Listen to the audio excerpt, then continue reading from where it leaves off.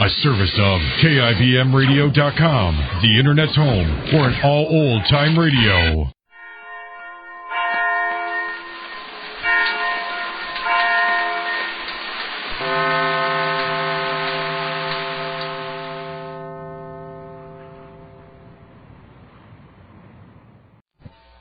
Ladies and gentlemen, Easy Aces.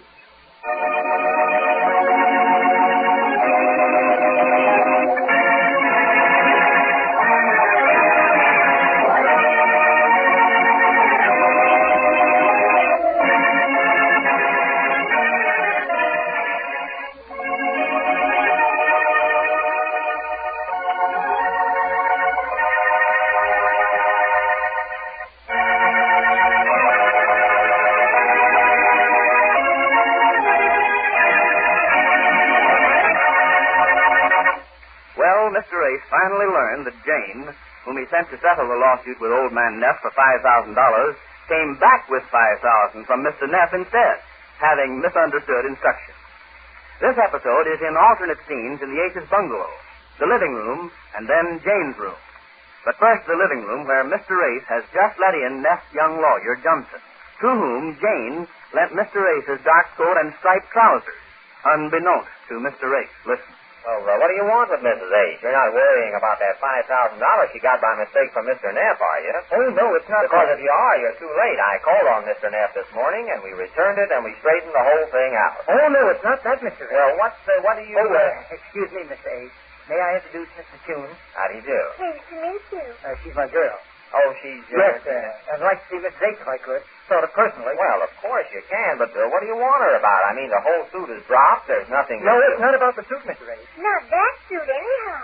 What? Oh, sugar, don't you think I'd better talk about it privately to Mrs. Ace? But, honey, she'll have to tell him. I know, sugar, but after all, it's like betraying her confidence if we don't ask her first if we can. Yes, I know, honey, but don't I you think don't you know, sugar, but if you do you two want to be alone? What? What's going on here? What is this that you two are... I'd like to see Mrs. Ace personally. Oh, is it not about the case? Oh, no. Oh, no. That's all over. This is something, personal. Personal to you or to Mrs. Ace? Well, I should say, and vice versa. Vice versa? Yes, if I may use a legal phrase. Oh, yes, you may use legal. There's something that bothered me all through the trial. I don't mean to be impertinent, but I know you from somewhere, don't I? Who, me? Yeah, there's something very familiar about you. Right now, for instance, there's something.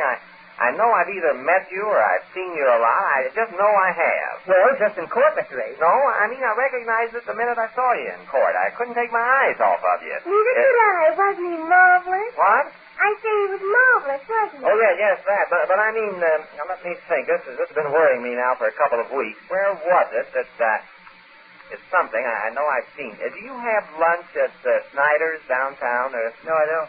You don't? Was it, you haven't had your picture in the paper or something like that? Oh, no, nothing like that. You haven't?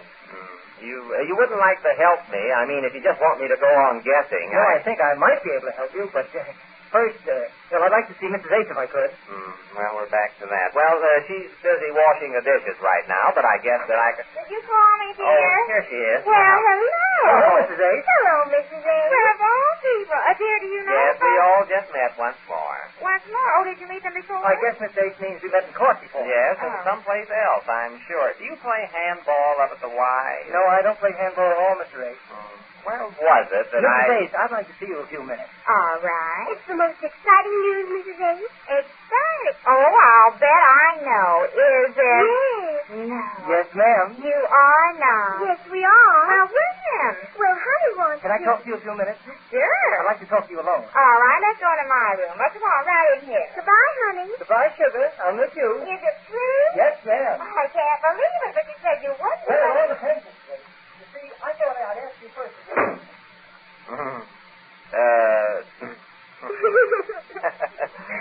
Some fun. It's a game, I suppose.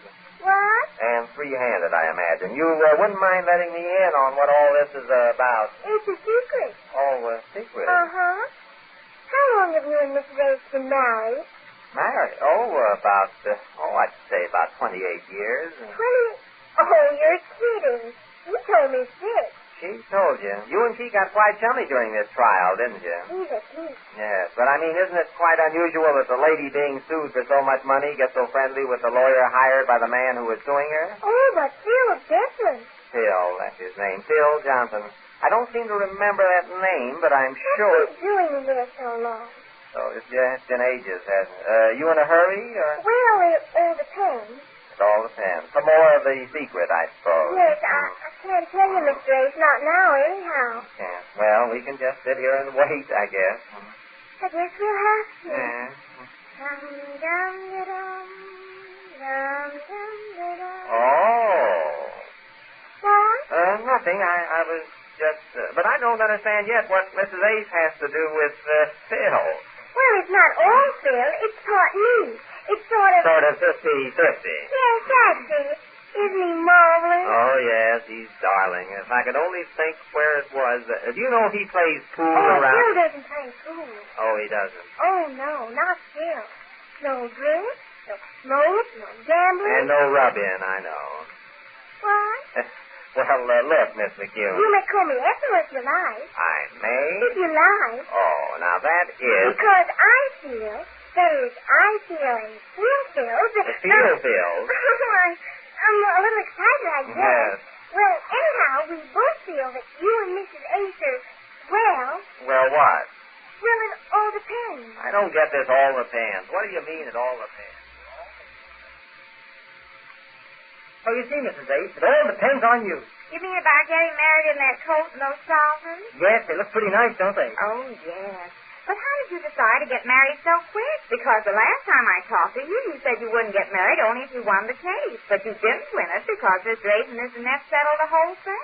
Well, at first I was pretty heartsick about it all, Mrs. Ace. I mean, this being my first case, I did want to win it. But then I got to thinking about the way it turned out.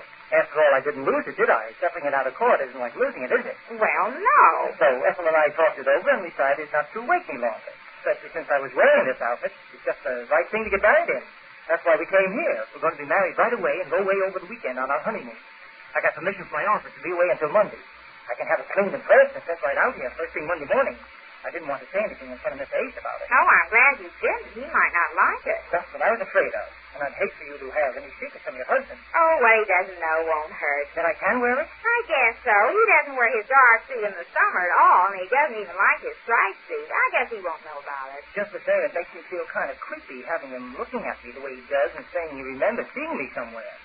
Maybe we ought to tell him the whole truth. Oh, he might not like it if he knew you were wearing his clothes. That's what I was afraid of. You see, I only lent it to you so you could look all right at the trial. Oh, that was swell of you, Mrs. Ace. You saved the day for me. I don't know what Ethel would have thought if I had to appear in court without the striped trousers and this dark coat. And this pearl gray vest you... Well, if I may use a French phrase. If you want to.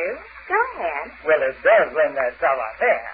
Yes, it kind of does with that. Well, I'm so excited about you two getting married. When are you going to? Tonight. Tonight? You mean you're eloping? Well, I guess you'd call it that. Ethel and I kind of feel that you brought us good luck, and we kind of like to feel that you're interested. Oh, I am. And I'd like to feel that Mr. Ace was with us. Oh, he is. But I still feel kind of funny about wearing his clothes and not being able to tell him about it. Oh, I don't think you better. Not now, anyhow. I'll tell him sometime. Maybe after you bring it back. Now, you're going to be sure to bring it back early Monday morning, like you said. Oh, yes, positively, without fail. It'll be a great load off my mind. Makes me feel kind of funny having him look me over the way he does and say, no, Now, look, Ethel, since you simply won't tell me where you and Mr. Johnson are going, maybe you'll tell me where Mr. Johnson has been. Has been? Yeah, something about him. I'm still trying to figure out where I've seen him before. Not once before, but often. I know I've seen him often. I know He's certainly been in there a long time. Well, yes, he's been in there too long to suit me. I've got to know just where we fit into this cozy little picture and what game. Where are you going? I'm going to call him. There's something going on here that...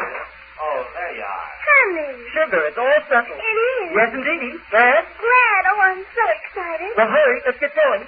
Thanks a million, Mrs. Ace. Thanks for what? Oh, she knows. Come on, Sugar. We've got to make it snappy. Oh, honey, be careful. Oh, now I've done it. Oh, your coat, you ripped it. Oh, why can't you be more careful? Oh, now I've done it. Look at it. Oh, Mr. Ace. Oh, Mr. Johnson. Oh, I'm terribly sorry, Mr. Ace. This chair ought to be fixed. I could have torn the whole thing.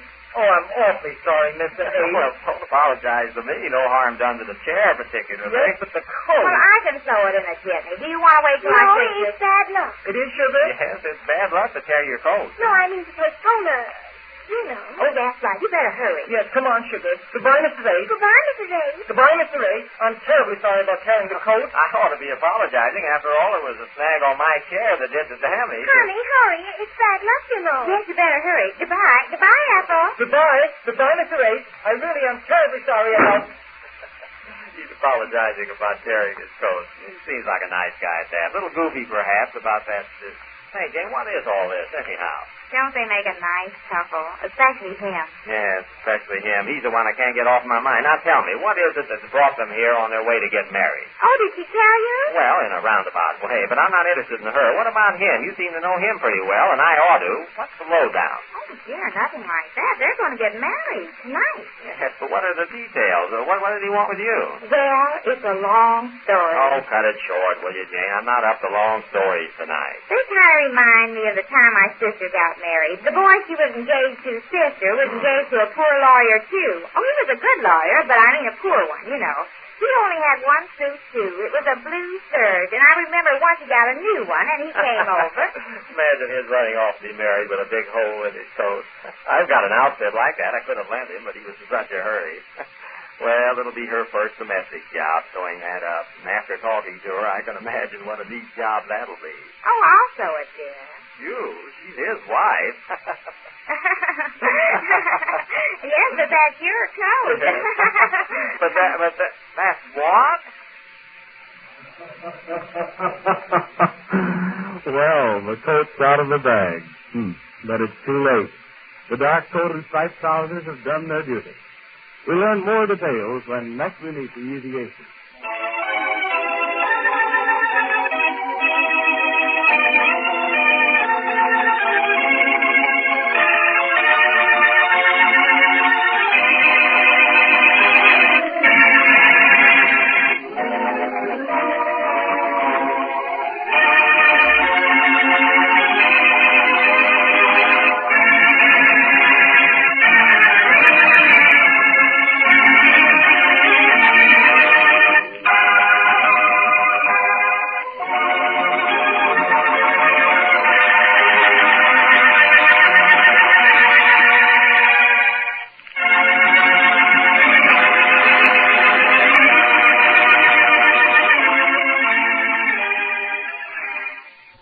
Colgate Dental Cream to clean your breath while you clean your teeth and help stop tooth decay, and Luster Cream Shampoo for soft, glamorous, caressable hair bring you Our Miss Brooks, starring Eve Arden.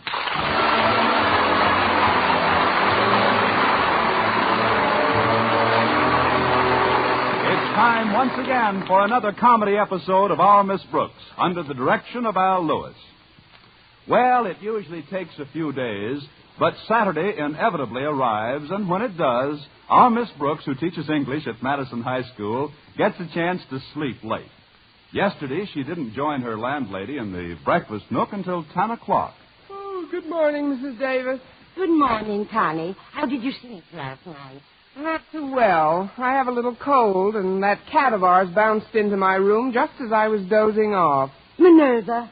But she was only playing with her ball, Connie. I don't mind her playing ball, but I can't handle these night games that go into extra innings.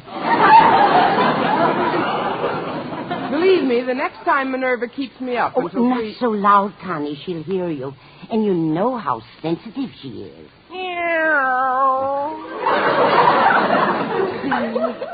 She heard us mentioning your name. Please, Mrs. Davis, I know Minerva's bright, but you're attributing an intelligence to her that she doesn't actually possess. Oh, but she does. I'm sure she recognizes her name. Oh, that's ridiculous. Listen, Minerva. Hi, Minerva. There you are. Wait. Here, Charlie. Nice Charlie.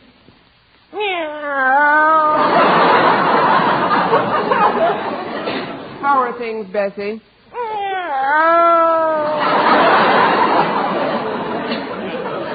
What's new, Max? See? Minerva doesn't even know whether she's a boy or a girl.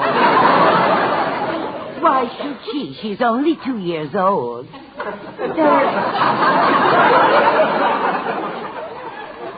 There are certain things I'd just as soon keep from her until she's older.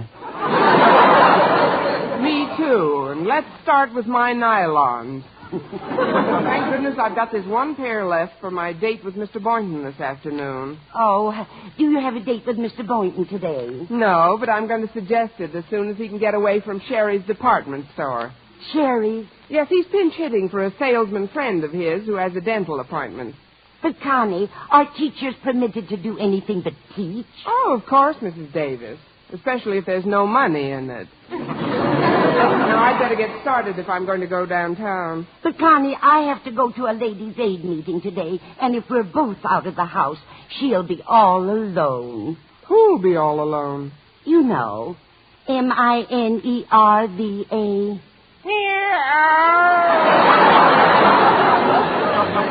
Oh, great. Now she can spell. We'll only be gone for a few hours. I'm sure she'll be perfectly all right. No, Connie, she hasn't been herself lately, and I just wouldn't feel right if I left her alone. Say, I know what we could do. Harriet Conklin has always been very fond of Minerva. If you could drop her off at their place on your way down to Sherry's. All right, Mrs. Davis, I'll drop Minerva off for you. I wonder who that can be. I know a surefire way to find out. Come in. Hi, Mr. Davis. And to you, fair flower of the faculty, 1,000 salams. Thank you, Walter Denton, and I've had my share, thanks. But to what do we owe the honor of this visit? Oh, I just happened to be driving by when the thought occurred to me that maybe I could give you a lift someplace. After I help you finish breakfast, that is. Well, now that you mention it, you can. I'm going down to Sherry's to pick up Mr. Boynton. Oh, just a minute, Connie. I was about to suggest that you borrow my car for the day. Then you could take Mr. Boynton for a nice ride in the country. Yeah, way out in the country. But, Mrs. Davis, what about you? The ladies' aid meeting isn't very far, Connie. Walter can drop me there, and I can always get a ride home. Mrs. Davis, you've made yourself a deal, and thanks very much. Not at all, dear. The keys are on the table in the hall, right next to your hat and coat. I'm on my way. Will you excuse me, Walter? You go with my blessing, O fairest of the fair. May 10,000 suns shine upon this meeting with your beloved. Thank you, Ahmed. On my way out, I'll give your camel a lump of sugar. Oh, Connie, aren't you forgetting something? You said you'd drop off you-know-who at the Conklin. Oh, sorry, Mrs. Davis. Come on, you-know-who. Oh, isn't that cute? She won't budge unless you call her by name. I know. Let's go, Clyde.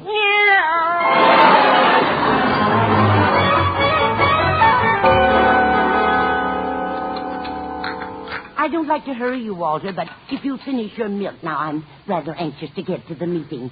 This being the first of the month, it's rather an important one. Say, you're right. Today is April 1st. April Fool's Day.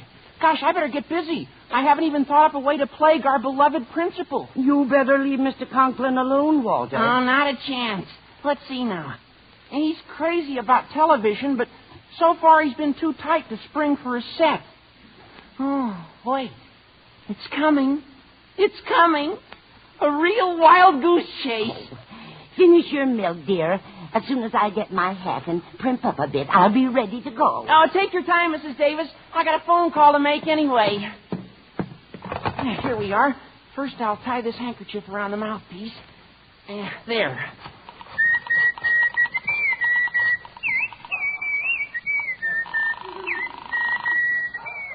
Osgood Conklin speaking. Be brief, please.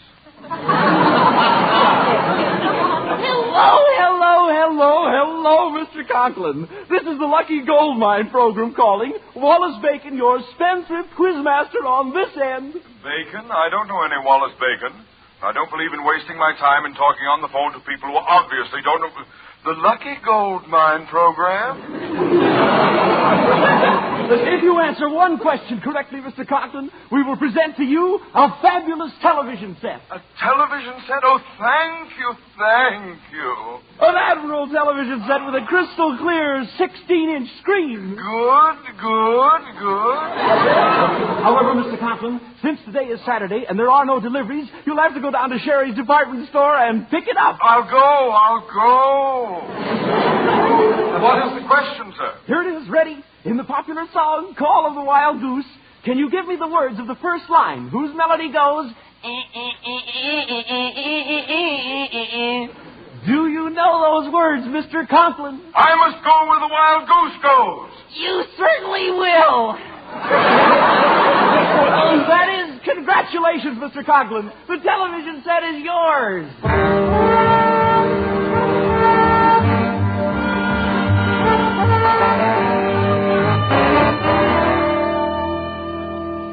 I should never have let your mother take the car to that ladies' aid meeting, Harriet. Now I'm stranded. A beautiful television set waiting for me at Sherry's, and I'm unable to pick it up. What's your hurry, Daddy? You can pick it up later. But there's a program on today that I'm particularly interested in. Maybe someone else could pick it up for me. I wonder who I could get. Oh, I'll get it. Hello, Mr. Conklin. Well, if it isn't Miss Brooks. Come in, my dear. But leave your coat on. I just dropped by to leave our cat with Harriet for the afternoon. Hi, Miss Brooks. Oh, you brought Minerva. Well, take the beast into the kitchen, Harriet. Miss Brooks and I have something to talk over. Yes, Daddy. Come on, Minerva. I'll give you a nice bowl of milk. Miss Brooks, I will come right to the point. Have you any means of transportation? Yes, sir. Mrs. Davis loaned me her car. Did she now? Yes, sir.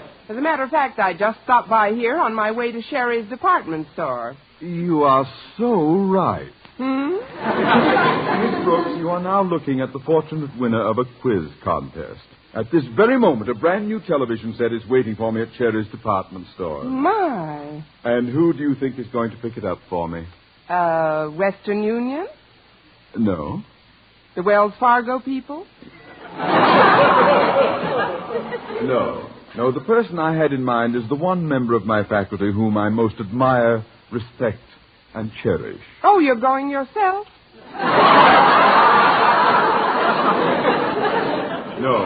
No, my car isn't home.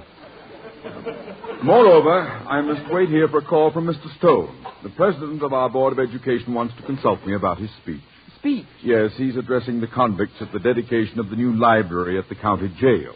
It's being televised this afternoon, Miss Brooks, and I'm most eager to have my set promptly installed. Oh, but Mr. Conklin, I'm meeting someone at Sherry's. That is why I was delighted when you so graciously volunteered to pick it up for me. I volunteered? Well, forgive me, Mr. Conklin, but I didn't hear a word I said. Oh? Well, you said, and I quote, "I'll be most happy to pick it up for you, Mr. Conklin." But, sir, And as you spoke, you looked squarely into the eyes of your beloved principal. That self-same principal with whom you come in daily contact, and whose pleasure or displeasure determines whether your life in the hallowed halls of Madison High shall be bearable or unbearable. I repeat, I'll be most happy to pick it up for you, Mr. Conklin.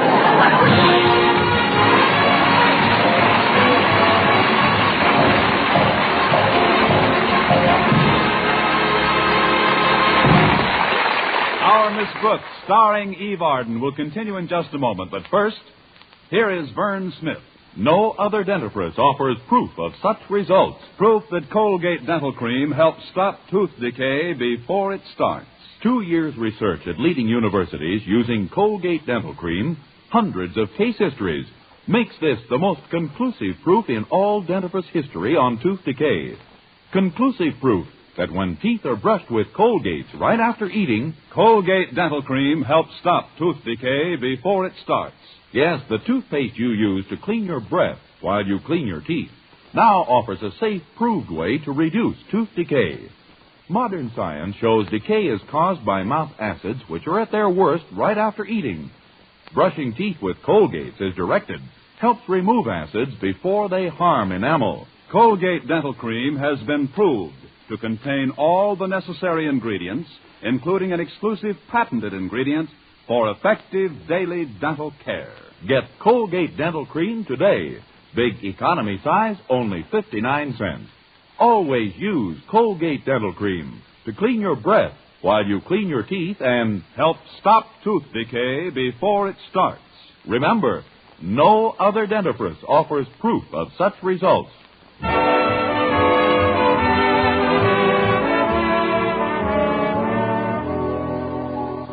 As soon as I left Mr. Conklin, I drove down to Sherry's department store to find out about his prize.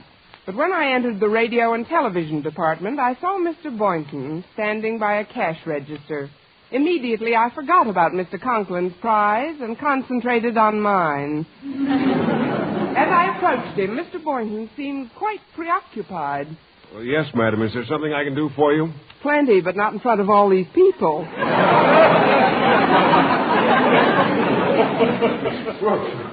Forgive me for not recognizing you. This sort of work is a little out of my line, but what are you doing here? Just shopping. But if you're only filling in for your friend for half a day, you will be free all afternoon, won't you? Oh, yes, I will. I just got a little errand to attend to, and then I'll be free, too. Oh, really? What are you going to do? Oh, I don't know. I thought I might run down to the poultry market and watch them pluck chickens.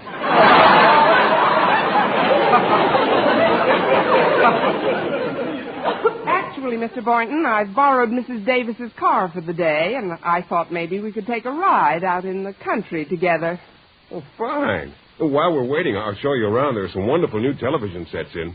Oh, I'm glad you reminded me. Mr. Conklin asked me to pick up his set and bring it home to him. Oh, now, don't tell me he finally broke down and bought one. No, he won it in a radio quiz. They called him this morning, he said. Oh, what a break for him. Where's the set supposed to be? Right here. Haven't you been notified about it? Not yet. Maybe there's a memo on my desk. I'll look as soon as I put these tubes up on that shelf over there. Oh, I'll put the tubes away for you. We better find out about Mr. Conklin's set right away. All right, Miss Brooks. Have you got something to carry the tubes in? There are quite a few of them. I'll just put them in my bag. Now you run along. Well, the desk is just 3 aisles down. If any customers come by, just tell them I'll be back in a minute. I will, Mr. Boynton. 6 carpet sweepers, 2 Thor glad irons, 4 vacuum cleaners. Oh, excuse me, Mr. Hurley. You're checking the merchandise again? As a good store detective can't be too careful. It's almost automatic with me by now. I'm practically a walking inventory. Well, there's nothing missing from my department. See you later, Mr. Hurley. I've got to look for something. Okay. 8 portable radios, 9 record players. Now, if I could just get these 2 more tubes in this bag, I could save myself a trip.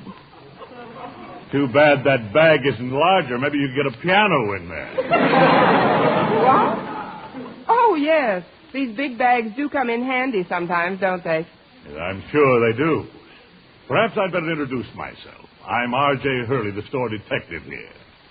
What are you doing with those tubes, young woman? These? Why, I'm just going to put them away on that shelf. Hi, Miss Brooks. Oh, hello, Hurley. Hello, Boynton. Do you know this woman? Oh, certainly. She's Miss Brooks. I'm glad to hear it. Sorry I thought what I thought. But suspicion is my business, you might say. Well, good day, folks. 3 table lamps, 6 floor lamps. Oh, he's quite a character. Well, look here, Miss Brooks. I found this note on my desk addressed to Mr. Conklin. Let's see. Here. It says, "Congratulations, Mr. Conklin, but the special set you have won will have to be picked up at Sherry's downtown warehouse. Continued good luck, signed Wallace Bacon, Quizmaster." The warehouse? That's quite a ways from here, Miss Brooks. You couldn't handle the set by yourself.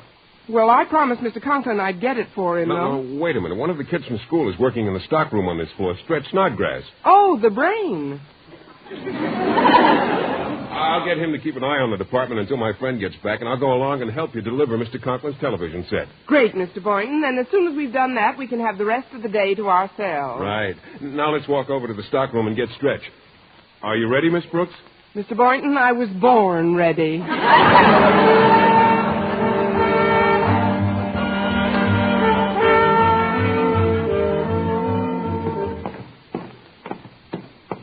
Funny, the warehouse seems deserted, and the door is locked. Well, let's see. Say, what's this? There's a note sticking out. A note? Yeah, it says, Dear Osgood Conklin, please forgive this oversight, but the warehouse is closed on Saturdays. If you'll return to Sherry's, you'll find your television set there. Signed, Wallace Bacon. Oh, for heaven's sake. We'll never get out to the country. Well, what do we do now? Drive back to the store? No, let's be different. Let's walk and carry the car on our shoulders.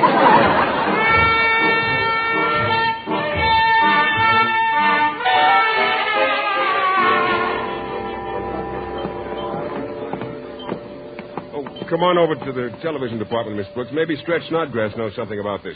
Maybe so. He must know something about something. Hello, Miss Brooks. Hi, Mr. Boynton. What do you know? Oh, not very much, I'm afraid. Me either. You're just modest. We're supposed to pick up a television set here that Mr. Conklin won this morning. Has the store manager mentioned it to you, Stretch? No, ma'am. I haven't seen the manager all morning. And I didn't receive no memo Miranda on it, neither. No what? Memo Miranda. But I'll go take a look in the stockroom. Maybe he'd shut up there while I was out here. And if Memo Miranda didn't show up, maybe Carmen Miranda dropped in. No, wait. We've got to get this thing straightened out, Miss Brooks. Stretch, you go into the stockroom and see if they know anything about it in there. Yes, sir. I'll be back in a jaffy. Yes, Stretch, do hurry up. Hurry up. Look, Mr. Boynton, we can't keep Mr. Conklin waiting any longer. Why don't we just take one of these floor models to him? Between us, we could handle it easily. There's a freight elevator right over there. But, Miss Brooks, we have no authorization. Oh, it's bound to come through sooner or later. If Mr. Conklin doesn't get that set today, there'll be no living with him for the rest of the semester. Maybe you're right. I know I'm right. Now, let's see. Which one should we take? Well, they only have 5 models on display. Here's a nice one over here. Right. Let's roll it into the elevator.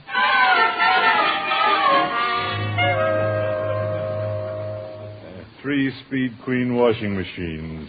1, 2, 3. 5 television sets. 1, 2, 3, 4. 4. That's funny. I haven't seen any customers in here in an hour. I'd better report this to the store manager right away. Although with a new man in the department, anything could happen. Probably just a mix-up. Oh, Miss Brooks, Miss Brooks, Mr. Boynton. That's funny. They must have left. Gosh, Mr. Conklin will be burning up if he don't get that set he won. I know.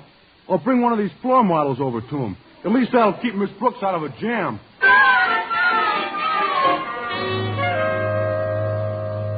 Go back and make sure, he says. Make sure I can count up to 4 is what he means. All right, Mr. Store Manager, here goes. 4 television sets. 1, 2, 3, 4. 1, 2, 3.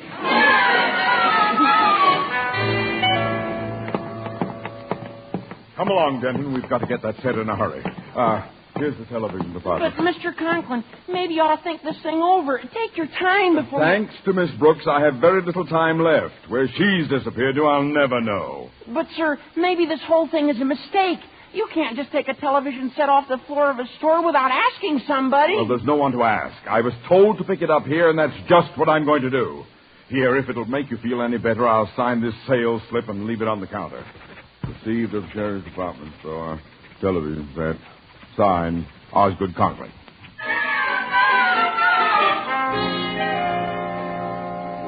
How could somebody steal a television set, he says? Well, they didn't steal one, they stole 2. Okay, so count the remaining 3 again, he says. Okay, so I'll count. 1, 2... Oh, come on! Wait a minute.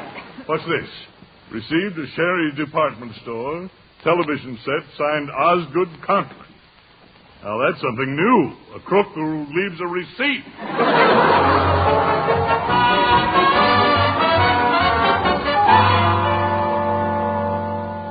Daddy was pretty angry when he made Walter drive him downtown to look for you, Miss Brooks. But now that you and Mr. Boynton have brought this television set, I'm sure everything will be all right. How long have they been gone, Harriet? About a half hour. They should be back any minute. Oh, maybe that's Mr. Conklin now. I'll get it. I've got some fast apologizing to do. Let's all go. Oh, hi, Miss Brooks. Look what I brung. The television set Mr. Conklin won. Oh, no. Jeepers. Good gravy. Watch your language. It's on Castor, see? Well, where'll I put it? Put it next to this other set. Mr. Conklin can use them for bookends. Miss Brooks and Mr. Boynton brought the set that Daddy won. Well, you had no right to take that one from the store. Well, that'll be reported as stolen. Holy cow. I'm a fugitive. Well, I'm as guilty as you are. Meet Connie Brooks, girl Dillinger. Well, this is serious, Miss Brooks. What are we going to do with these two sets? Let's turn them on. Maybe Hopalong Cassidy will ride one of them back to Sherry. Hold it steady, Denton. Steady. There we are. Here we go. There we are. Oh, hello, everybody. Well, I had to get it myself, but here's the television set I won. Oh, no. Jeepers. Good gravy. Watch your language. Mr. Conklin, I'd like to tell you I'll talk to you later, Miss Brooks. Right now, I want to find a likely spot to string the aerial. Come out to the porch with me, Denton. But, Mr. Conklin, don't you think you better Stop jabbering. On second thought, you'd better stay in here. You come with me, Boynton. Yes, sir. You too, Harriet. And we may need your long arms, Stretch. You can have them, Mr. Conklin.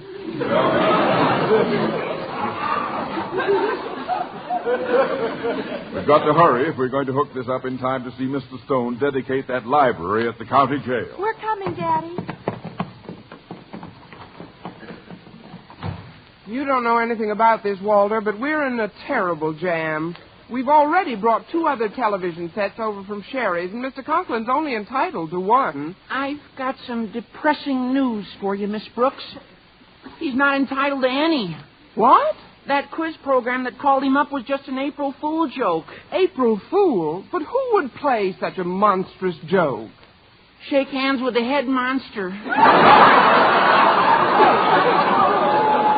Walter, you didn't. Well, I only wanted to send Mr. Conklin on a wild goose chase. Now, I've got news for you, Walter. Shake hands with a wild goose. Well, thanks for the assistance, folks. Now, let's see where we'll place the set. This is a good spot right between these other 2 sets. I may not be an interior decorator, but I do have an eye for symmetry. And when I see a nice balance between these other 2 sets... Miss Brooks, what are these other 2 sets doing in my living room? They just came in to watch the television. I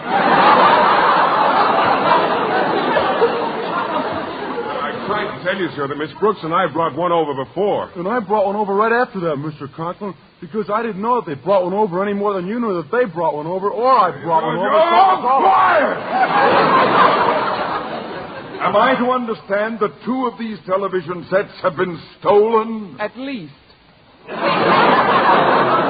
Then what's the store going to do when they find out that I have taken a 3rd one?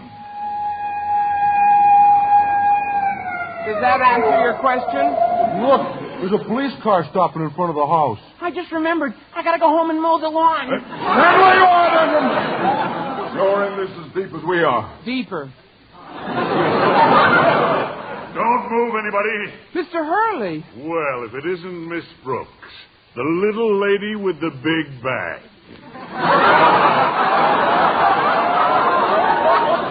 Now, Brooks, what's your story? My story? You heard me. Start singing. I must go where the wild goose goes. What the wild goose knows. Just a moment. May I ask the meaning of this outrageous and illegal invasion of my privacy?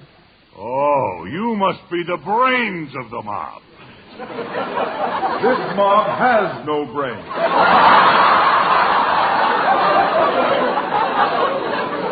I mean, this is no mob. Don't count television sets. There are very few of us here. These sets are all the evidence I need. And as this is your house, Mr. Conklin, you're the only one who'll have to come with me to the county jail. Jail? But you can't do that. Miss Brooks, do something. Say something. So long.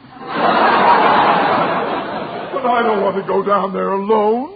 Mr. Boynton, Miss Brooks, you can't let me go alone. You've got to come with me to the county jail. Oh, that won't be necessary, Mr. Conklin. Not necessary? No, we can watch you on television in 15 minutes.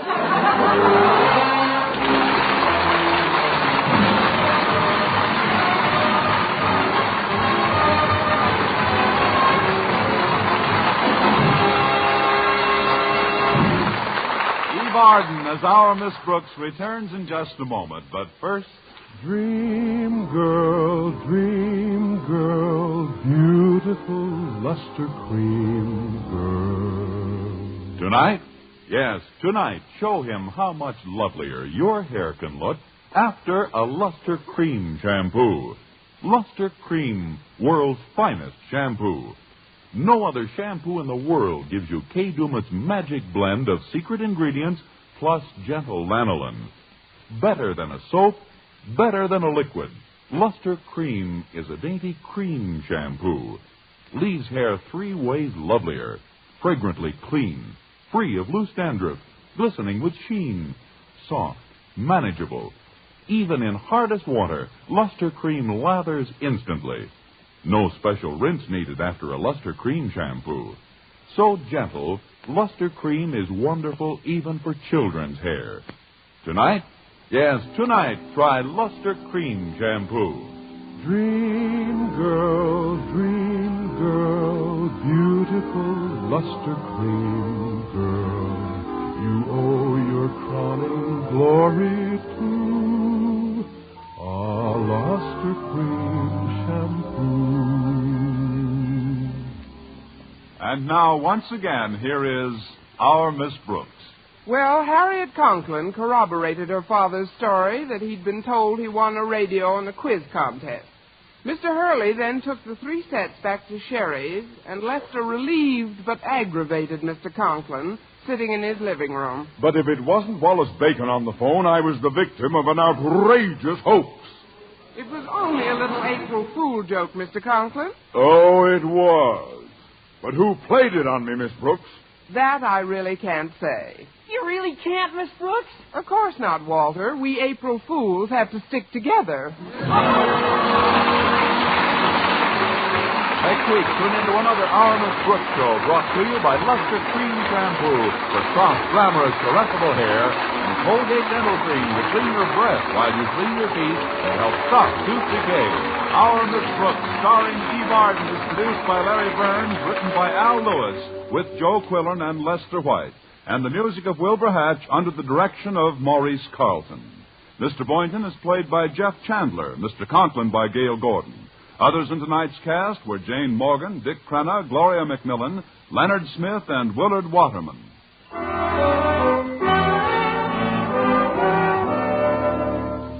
Doctors prove Palmolive soap can bring you a lovelier complexion in 14 days. Yes, 36 leading skin specialists proved in tests on 1,285 different women that Palmolive soap facials, using nothing but Palmolive, brought new complexion beauty to 2 women out of 3.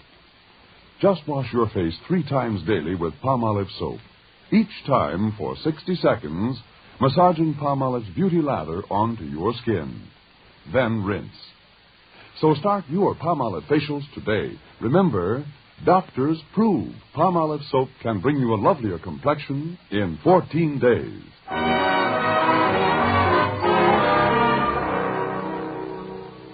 Join the American Cancer Society's 1950 Cancer Crusade.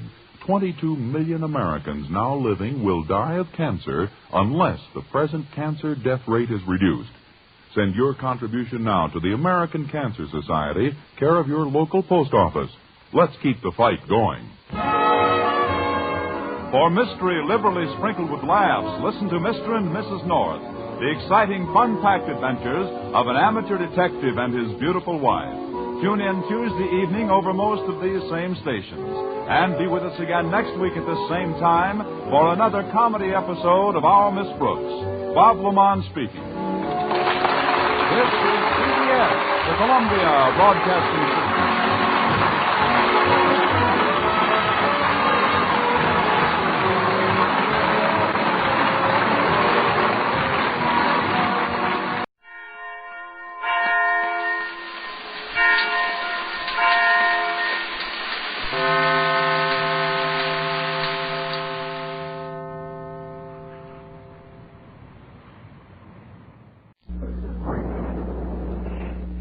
It's Moisturize, the new, all-new Rolly 903 cigarette.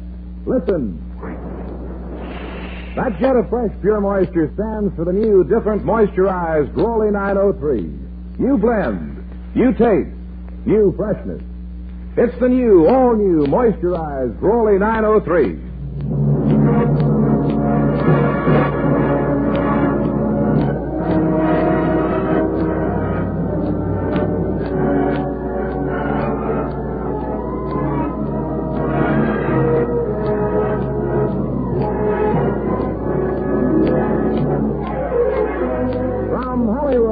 Cigarette program starring Red Skelton with David Forrester and his orchestra, our singing star, Anita Ellis, Gigi Pearson, Verna Felton, Pat McGee, and Wonderful Smith, and yours truly, Rod O'Connor.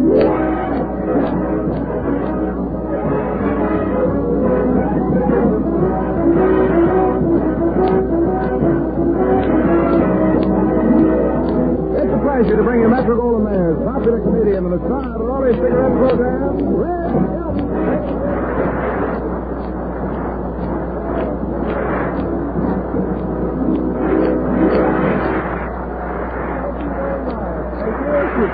Thank you very much, and Merry Christmas, ladies and gentlemen. They're all over the casters applauding. Wait till they open up their presents. They won't be... 903, Rod. 903, and Merry Christmas to you, Red. Well, here it is, Christmas Eve. Yeah, and you know you know what I'm going to give you? Well, no, Red, I haven't the slightest idea. Then we're even. Neither have I. Oh, say, I heard you on the Eddie Cantor program last week. Oh, yeah. Hey, you know who's a great guy, too? Is this Harry Von Zell. He laughs at everything that Cantor says, you know? Well, I can laugh as hard as Harry Von Zell. Yeah, well, let's see. Go ahead. Well, say something funny like Cantor. I'm dead.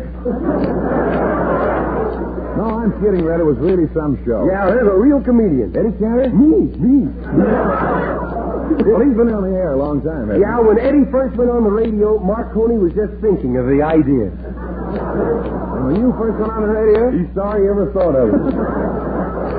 You know, it must have been exciting being on the air with Eddie Cantor. Yeah. He discovered a lot of talent. Yeah. Deanna Durbin, Dinah Shore. Yeah, Sophie Tucker, John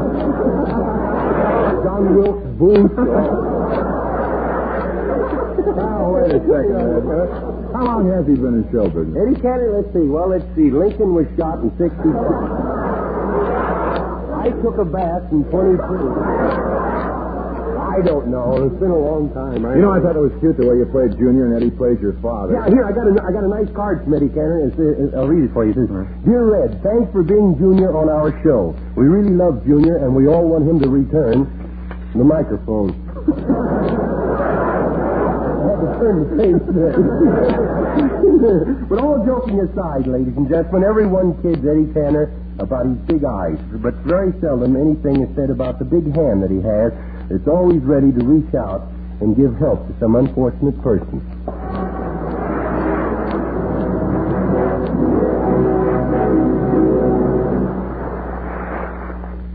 Listen. That jet of fresh, pure moisture stands for the new, all-new Rolly 903 cigarette. It's moisturized to stay fresh longer. It's moisturized to taste better. It's moisturized to smoke milder. Yes, this new Rolly 903 is moisturized by the revolutionary new 903 process. That fresh, clean, beneficial moisture penetrates every leaf, every fiber of Rolly's choice tobaccos. Brings you new mellow taste, new mildness, new freshness. It's the new, all-new Rolly 903. And medical science offers you proof positive. No other leading cigarette gives you less nicotine, less throat-irritating tars. Smokers, smoke this new Rolly 903. New blend, new freshness, new taste. You'll see the number 903 on the government stamp. This Rolly 903 is new. All new. Smoke the new, all new Rolly 903. It's moisturized.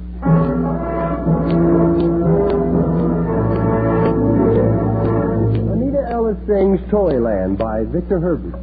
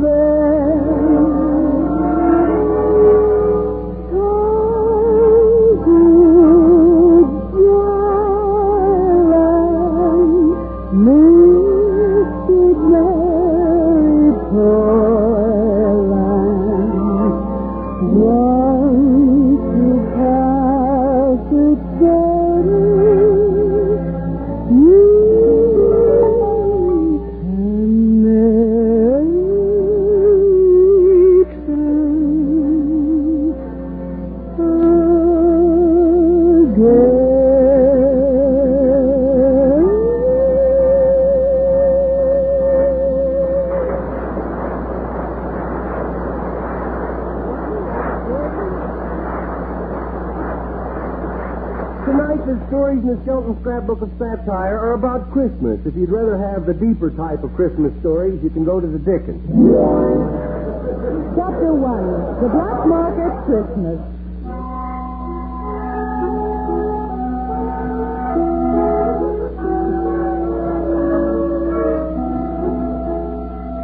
Good evening there, friend. Merry Christmas and welcome to the Sweet Tooth Candy Kitchen. Are you Bolivar Shagner? Well, if I ain't, some guy's sure running around with a horrible name, I know that. Well, Ben Rubin, the newsboy, sent me. Oh? Yes, he told me you might have some bubble gum. Not so loud. Step into the back of the store, will you? The boys just smuggled it in this morning. The boys? Yeah, you know, the gum runners. Is this a black market? No, this is more of a tattletale grant. But I can't take any chances just talking out in the open. I was run in last week for cutting up extension cords and selling them to nearsighted kids for licorice.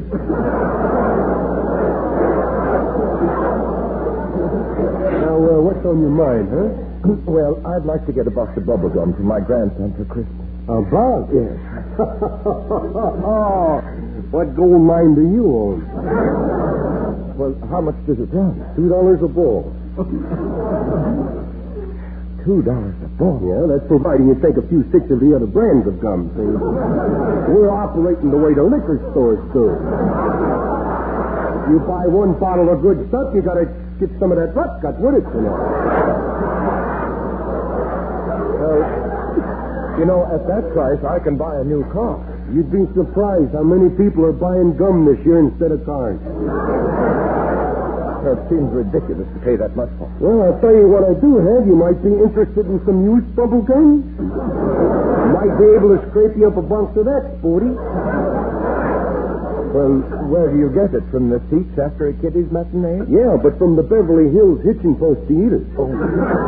This ain't that riff-raff stuff, you know.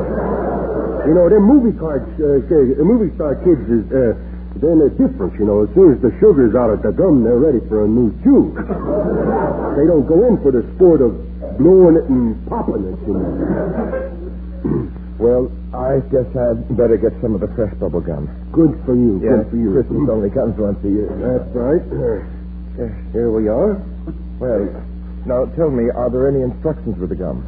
My grandson's only 4 years old and he's never seen any. Well, all he has to do to blow a bubble is to breathe through the nose and out through the mouth. Now, be sure you get that straight, because if he does it the other way around, he's going to be in trouble.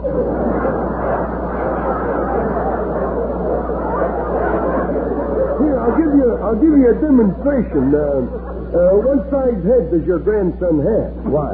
Well, I want to give you an idea of how the bubble gum is going to look hanging out of his kisses. You see, if it's not just right, the size is not right, the loss is too great. When it pops, it gets in their hair, all over their faces, shuts off their breathing. Well, he wears a size 3 hat. What's the kid got for a head? Grapefruit? I'll have to chew this stuff up a little and get some of the kinks out of it. Uh-oh, there went my filling. Well, now, what's this, brother? Say, it has nice texture, doesn't it? 51 gauge. Makes a nice sheer bubble, don't you think? You better step back. This may be a little moisturized. Well, would you mind if I stepped into the next room? It's getting on my coat. That's funny. This thing ain't popping. How did my head get inside of here? Well, I knew if I stayed in this business long enough, I'd blow my top. Chapter 2, Christmas Eve in the Sagebrush Country.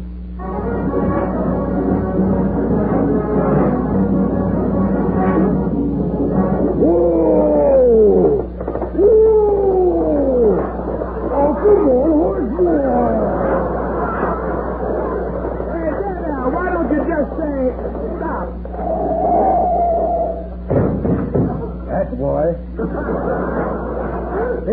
the town look pretty, huh?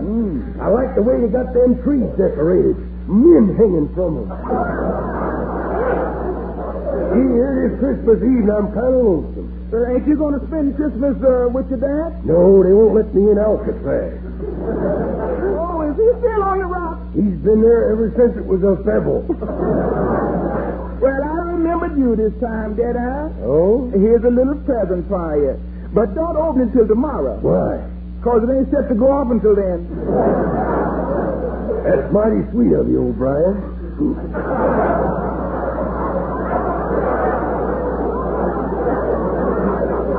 I feel pretty bad, though. I didn't get you nothing. How would you like a new car? Why, sure. Well, here's some vitamin pills that'll keep you alive that long. Hey, look, over there's a bank. I'll go in and get some money and give it to you. Oh, the bank is closed. Well, I wasn't going to make out a withdrawal slip. No, forget it, Mr. Deadeye. It's Christmas. You don't have to prove to me that under that dirty shirt beats a good heart. But that's why I want to get you something. But I don't want it. You don't know what it is. 20 years in this state, ain't it? No, there won't be no trouble at all. Look, there's only one cash in there with all that lettuce. Yeah, but that's old Tim Hodnett, one of the best shots in these parts. Careful there, partner. I'm the best shot in these parts. Watch me light my cigarette by shooting it. Earlier it is. Yeah, it's time to short, so you better watch your nose. I prefer the difficult shot. Oh, well, things didn't smell too good around here anyway. Well, come on now. Let's go over there, that bank clerk all by himself now. Yeah, well, I tell you what. What? You take your deck of cards and deal a poker hand. Now, if I get the best hand, we'll forget about robbing this bank. Okay, that's mighty neighborly of you. Now, there you are.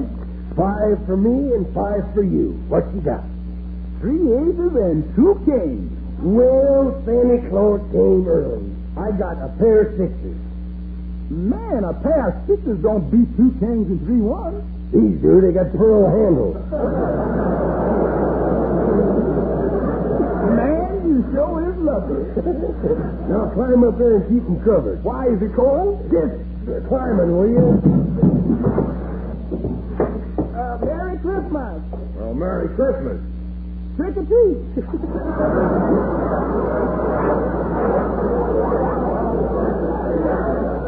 Only say that on Halloween. Oh, gee, I plumb forgot to tell you, but this is a stick-up. Oh, yeah? Well, take this.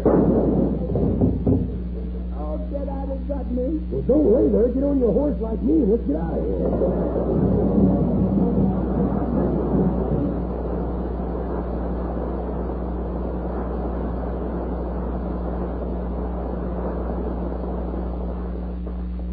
Listen. That Jetta Fresh Pure Moisture stands for the new, all-new Rolly 903 cigarette.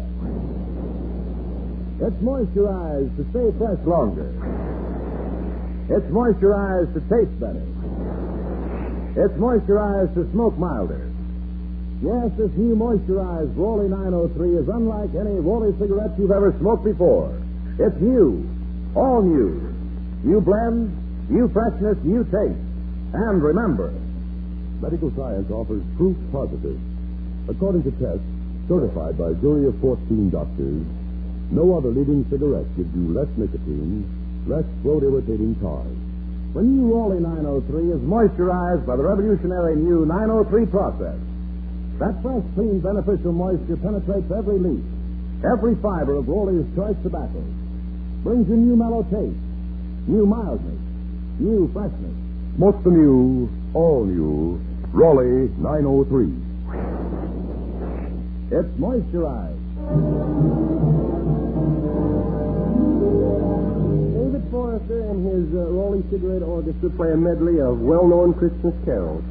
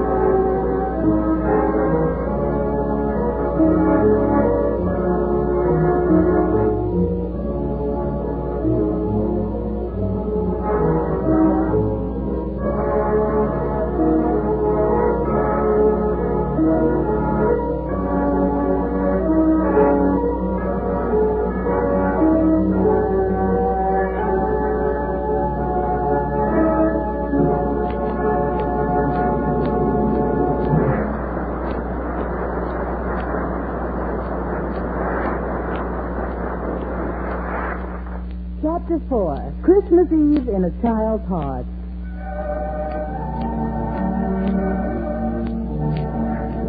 A home with a tree, the warm spirit of love, and a child is truly the meaning of peace on earth, goodwill toward men.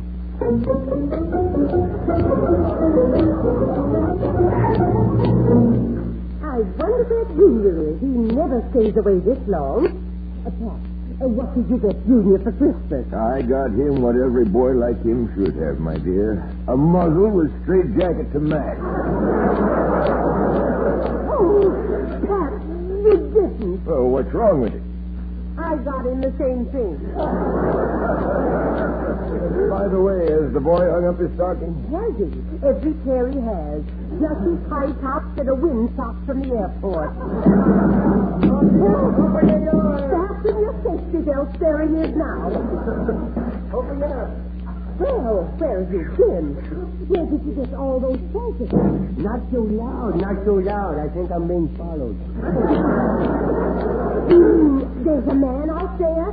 Good heavens. Maybe he wants to kidnap you. No, well, don't look so happy about it. Where have you been, Junior? Down at the corner drugstore. Yeah. You been worried about me, have you? Yeah. I was down there and I thought I'd never get waited on. Hey, you don't have a charge down at the drugstore, does you? No. You does now.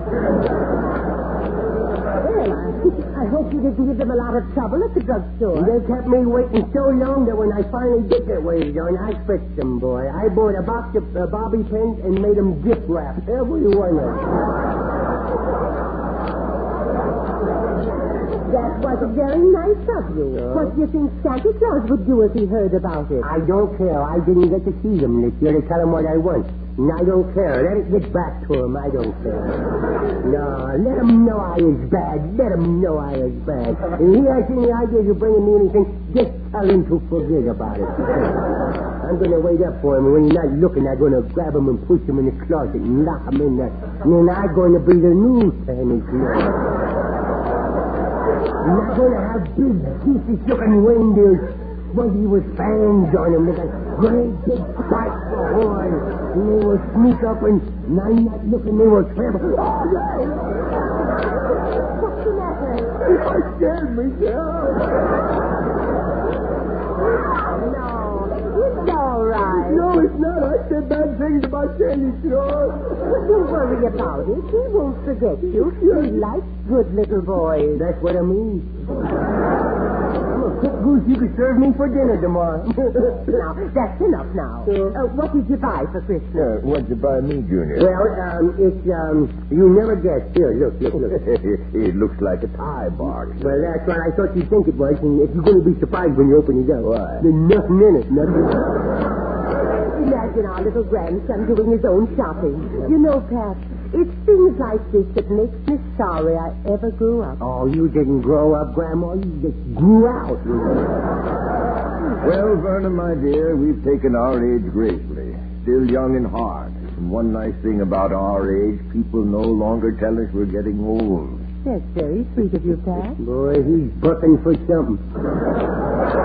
You know, Christmas spirit's got him. Only last week, Grandma, he said you helped Paul Revere saddle his horse. I was only telling the boy a bedtime story. Well, Junior, I'll have you know I'm not that old. Oh, no?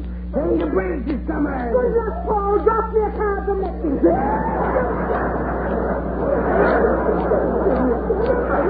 I think it's time for you to go to bed. No, I'm not sleeping. But this is the night when Santa Claus comes. Well, I don't care. I'm so sleepy, I hardly keep my little eyes open.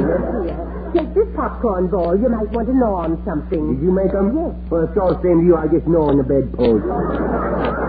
It's easier on me teeth. Now, they're not that bad. Oh, no, I start chewing them and I wind up gumming them. Hey, good night, Grandpa. I hope Santa Claus brings you what you wanted. Well, I asked him to bring me a new Buick Roadmaster. One like Red Curtis, huh? A maroon one with white wheels? Yep. The top goes up and down? Yep. One that's all shiny new? Yep. Oh, you dreamer, you. I was going to get you a new Bell and Howell camera, but to replace your brownie. Really? Yeah, but every time Bell put my name down, Howell rub it off. You've stalled long enough. Hurry off to bed, dear. Sandy is due here now. Well, I don't think you'll be coming now. I've been pretty unbearable lately. He's pretty fair. I think he'll overlook a few things. A few things, yeah. But when I close my eyes and see all the things I wrecked this year, I sort of put that atomic bomb in the firecracker class, Well, Merry Christmas. Merry Christmas.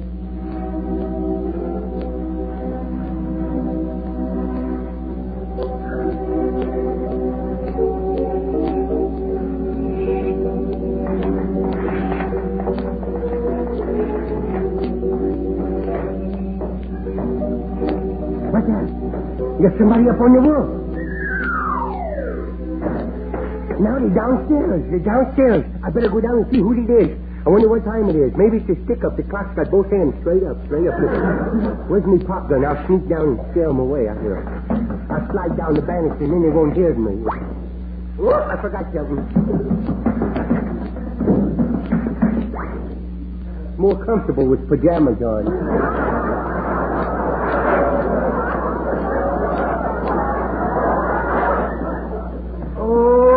Look who's asleep in the chair there. Danny Claus. I'm going to pull his beard and see if it's really him. Oh, the beard is really connected to him, boy. I pull it and his ears stood straight up. Well, Junior, why aren't you in bed? It's late. Well, you reindeers woke me up. I didn't think I'd get to see you this year, That's right. I missed you down at the department store. Yes, you did. Here, sit on Santa's lap. Oh, boy, you sure is soft, ain't you, huh? Who built you, Simmons? Huh? Boy, you look like a family-sized bottle of ketchup, you guys. Old bloodshot blimp he is. Oh, boy. How come you went to sleep in the big chair? Well, this is the last house on my route. I wasn't sleeping, just resting my eyes and thinking. Is you tired, Santa Claus? No, not tired. Disillusioned. For years, I've believed that everyone lived with the spirit of giving in their hearts for 365 days a year. Not just at Christmas time. Oh, you don't know the half of it, Santa Claus. You ought to sneak up on them around summertime. Boy, it's getting so people don't even shake hands anymore, They can't get a good enough grip because of the greased palms, You don't know the half of it. Santa, you had tears in your eyes. You smoke burning them? No, I've been thinking maybe it'd be better if I stopped coming back. Oh? Stopped trying to bring the spirit of giving into the hearts of the world. Oh, Santa Claus, you can't do that. You gotta come back. So many people love you. Not for what you bring them, but because you're the symbol of goodness. But only for a short time. Tonight, I passed the grave of a boy who fought and gave his life. Tonight I passed the park bench where his brother sleeps. Tonight I passed the house of the man who made both possible. Like a miser, he's trying to hold the precious destiny of his fellow men, worshipping not the spirit of Christmas, but kneeling to the power of greed, holding the wheels of progress, betraying all the right to a free government, belittling those who gave their lifeblood for peace on earth and goodwill toward men, wishing a Merry Christmas to no one. I think it'd be better if I never came back again. Oh, please, Santa Claus. It'll be better next year, it will. Well, I'll think it over. Just remember, Junior, greed is the greatest weapon of war. Yeah, I know. Grandma tells so things like all the time. Well, I must be getting along. Oh? Say, I almost forgot to ask you. What do you want for Christmas? Oh, well, now, you don't have to bring me nothing. Goodness. I haven't been very good this year, and I won't ask for anything. That'll probably be the best thing I've done this year. Well, I don't think you've been that bad. You is tired, ain't you? Now, just reach in the bag and get whatever you want. There's not much left. Okay, anything will beat that piece of junk you brought me last year, boy. That wasn't junk. It is now, boy. Hey, what kind of book is this? What kind of book Mother is Goose. Mother Would you Goose? like to have it? Well, Seems like a lot of folks are asking for comic books this year. Yeah, they've been so hard to get during the war. They all went to OCS, you know.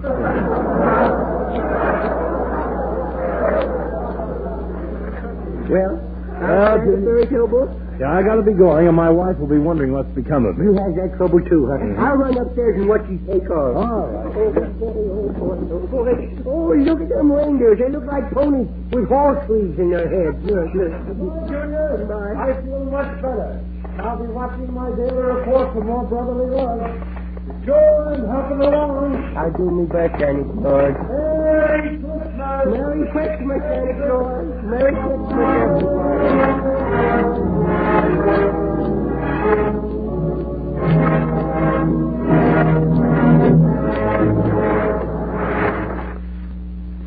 Men, smoke Sir Walter Raleigh, the quality pipe tobacco of America. It's the favorite of men everywhere who appreciate quality pipe smoking.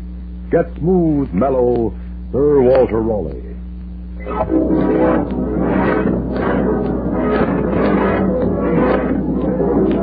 Remember, we'll all be back here next Tuesday at the same time. Until next Tuesday, then, This is Vic Skelton saying goodbye now. Thanks for listening. Thanks for buying Raleigh's and Merry Christmas.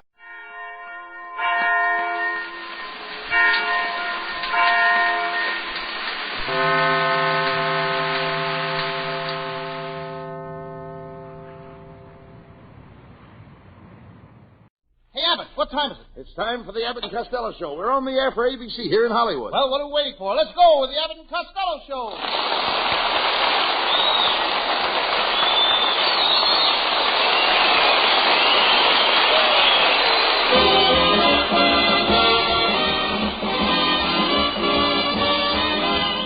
Yes, it's the Abbott and Costello Show, produced and transcribed in Hollywood for your listening and laughing pleasure.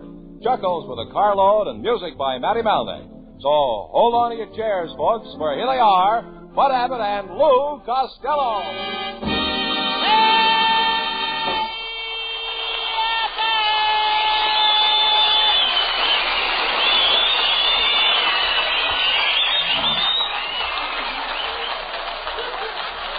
All right.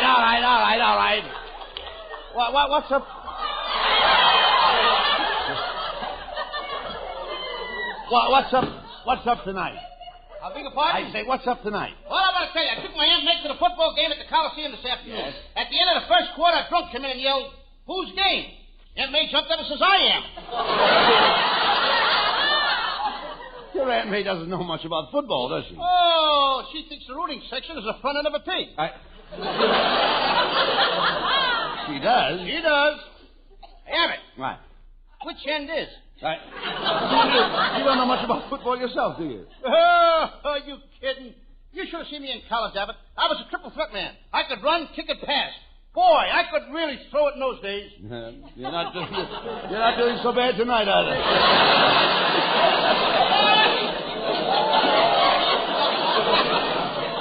One time I made 30 touchdowns in the last 10 seconds of the game. Wait a minute. How could you make 30 touchdowns in 10 seconds? I had to. My mother had a bet on the game. You know, the quarterback would drop back, and then the left guard tackle and left end would open up a hole, and a hole big enough you could drive a truck through. And what did you do? I drove the truck. Once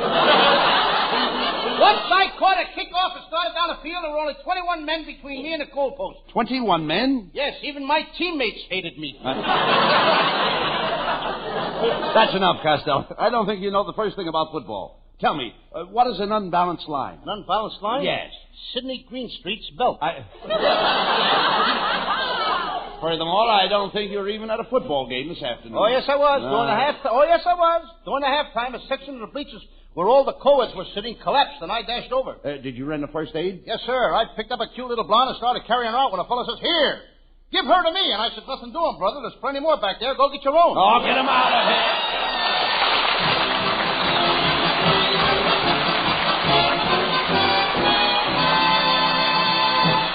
Well, there's a sample of the high-grade nonsense you'll be hearing for the next half hour. But before we get back to it, listen to this.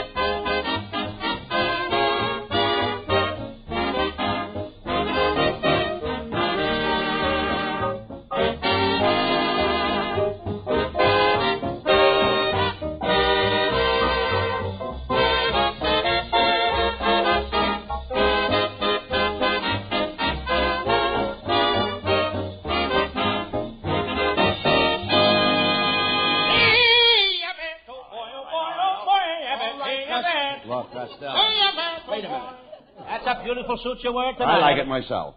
You look like a Rhapsody in brown. All right, never mind that. Look, where have you been all day, Lou? Huh? Where have you been all day? Well, I'll tell you, I was helping my Aunt May. She refurnished the whole house for Thanksgiving. What kind of furniture did she get? Chairs, tables, and beds. No. I mean, what period is the furniture? Louis the 14th, colonial, or late French provincial? It's early Army surplus. What? Don't hop on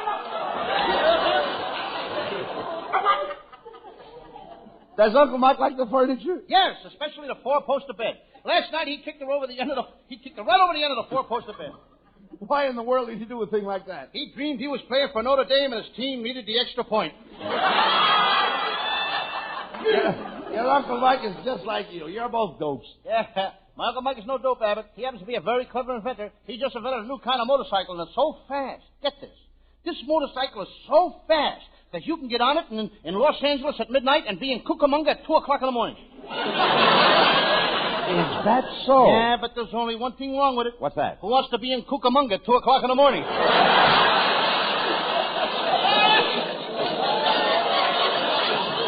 Well, that just proves what I've always said. Your Uncle Mike is a shiftless loafer.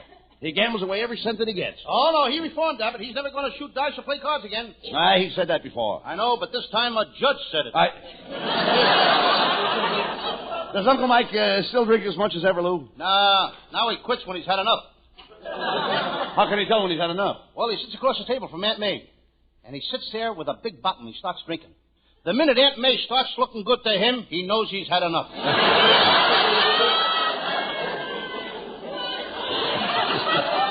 Hey, Lou, does your Uncle Mike and Aunt May fight as much as they used to? No, but they had an argument yesterday. She crowded him in the puss and then kicked him in the stomach. Kicked him in the stomach? Yeah, but that was his fault. He turned around. Does your Uncle Mike still work for the orange growers, Lou? Oh, yes. A very important man in the orange business, Abbott. He's the only guy that can tell a California orange from a Florida orange. How does he do it? Well, he cuts an orange in half, holds it over a map of the United States, and squeezes it. If it's a California orange, it squirts all over Florida.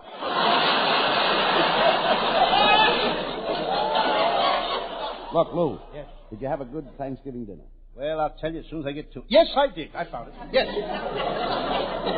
But we didn't have any turkey. You didn't have a turkey? Why not? By the time I got to the butcher's, all the finance companies were closed. You mean to tell me that the price of turkeys is that high? The price is high. Yeah. There was one woman in a butcher shop that didn't buy anything, and that weighed 2 pounds. Look, never mind that. Did you buy a turkey? I handed the butcher $2 and says, "What kind of turkey can I buy for that?" And he handed me an egg. An egg? Yeah. An egg? Hey, he said, "Go sit on that and hatch out your own turkey." What do you think I got? I got a duck. A duck?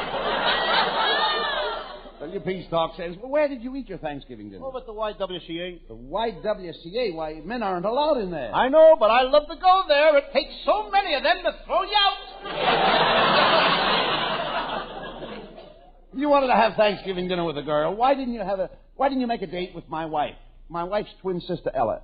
Abbott, when I sit down at the table for Thanksgiving, I want to see a turkey, not an old crow. Ella's a lovely girl. Now, if you want to make a hit with her, why don't you buy her a box of candy? You know, she has a sweet tooth. I know, I've seen it. Too bad she hasn't got some more to go with it.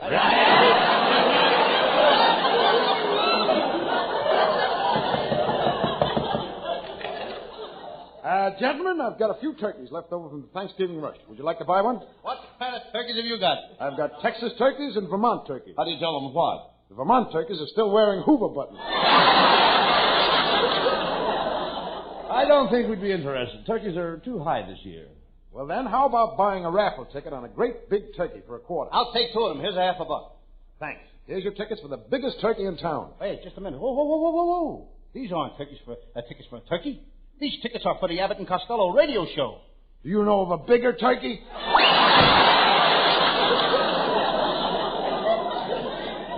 He can't get away with that, Abbott. I'll break every bone in his body. Where did he go? Right through that door. He did, huh? Yeah. Open up that door. Well, the door is open. What are you going to do about it? What do you want? I just wanted to say goodbye.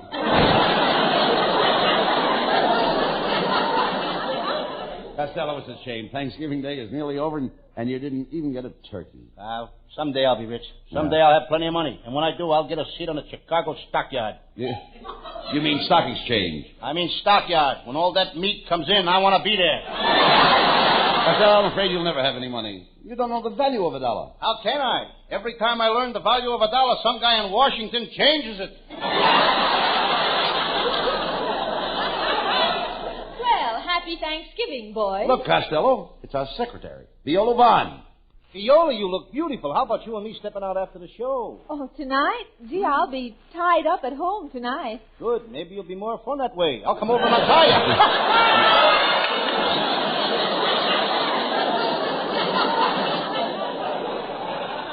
Viola, you must be very busy. Every time Costello asks you for a date, you're busy. Well, I am busy. Mondays I go to gym class. Tuesdays I play golf. Wednesdays I go horseback riding. And when I have nothing on, I go swimming.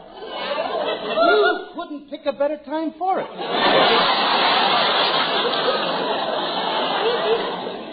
On second thought, this is Thanksgiving, and I'm kind of hungry for a date. Then why not go out with me? Abbott, she says she's hungry. She's not starving. Now, suppose I did invite you over to my house tonight, Costello. What would you do? Oh, well, we'd play games. We'd play like hide and seek, maybe post office. Oh, that's a kid's game. Not the way I play it. All right, now, wait. Well, how do you play hide and seek? Well, first you count up to 10, then run and hide in the closet. And then I count up to 10 and run and hide in the closet. It's a lot of fun. Wait a minute. Where does the fun come in? We both run to the same closet. Nah, Costello, I don't think I'll invite you over. You're too fickle. What do you mean? Well, last week after the rehearsal, you were taking a nap, and I sneaked in, and you were dreaming and saying, "No, Rita, I won't kiss you. No, no, no." So what?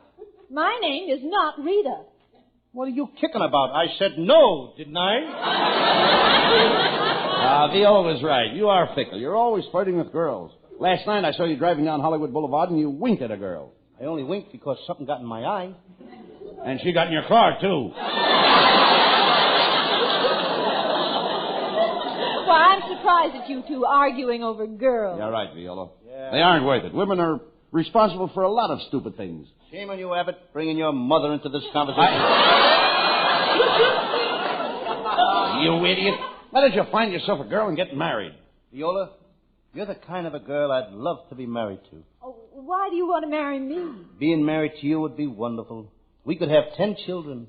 10 children? Yes, and if we like them the second year, we could have 10 more.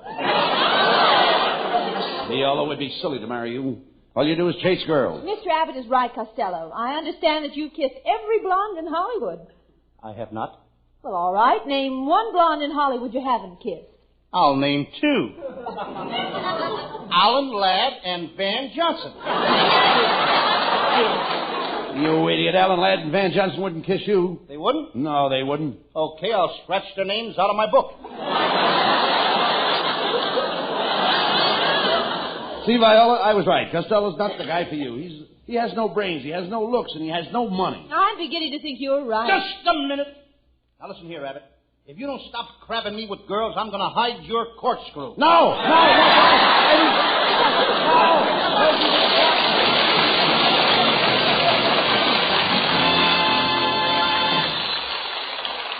The plot thickens. Before it gets too thick, let's interrupt it for another reminder on a serious subject.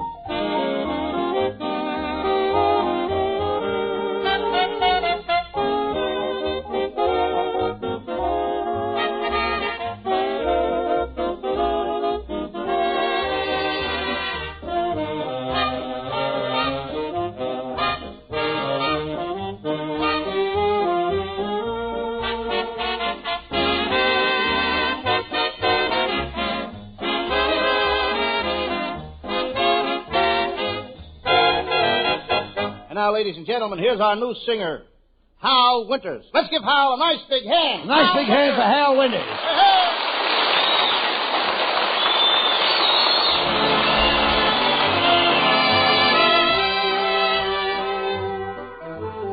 Thanks a million thanks to you for everything that love could bring you brought me. Each tender love word you happen to say is hidden away in memory's bouquet. Thanks a million, for I remember too the tenderness that your caresses taught me. You made a million dreams come true, and so I'm saying thanks a million to you.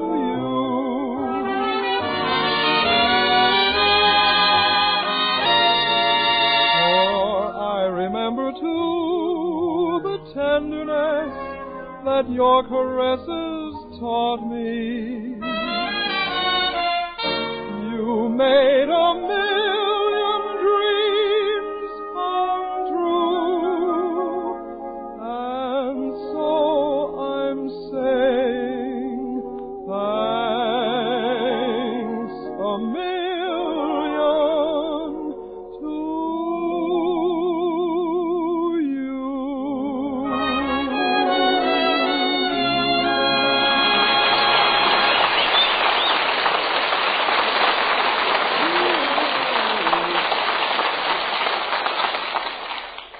Costello, come over here. What are you doing out there in the hall? Hey, Abbott, the employees of the network just raffled off a turkey, and my number was 1189643265992. And the fellow standing right next to me, he had number 1189643266591.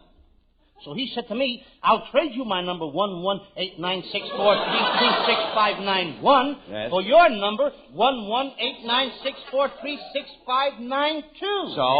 So I traded him my number 1189643266591 for his number 1139643266592. Well, who won the turkey? One of the vice presidents with ticket number 3.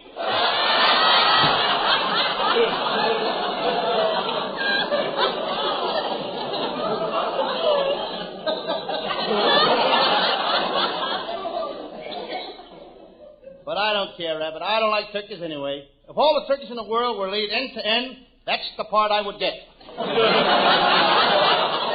Well, you know, Lou, my wife is crazy about turkey. Today when she sat down at the table, she had a turkey neck. Why don't you wear a muffler? Nobody would notice it. What's that roll of paper under your arm? That's a Thanksgiving play we're going to do for the people tonight, and I wrote it myself. Well, what's the name of your play? I call it The Brave Little Band of Pilgrims Who Landed on Honest John's Rock. Yeah, dummy, that's Plymouth Rock. How do you like that? Even in those days, Honest John was the only one that could get a Plymouth. Never mind that. Let's get along with the play.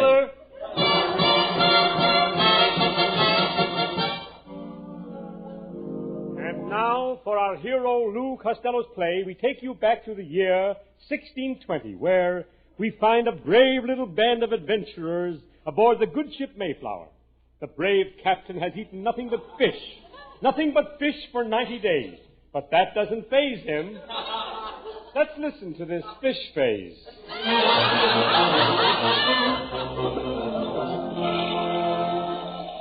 First Mate John Alden Costello, where are you? Here I am, Captain Miles Standish Abbott. We've had some pretty tough weather. How's the ship holding up? I have a report on the mizzenmast. What about the mizzenmast? It's been mizzen for 3 days. Look out! There's a note stuck to that dagger. Aha! There's mutiny among the men. Read this note, First Mate John Alden Costello. The first mate is a dirty landlubber, and he should drop dead. Which one of you swabs wrote this? I did, sir. Give that man 20 lashes and a box of Snickers. know what we'll do? We'll put the whole crew on bread and water. Why pamper 'em? Let 'em eat the regular food. Captain Miles Standish Abbott, me thinks you made a mistake. When we left England, I think you forgot to untie the boat from the dock. What makes you say that? Just look behind us. We're in the middle of the Atlantic Ocean, and people are still waving goodbye to us. Look, John Alden Costello, there's land ahead. We should be proud. The Mayflower has broken all records for the Atlantic crossing. Yes, we beat the Queen Elizabeth by 326 years. Thank Columbus for showing us the way. He marked the route. That's funny. I didn't see a Burma shave sign all the way across. John Alden Costello, watch where you're steering the boat. Don't worry, Captain Miles Standish Abbott. I know every reef along this coast. There's one now. You idiot. That's the shore. Quick, drop the anchor. Aye, aye, sir. Here she goes.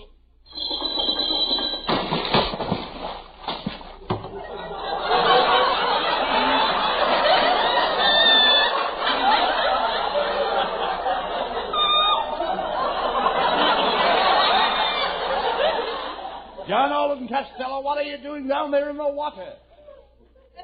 What are you asking me for? Why don't you ask the sound man? He just got soaked.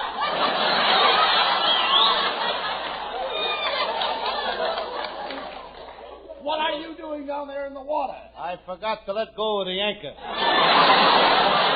So the little boat Mayflower made the crossing. The shore was deserted. No Indians came down to greet them. It was 7 o'clock on a Sunday night. All the Indians were home in their wigwams. Listen. They're all trying to guess the mystery tune on Stop the Tom Tom. First mate John Alden Costello drops the gangplank, and down the runway comes the beautiful Priscilla.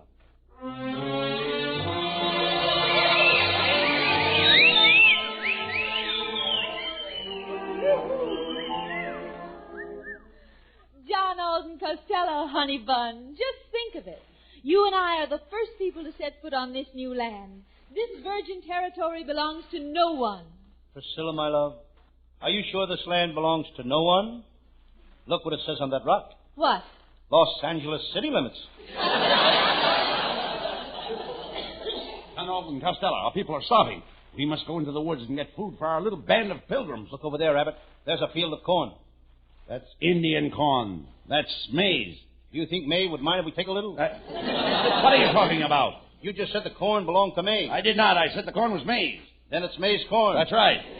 What's wrong with finding May and asking for some of her corn? I didn't say the corn belonged to May. I merely said the corn was maize. How do you like that? Here it is, the year 1620, and this guy is starting a routine.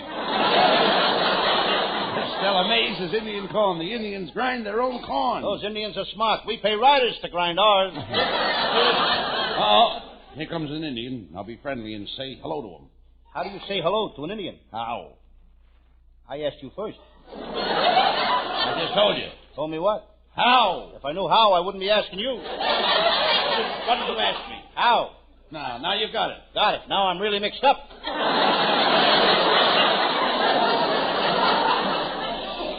Stella, they may be after our scalps. Look, there's a note tied on that arrow. I'll read it. Men, are you slowly losing your hair? See Chief Tomahawk and lose it all at once. Costello, here comes an Indian, and he has his hand raised. Say something to him. Chief, you can go now. Me Scout. Me Chief Underwear. Why do they call you Chief Underwear? Me creep up on you.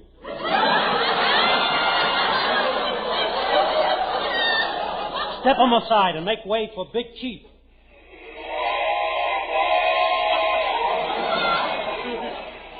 That must have been a super chief. Watch some language, paleface. Meet 'em Big Chief Running Water. He looks like a big drip. Chief, meet my friend John Alden Costello. Are you gay? Are you gay? Abbott, we gotta get better actors. You dummy, you're reading that wrong. That's Oak. Listen, Tubby, I've got as much right to play an Indian as you have to play John Alden. Oh, yeah? I'll have you know that my great-grandfather goes back to Martha Washington. He does? Yes, of course. He only goes back there when George isn't home.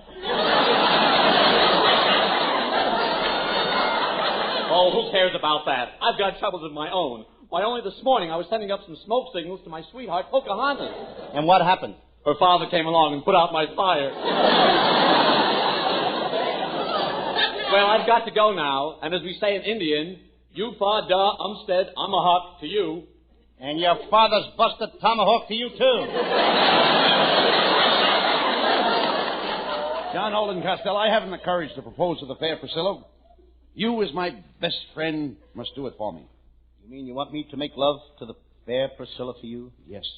He doesn't know me very well, does he, folks? Go into Priscilla's cabin, John Alden Costello. Propose to her. Propose to her for me.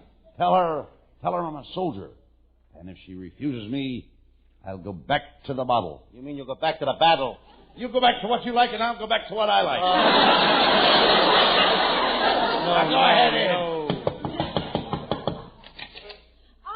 John Alden Costello, my little bouncing Boston baked bean. Priscilla, my little tomato. Smother me with the ketchup of your kisses. When I'm close to you like this, something cold seems to spread all over me. It does. Yes, you dropped your popsicle down the back of my neck. Pray tell me, why have you come here? To propose to you for my dear friend, Miles Standish Abbott, the poor broken-down guy. He couldn't come himself. He's all shot. He's practically falling apart. He can't even read a straight line anymore. And he's got plenty of company, too. Priscilla, my love. I'm not used to straight lines either. Priscilla, my love. You couldn't go for him, could you? Are you proposing for him? Sure. It must be wonderful to have a true, devoted friend like you. If Miles Standish Abbott had another friend like me, he wouldn't need any enemies. Oh, why don't you speak for yourself, John Alden Costello, honey? I'd love to marry you, Priscilla, but I can't. I'm already married. Wait a minute, Costello. We're doing a story from history. And the history books say that John Alden was a bachelor. That was before the historians found out about John's other wife. Oh, let me out.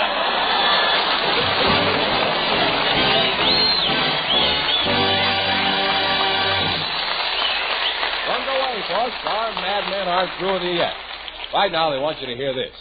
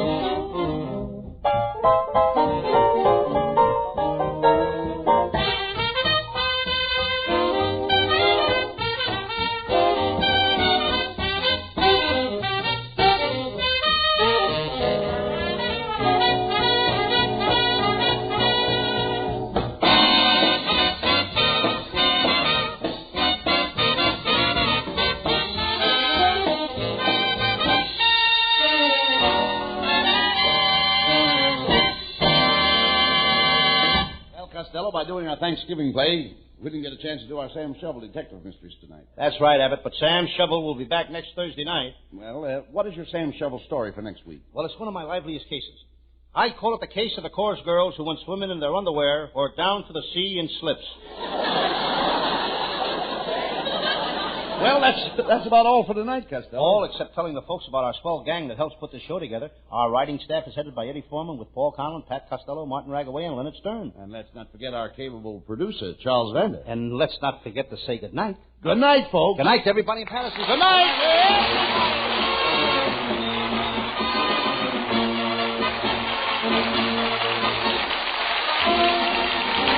Listen each Thursday night at this time for another great Abbott and Costello show, produced and transcribed in Hollywood.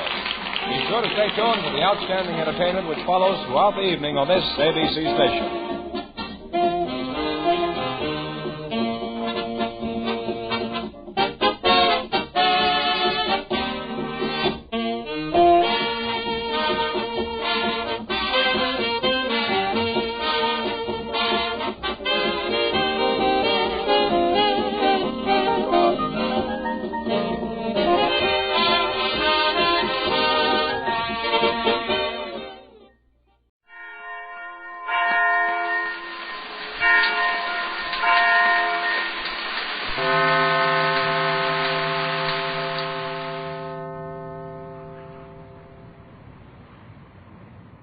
Ladies and gentlemen, the secret word tonight is people.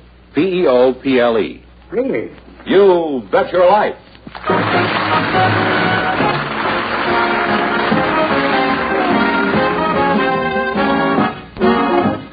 The National Broadcasting Company presents Groucho Marx in You Bet Your Life, the comedy quiz show transcribed from Hollywood. Groucho meets our first contestants in just 1 minute. Hi, Joe. Say, I just heard the good news. What are you going to do with the money? Well, the missus and I figure to buy some property when I retire in 67, so we're investing in Series H bonds now. That way we keep the money safe till we want it, and we get a good income from it in the meantime. If you have $500 or more to invest, ask your bank about Series H bonds. An interest check in the mail every 6 months from Series H bonds. Over the maturity period, 9 years and 8 months, your bond earns an average of 3%. Hold a $500 bond to maturity, and it earns you $147.75 interest. And your money is guaranteed safe by the United States government. If you need cash, you can redeem your bonds at par after the first interest period by giving a month's notice. For safety, for guaranteed current income, invest in Series 8 savings bonds in denominations of $500 and up. See your banker for full details.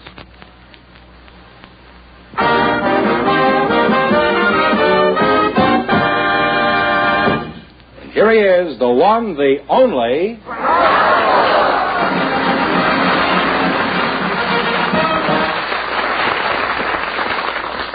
Well, here I am again with a chance for each of our couples to win up to $10,000.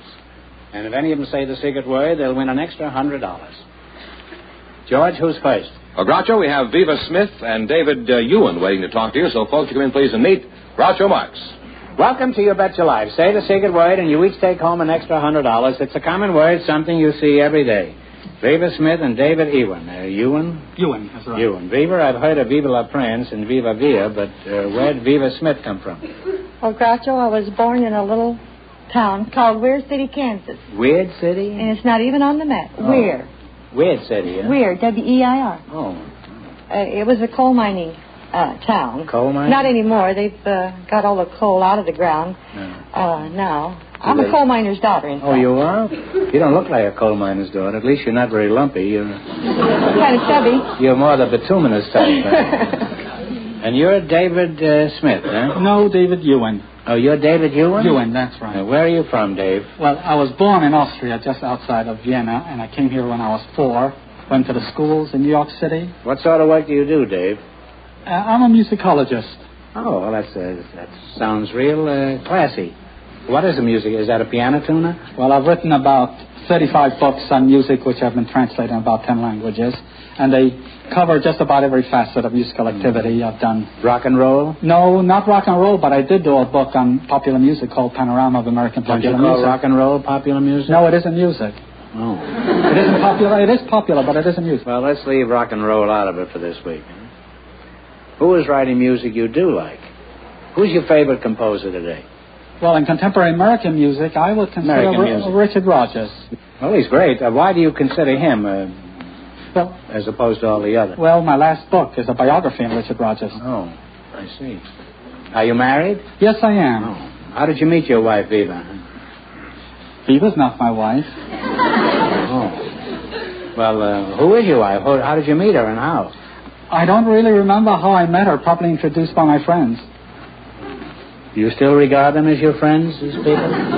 Yes, I do, because I probably introduced them to their wives. Oh, well, that's one way of getting even. Now, tell us again how you met your wife, and this time lie about it. Well, I was going to tell you how she fell in love with me, if you want to know. That I do remember. Well, that I don't believe, but go on with it. You see, we were just friends. Is one incredible story after another here. Oh, this really happened. We were just friends.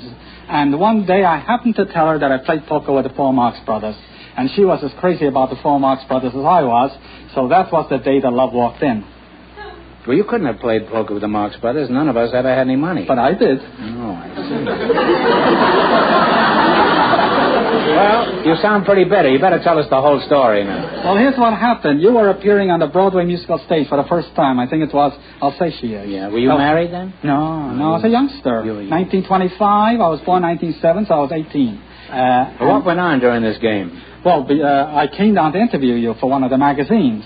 And when I came in, you were in costume already, and you were the five of you, because there were five brothers then, were playing poker. What I didn't know was that the Four Marks brothers, playing poker with the Four Marks brothers is not an orthodox procedure. I was asking you questions, and while you made me punch drunk with your crazy answers, Chico would look into my cards, he signaled to Harpo, and then when Harpo had better cards than I had, he would raise me. And when he had the worst cards, he'd tear up his cards, and Chico gave him another 5 cards. When the game was over, I didn't have an interview and I didn't have any money because I lost $7. Well, that's the Marx Brothers, all right. What'd you do? Did you call the cops? No, I didn't. Chico gave me back the $7. Oh, he did? Oh, yeah. Well, then it couldn't have been the Marx Brothers. Must have been the Dolly sisters. Well, time is running out, so let's go from the musical world to the financial one and play You Bet Your Life. Now, remember your partner, so you can discuss anything before you make your final conclusion. You selected literature. I'm going to ask you some questions. If you miss 2 in a row, you're out. If you get 4 in a row right, you win $1,000. Number 1, the first question is, in the 1600s, who wrote the 3 great comedies, The Silent Woman, The Alchemist, and Volpone? Ben Jonson. Ben Jonson. Ben Jonson is right, yes. And you're on the way with 1 right. In which of Shakespeare's plays was Caliban a character? Caliban. Yes, I know. Midsummer's Night Dream. No, I'm sorry. It's The Tempest. Oh, that's it. Well, now we have 1 wrong. Don't get the next one wrong or the game is over for. Who wrote the King Solomon's Mines and She? A book called She. Oh,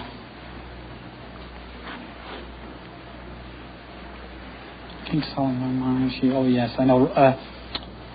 Oh, he's right. Rider Haggard? Rider Haggard is right. Scared me. You have 1 right now. Scare me, too. Now, who wrote Jungle Stories and Kim? That's Kipling. Kipling. Kipling and Herring, that's right. No, just Kipling. Yes. Now, what author created Uriah Heep?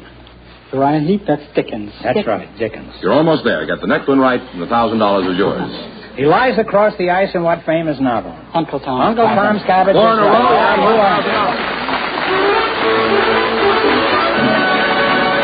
Hold it now, wait a minute. Hold it. Now, you've won $1,000. You can keep it and quit, or else you can come back later and try to double your money. You may even get a crack at $10,000. So go over there and sit down and think about it. And if we don't see you later, thanks for being on the show. And you certainly worked for that money.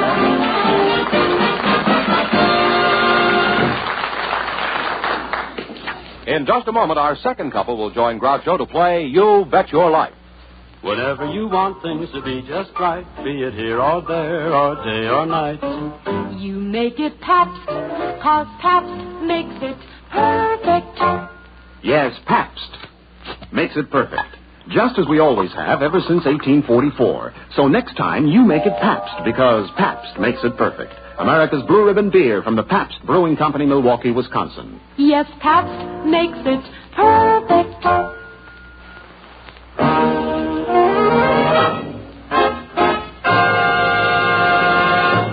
George, what have you got now to... Well, Groucho, we have a couple to baffle me. I think this will, too. We have a couple of brothers on deck now. They're Ted and Tom Lagarde. So, boys, you come in, please, and meet Groucho Marx. Welcome to You Bet Your Life. Say the secret word and divide an extra $100. It's a common word, something you see every day. Ted and Tom Lagarde, quadruplets, huh? Twins. I thought so, because you're both wearing the same kind of neckties. Where are you boys from? Well, we're from Mackay, North Queensland, Australia. Is that the real McCoy? A lot of people call it Mackay, and a lot of people call it Mackay. It's spelling. Well, you said the secret word.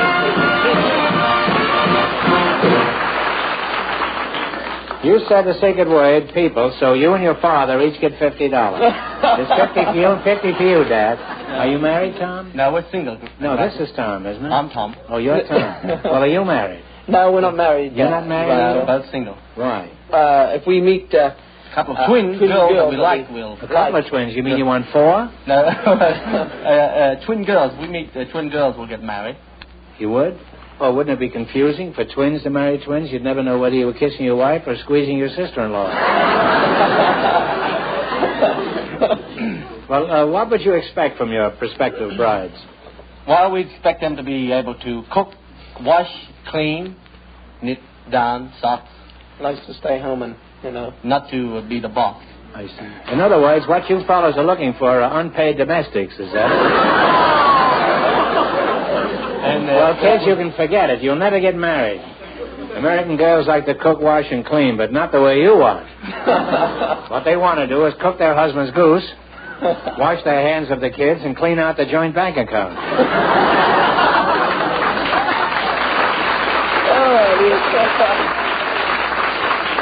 I want to thank every bachelor in the audience. Even a couple of married men are applauding. What did you do over there in Australia? Well, we worked on Ted? You're Ted. I'm Ted, yes. Yeah. Then you must be Tom, huh? That's right. I'm glad to ask me the question. Yeah. I'll answer the question. Yeah, you keep your trap shut.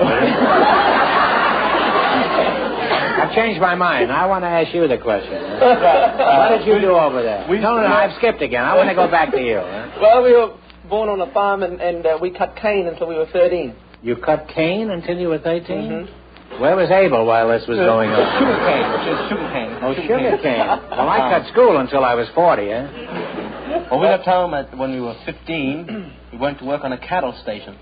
What's that? Like a ranch. It's like a ranch. Like a ranch. And we used to drove cattle, round up cattle, dip and earmark and brand and inoculate cattle.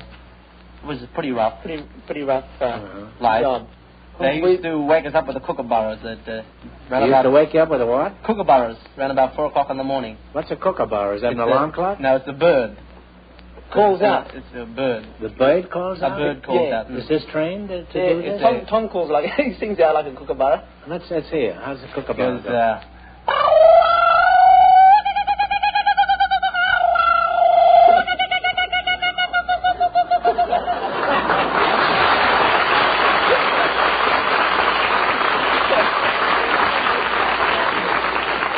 That wouldn't get me out of bed. That would get me under the bed.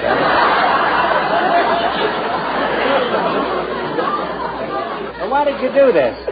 Well, we thought it was like the movies.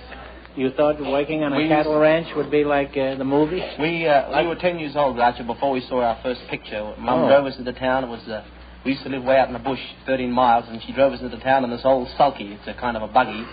And we saw a picture. It was a cowboy picture. And so we thought, well, that's what it would be like.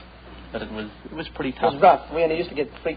How much did you get? £3 a week. How much? £3. We used to get £4 a week. £3 a week. We used to get £4 a week. We used to get £3 a week and our tucker. You got your tucker? Yeah. I didn't know Sophie was in Australia. Well, what did you do after that, Tom? Tucker's... You got Sophie Tucker, and what did you got £4 and you got Tucker? We went to Bubba Wabba. You went to where? Bubba Wabba. Well, cut out the baby talk. Now, let's say you're grown-up men. Bubba Wabba, and we competed in a rodeo. It was our first rodeo experience. We broke our wrists and busted our knees. We had a real rough time, but at least we got our tucker and our expenses, bakshi. Bakshi, what's that? Is that anything like a quid? No, it's free. Bakshi means free. Oh, gratis, eh? What are your plans now? What would you like to do? We'd like to get in the movies. In the movies. In the movies? Mm-hmm. Well, the second show at the Pantages starts at 9:50. Now, let's see if you're qualified to be movie cowboys. Can you ride? Yeah, we can ride. You good? Yeah, fairly good. Can you rope? Yeah. No, not real good, but we can do a bit. Can you bulldog a steer? Sure. Yeah. Can you steer a bulldog? Well, if you can do all these things, you don't belong in Western movies. You belong on a TV panel show. It was nice having you up here, and you're real talented, and I wish you lots of success, and I'm sure you're going to have it. Thanks. Now, let's see how well you can do in the quiz, and let's hope you do well. You selected professions of famous people. If I'll ask you some questions, if you miss 2 in a row, you're out. If you get 4 in a row right, you win $1,000. Remember, before you answer, talk it over with your brother. Eh? Righty. Give me the profession of Chester W. Nimitz. Nimitz. Nimitz. You heard of Nimitz? You never heard of the guy in the life before? American? Is he American? Groucho? Yeah. He's American. Such is fame, huh? Well, let's take a guess at Nimitz. He's anything to do with science? He was the admiral of the Pacific Fleet. He was the head of the whole Pacific Fleet. Well, unfortunately, you didn't know that, so you have one wrong. Righty. If you don't know Nimitz, I'm afraid to ask you the next one. All right, who was George Arliss? George Arliss. What was his profession? He was a... A-R-L-I-S-S. George Arliss. Wasn't he in... Showbiz or something? He was a show business. Show business. Yes, that's right. You're on the right track now. You have one right. Get 3 more right, and you'll have $1,000. You fellas make me nervous. What was Sir Arthur Sullivan's profession? Sir Arthur Sullivan. Oh, why did you pick this? Well, all the categories are so complicated. Oh, this is very simple, apparently. Sullivan. It's too late. In the Parliament. He's a parliamentarian. Oh, Gilbert and Sullivan, the composer. What was Jan Paderewski's profession? Jan Paderewski. He was a great composer. Yeah, well, you're right. You have one right now. I'll find something on here.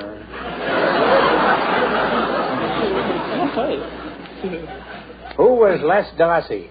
Les Darcy is a great fighter. From where? From Australia. That's right.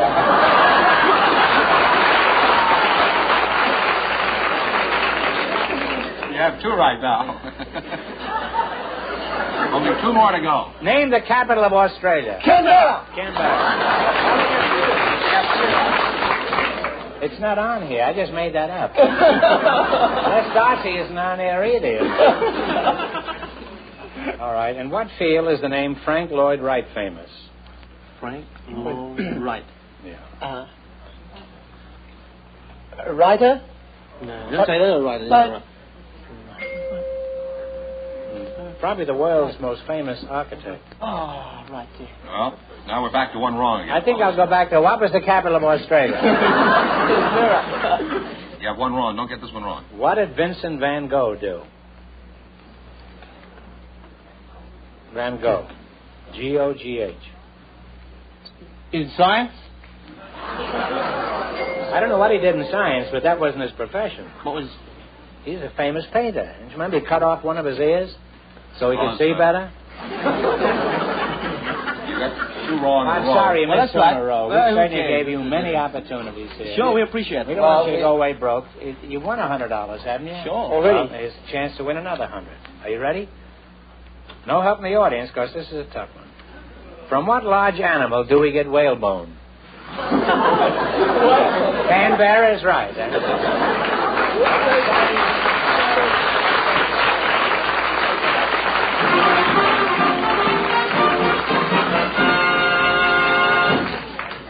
We'll find out if our first couple will try for $10,000 in just a moment. In centuries past, this was the sound that used to get the news around. Yes, in centuries past, the people on one side of the hill beat the drum to share the news of the world with the people on the other side of the hill. And since the world in those days was a smaller, more easygoing world, this was enough to get the news around. Ours is a chaotic age with critical events flashing across the face of the earth. Fortunately for us, we can keep up with these events because we have at our fingertips the fastest means of communication ever devised. We have radio. NBC Radio with news on the hour keeps you alerted to world events wherever they happen, as soon as they happen. From ages primitive to present, people have wanted to keep up with events. In our day and age, this is the sound that really gets the news around. This is Leon Pearson inviting you to keep up with the news on the hour all day, every day, over most of these NBC stations.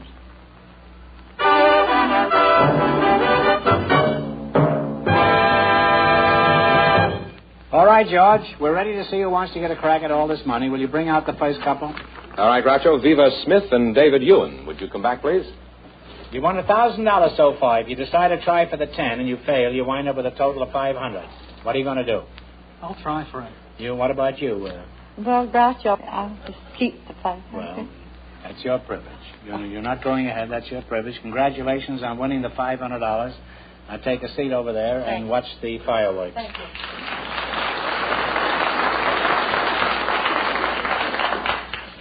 You're ready to go to try for the big question? Yes, I'd like to try. Think of a number between 1 and 10. 7. 7. Give the wheel a twist.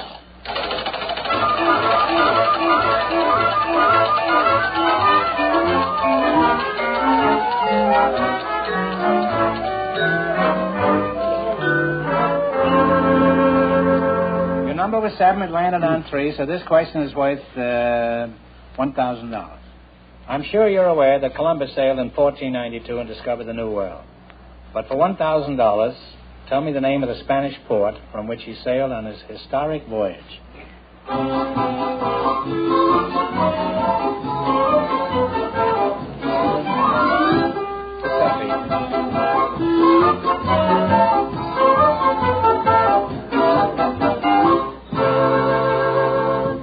Take a guess?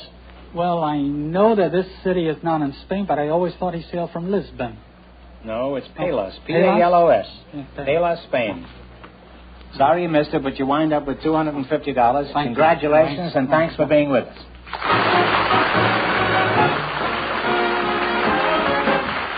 You Bet Your Life is transcribed in Hollywood. Produced by John Goodell. Directed by Robert Dwan and Bernie Smith.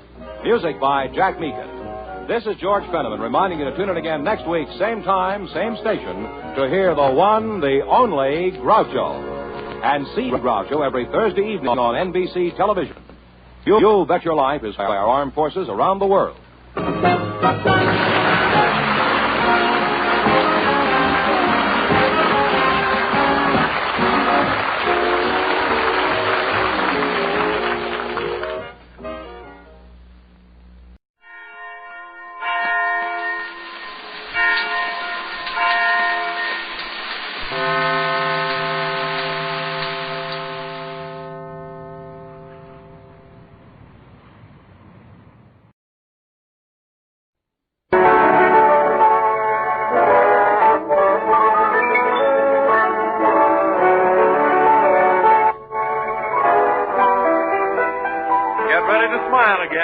Radio's famous home folks, Vic and Sade. Brought to you each Thursday night at this time with the good wishes of the Mutual Broadcasting System and its affiliated stations.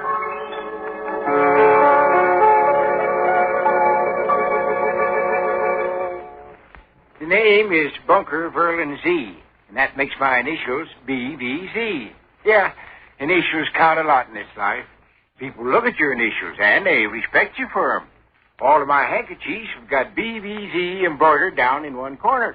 And it never fails to impress the ladies. And then, of course, BVZ is the name of a famous stocking cap. I think you got the letters wrong and also the article. I think the article is underwear instead of stocking cap. And I think the letters are BVZ. What's your name, son? You with the cowboy belt. Weenie. Orville Weenie. That's a good name. I wouldn't change that name if I was you. Well, don't plan on changing it. You might get married. Well, it's a woman that changes her name when a man gets married. A man don't change her name. A man keeps her name. You might get married to some woman that has been married before. Well, yeah, I might do that, of course. Or you might have been married before yourself. Yeah, it's true. You married now? No. I wouldn't hurry. I'd keep that name as long as possible. Believe I will. What's your name? Rush Cook.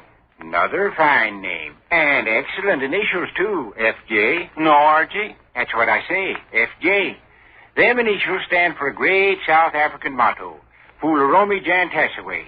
It means, while the rain is falling, I gather no beans. But my brother, knowing naught of this, checks his luggage and will not be comforted. You live in this neighborhood? I sure do. In fact, this is my backyard we're standing in. Oh, hey, my name wouldn't be changed even if I did marry a woman that had been married before. No, your name wouldn't. My name would still be Orville Weenie. Yes, and the initials UH. No, the initials OW. Another ancient saying popular with the African natives. OW stands for Alagio Wawawoo. If my sister eats parched corn, then shall I demand more gold in the fish market? Yeah, I guess so. This is your backyard, huh, son? Yes. I only live 2 backyards away. Where? Yonder, where the lawnmower's standing by the porch. Mrs. Kessler's house? That's right. This morning I moved into Mrs. Kessler's basement. Well. So I live in the neighborhood myself now. Uh-huh. Oh, hey, my name would still be Orville Weenie no matter what I done. If I was married before or not married before, or my wife was married before or not married before. That wouldn't cut no ice. Tell you what will cut ice. A winch, a pestle, a crock, and a scantlin. They'll cut ice quick and easy. No fuss and no bother. Next time you cut ice, you try that. All right. Yes, son, I moved into Miss Kessler's basement this morning, and I hope to be there permanent. The accommodations are warm, roomy, and comfortable. Yeah, I know. And I like this neighborhood. I like the looks of the people. They're real nice people. My name is Z. Bunker Berlin Z. I'm no Oriental potentate, and I don't claim to be. I'm no man of mystery either, although the name Mr. Z might delude you into that belief. No, I'm a plain man. I like people, and I want people to like me. Are you a fast thinker? Oh, just so, yes. How many $half in the dollar? 2. How many $half in $2? 4. How many $half in $4? 8. How many quarters in $4? 16. See? Slipped up. You were coasting along giving smooth, easy, automatic answers, and I tripped you. I have to be on your toes. Remember this little lesson. But there are 16 quarters in $4. Well, sure, just like I said. That's right. You were maneuvered into a trap. You were lulled into a state of artificial security. You got smug and overconfident. Before you knew it, you blurted out the wrong answer. Oh, I didn't blurt out the wrong answer, though. You asked how many quarters was in $4, and I said 16, and 16 is correct. Next time you'll be more careful. You keep your guard up when fellas ask you questions.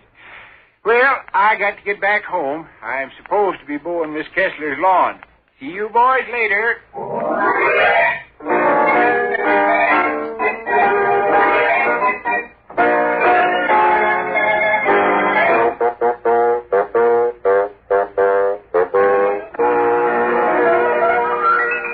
Say, who's this character? Let's step into Sade's sunny kitchen and see if we can get some information.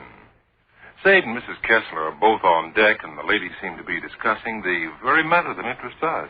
Listen. Well, you're fooling, ain't you, Miss Kessler? He's not really a mystery man. Well, his name is Mr. Z. Don't Mr. Z sound like an alias for Mr. X? Well. Pretty cute joke for a cottonhead like me. Yeah. No, but he's mystery man enough. He comes to my door and asks if I don't want him to clean up my lawn for 75 cents. And I say, sure, go ahead. And pretty soon he's made a deal to move into my basement. Well, the way you've got your basement fixed up like a flat and all, I don't blame him for wanting to move in. It is nice. I bet he went down in the furnace room to bring up the lawnmower and saw what a pretty little layout you had and then began talking business. That's exactly the way it was. Well... He asked me if the place was occupied, and I said no. I only used it when my daughter Geraldine and her family visited. And he asked if I'd be interested in renting. And I said that all depended. And in a minute we were talking price, and in another minute the whole thing was finished. Well... So now I got Mr. Bunker BZ living in my basement. He looks like an awful clean, neat old gentleman. You seen him? Sure. I happened to glance out my pantry window a while ago, and he was standing beside the garbage box chatting with Rush and Orville Wheenie. Leather necktie, yellow shoes, pink elastics to hold up his shirt sleeves. That's the fella. I don't guess I was very businesslike in my arrangements with him. Didn't ask for any references, and he didn't inquire where he was from or what his connections were. I was impressed by his neat appearance and the careful way he examined the basement. And when he handed me over a month's rent and crisp bills and waited for me to write out a receipt... Excuse me, Miss Kessler, but can I bother you a minute? This is Mr. Z. Oh, this must be the fellow. It is. Yes, Mr. Z. Yes, well, I was chatting with the mailman, and he said he happened to notice you entered this house, so I took the liberty of seeking you out in order to ask a question. Yes, of course. The galvanized rainwater spout on the east side of the back porch is all out of plumb. I wondered if you owned the block and tackle. Mr. Z, I want you to meet my neighbor, Mrs. Gook. Mrs. Gook, I'd like to present the gentleman who's moved in my basement, Mr. Z. Well, how do you do, Mr. Z? How do you do, ma'am? I believe I had the pleasure of making the acquaintance of your son out in the yard a while ago. Yes, I noticed you chatting. Excellent boy and very well informed. Say well informed. In fact, he quoted me several famous sayings popular in South Africa. Oh, really? Well, That sounds a little smart-alecky of them. No, not at all.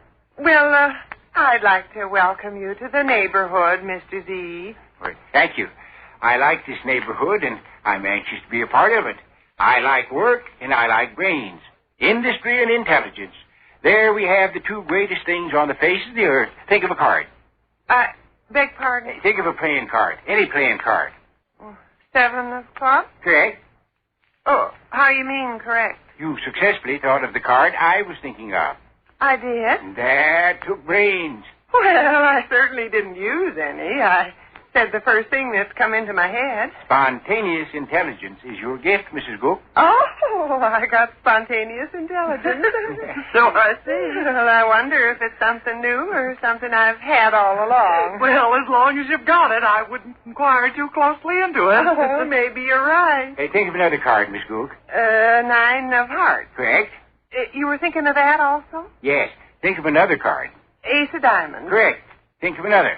Queen of spades. Correct. Now think of 3. 10 of hearts, 3 of hearts, and Jack of clubs. Correct. Now think of 12. Oh, ish, Mr. Z. You don't enjoy this, Miss Gook? Oh, I enjoy it, all right. Yeah, I could do it all day. In fact, I did do it all day one time. No, Mrs. Gook, I think I'm going to like this neighborhood. Industry and intelligence. Them are the things that count in life. I say, I think hard and I work hard. Ideas and effort. They are the factors that count. What did Pernicius of Persia say to King Cletus of Copenhagen? Oh, gee, I don't know. He said, the muffled trumpets of antiquity are feeble, and the yellow nightingale stammers near my uncle. Let the left-handed ones leap, ere the candied apricots stain the prisms of Peru. You're quite a scholar, Mr. Z. The tray of diamonds. What? You asked me to think of a card? I didn't say anything about any cards. I know you didn't. And it's just a test to see if you was listening. What was it you come over here after? Did you say there was something wrong with one of the rainwater spouts? Yes.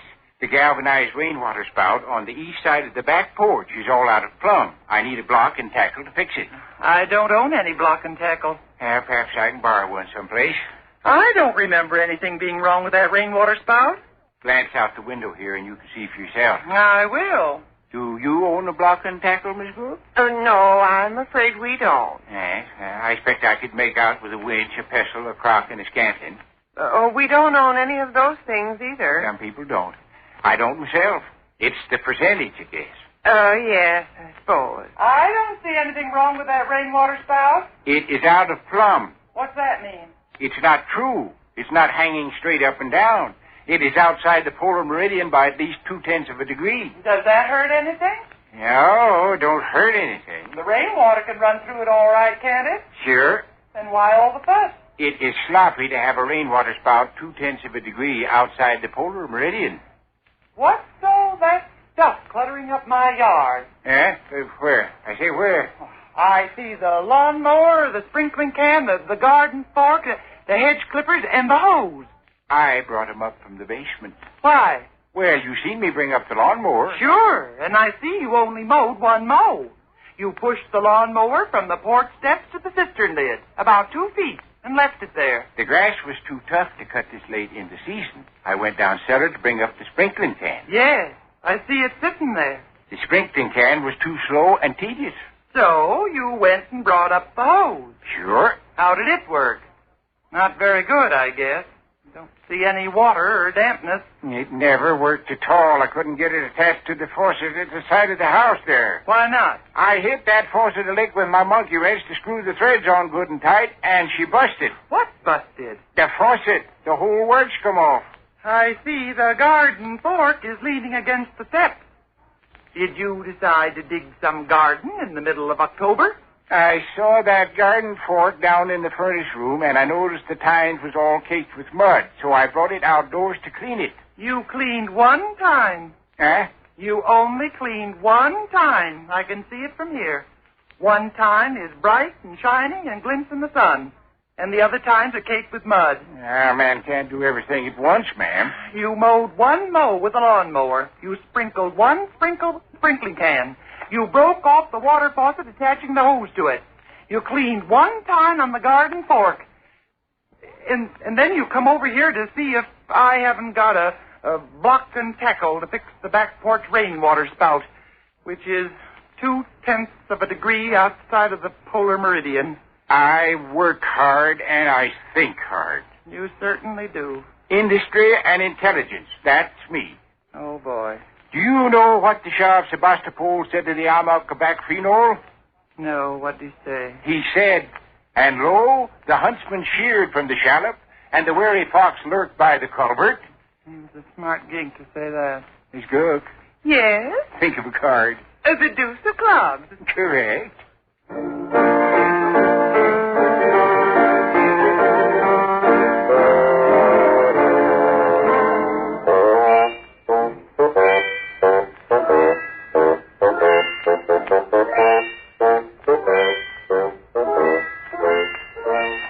Well, sir, the noonday meal is just over at the small house halfway up in the next block. Now, we find Mr. and Mrs. Victor Gook and young Mr. Rush Gook lingering at the table. Our friends have been discussing the colorful newcomer to the neighborhood, Mr. Bunker Verlin Z. Sade is saying with considerable conviction, He's a nice, clean, neat, polite, considerate old gentleman, and I like him. I like him myself. You know the thought that comes to my mind? Holtmanville. Holtmanville? The little town northwest of here, between Bartlett and Sconesville. The town where the institution is, Mom. Oh, no, ish. Well, from what you tell me, this old guy, traveling light with just one small suitcase, steps up to Ms. Kessler's door and asks to do some yard work for 75 cents. No, he's not escaped from any place. Now, wait a second. I'm not suggesting this out of meanness. It just seems to hang together somehow. No, he's not escaped from any place. Well, how do you know? I guess I can tell when a fella is funny in the head or not. He shows up at Mrs. Kessler's house carrying a small suitcase. Yes, carrying a small suitcase and wearing clean blue shirt and overall pants. Neat as a pin. That's the uniform at Holtmanville, come to think of it, Mom. Blue shirt and overall pants. Do you think, like your father, Rush, that this gentle old fella is a runaway from somewhere? No, I don't, Mom. I think he's perfectly okay. But you said he recited Persian quotations. Oh, Lance, everybody recites Persian quotations. They sure do. Everybody I talked to all morning recited Persian quotations. I got tired of it. Why, there must have been 18 or 19 people who bombarded me with Persian quotations. When Mr. Z quotes him, though, Gov, he's got a sparkle in his eye. They tell me everybody in Holtmanville's got a sparkle in his eye. No, but you can tell by the way he talks. He means his Persian quotations for a joke. There's guys up at Holtmanville that laugh all day long without realizing what they're laughing at. Oh, lay off, Mr. Z, Vic. Even that name sounds phony. Mr. Z. Well, what do you care? Well, I just care this much, Sade.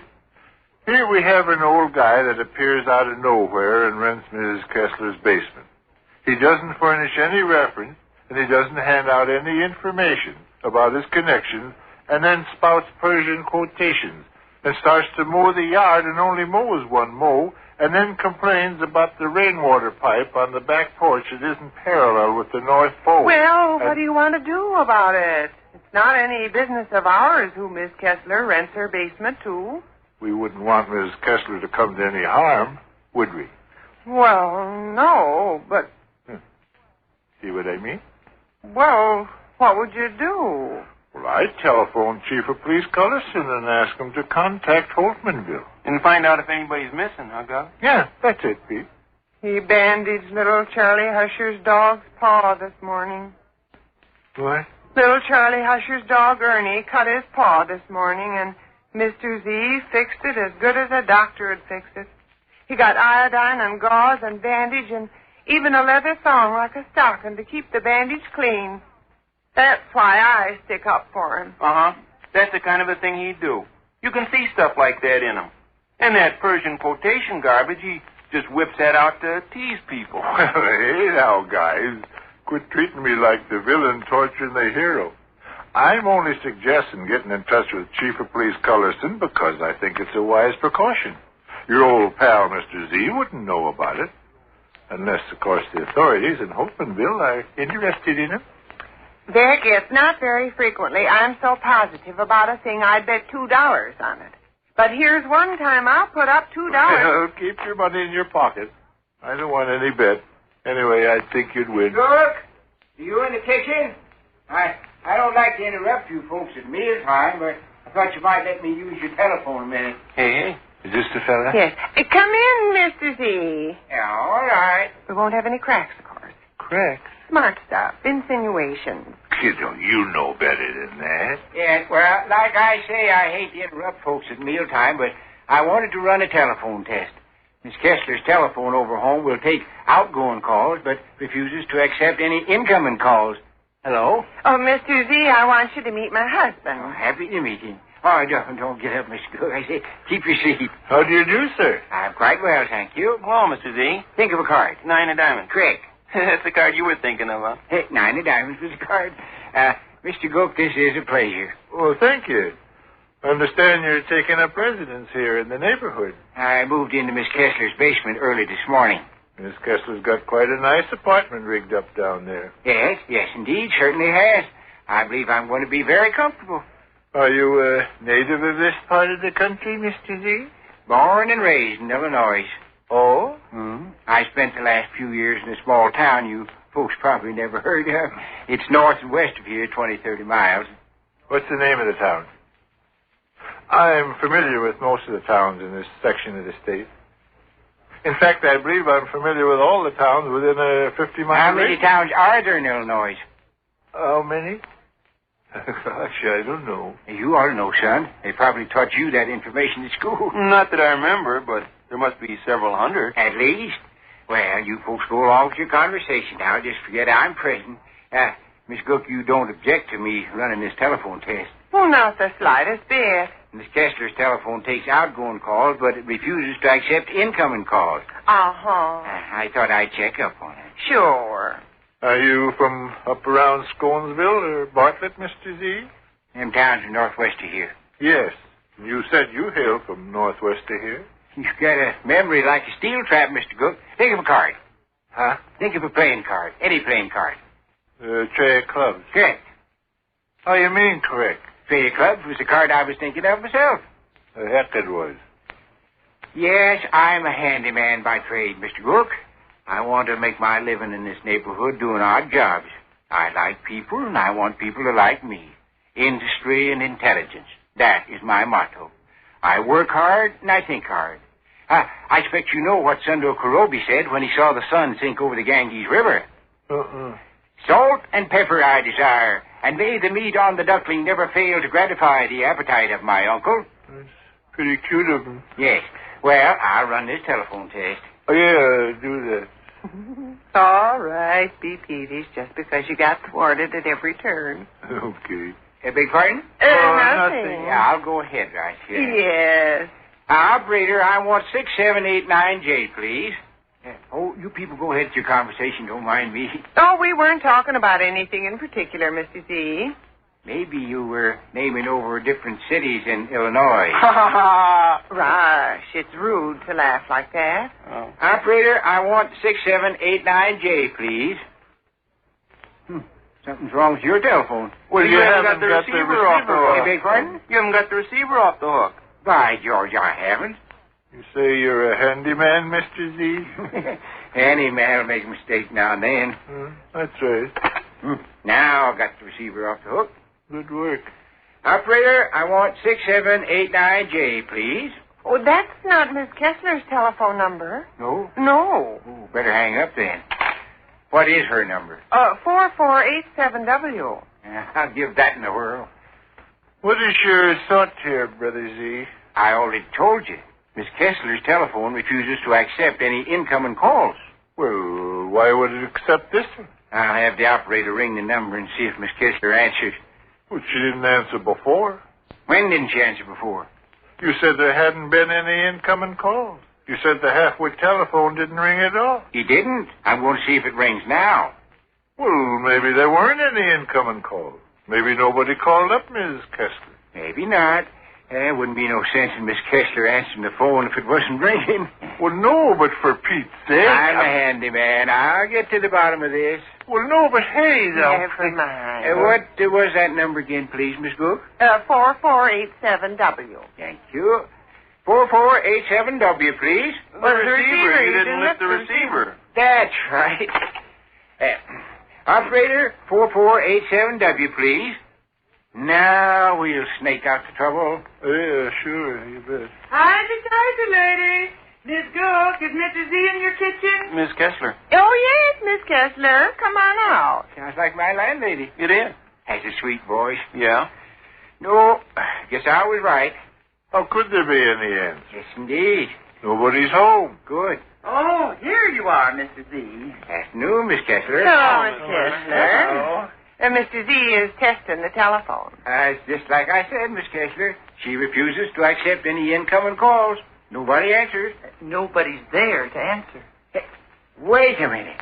I'm waiting for you to answer. Sure you are. Well, you can't answer. You're over here. That's right. Situation's impossible. I'll hang up.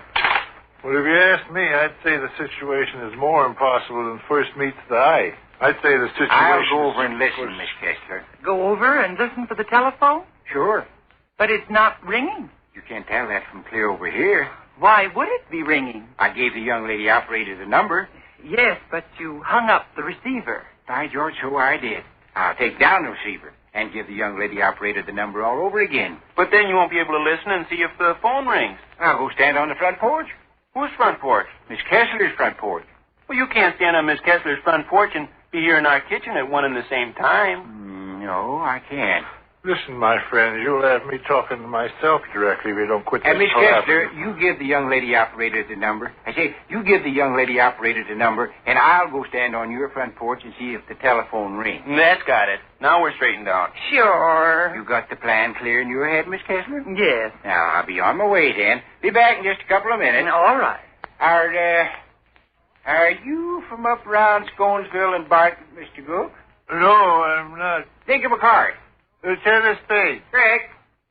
Mrs. Gook, I put him up to all this telephone business on purpose. Yes? To get him out of the way a little bit. Well, how you mean? Well, I thought I ought to call that institution in Holtmanville just to make sure. Oh? I put the call through from my house and asked him to report back to your telephone number. Well, I expect you know what you're doing, Miss Kessler, and I suppose you're wise, but I can't forget little Charlie Husher's dog this morning with his injured paw, and how gently he was treated, and how grateful he was.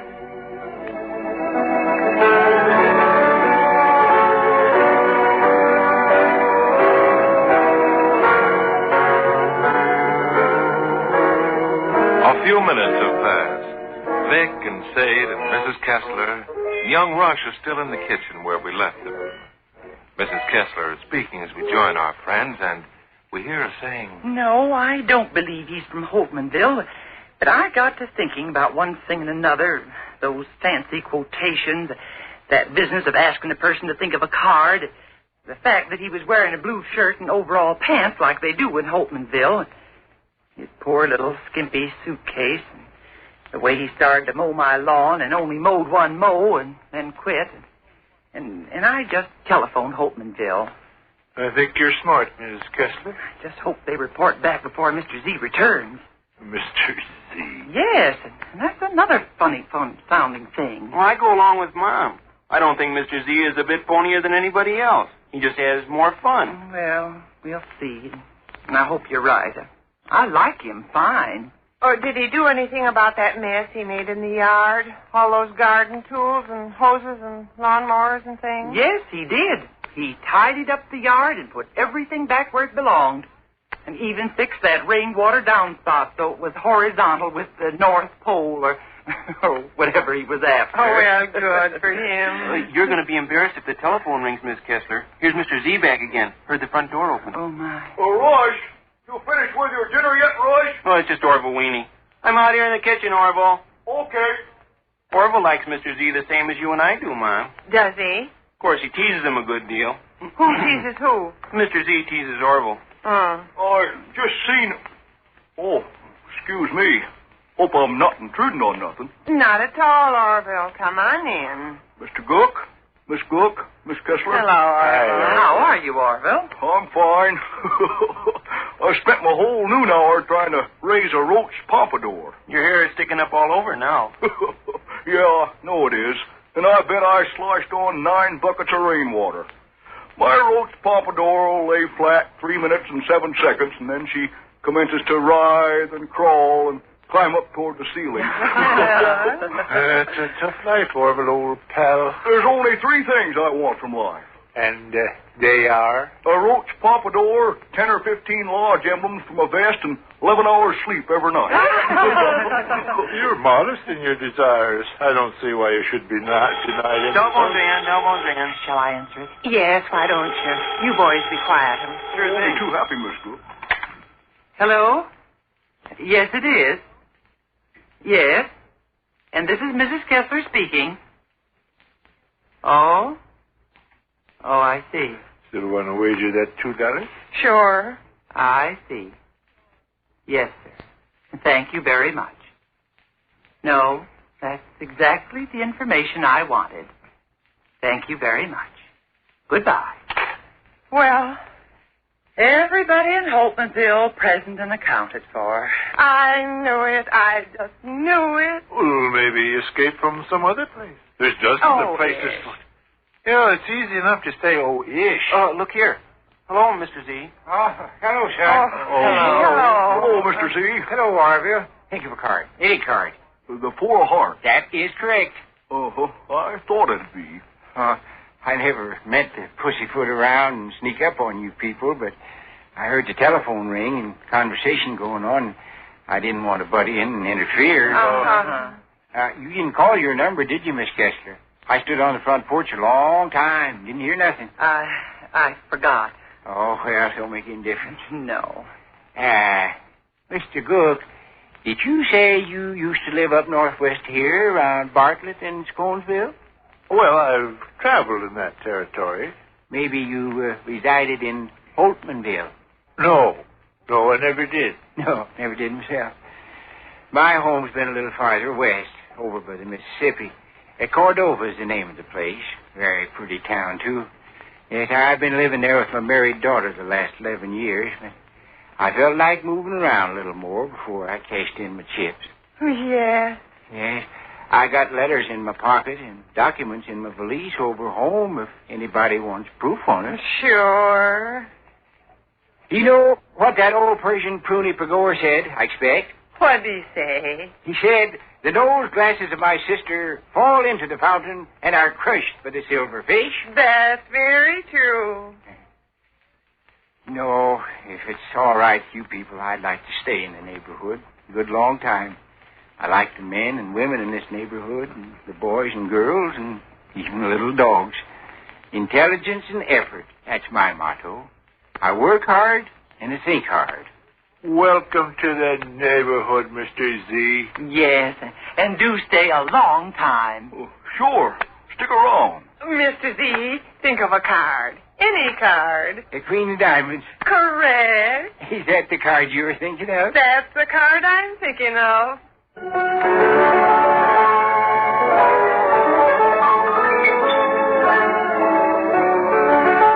And so we come to the end of another pleasant visit halfway up in the next block with radio's famous home folks, Vic and Sade. Brought to you each Thursday night, this time with the good wishes of the Mutual Network. Vic and Sade is written by Paul Reimer, directed by Roy Windsor. This is Guy Wallace speaking.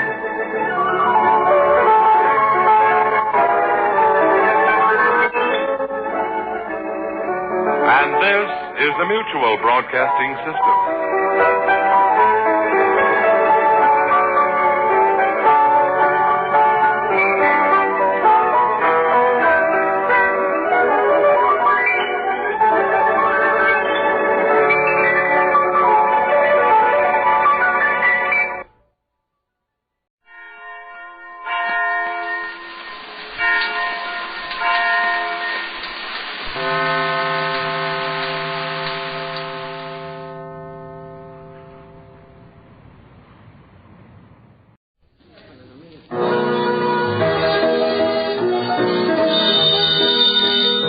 Vitalis for well-groomed hair and Trouche, the hand lotion with the beforehand extra, bring you Duffy's Tavern, starring Archie himself, Ed Gardner.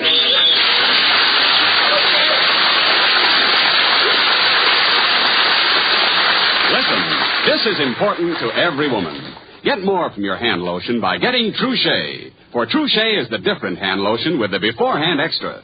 Trouche not only makes your hands feel softer and smoother, but Trouche's unique beforehand extra actually chap-proofs your hands, too. As long as Trouche is on your hands while you're doing dishes or while you're outdoors, your hands will be protected against that red, rough condition known as chapping. Water chapping as well as weather chapping. And you can continue this protection during prolonged exposure by using Trouche frequently. So for softer, lovelier, chap-proof hands, begin today to use Trouche.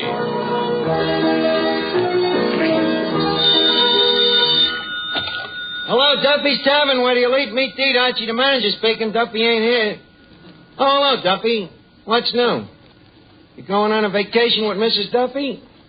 Gonna get away from it all, huh? Duffy, that ain't getting away from it all. That's taking it all with you.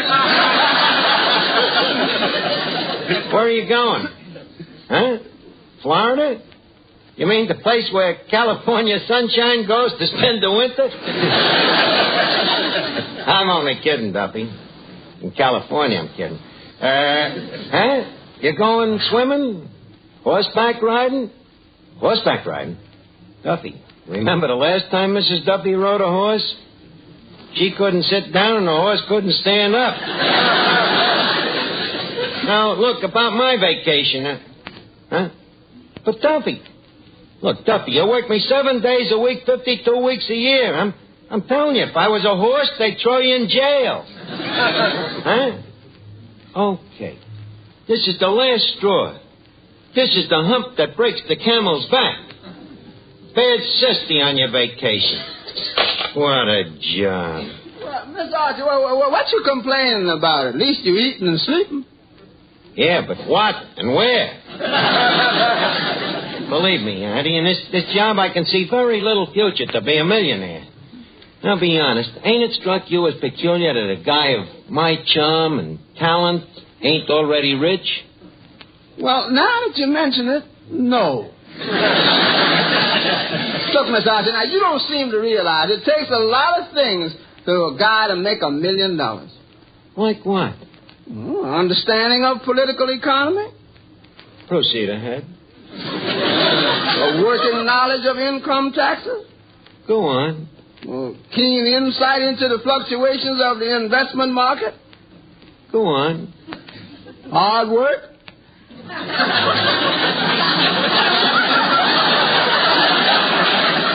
So what's wrong with $500,000?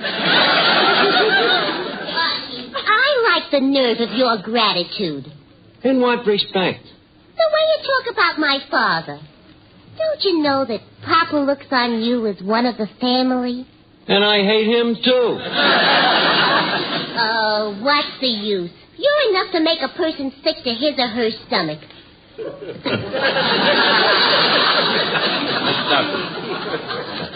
Let's understand each other.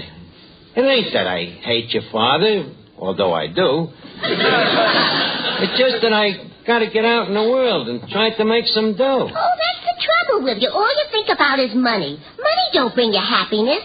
Well, maybe not, but it puts you in a pretty good bargaining position. Why shouldn't I make money? I got as much brains as the next guy. All right.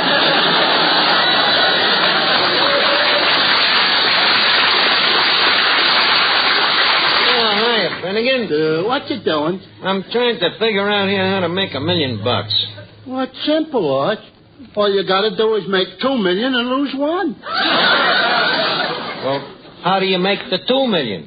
Arch, when we solve that, we got the problem licked. But never mind, it can be done. How? Well, take me Uncle Herman. Made a fortune and started on nothing but a shoestring. How'd he make the fortune? Selling shoestrings. Oh. Yeah, but he lost it when the bottom suddenly fell out of the shoestring market. Yeah, now when was that? When the button shoe came in. But But right away, just like that, he made another fortune in the food business. In the food business? Yeah. You see, it was his idea to have carrier pigeons instead of mailmen. Carrier pigeons instead of mail. How does this affect the food business? When you get hungry, you send yourself a letter and eat the mailman. Sounds yummy. Did your uncle invent any more brilliant things like this? Oh, sure. He was the guy that invented the horseless carriage. Your uncle invented the automobile? No. He invented a carriage without a horse. But if the carriage ain't pulled by a horse, how does it run? Goats. That's the only way to really make dough. Invent something. Yeah, I think you gave me the mucus of an idea. You see, now, what ain't been invented yet? Now, Miss Archer, you know you don't know nothing about inventing things. So what? What did the Jukes family know before they invented the jukebox? Let's see here. Hi, Arch, old pal. Well, Slippery McGuire, I didn't know you was in town. I just got out. I just got in. Oh, yeah? Where you been? On a vacation. 30 days. But enough about me, Arch. What have you been doing with yourself? Oh, same old thing. Still fooling around with me inventions. Oh, have you patented anything yet? Frankly, no. You haven't? Then, Arch, don't waste time inventing stuff. The real dough is in the patents. Yeah, huh? I didn't think anybody ever got a patent. I thought them things was just things that was always pending.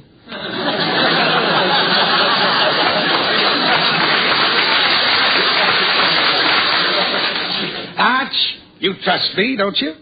Oh, sure, Slip. Forget the inventing. Get a patent.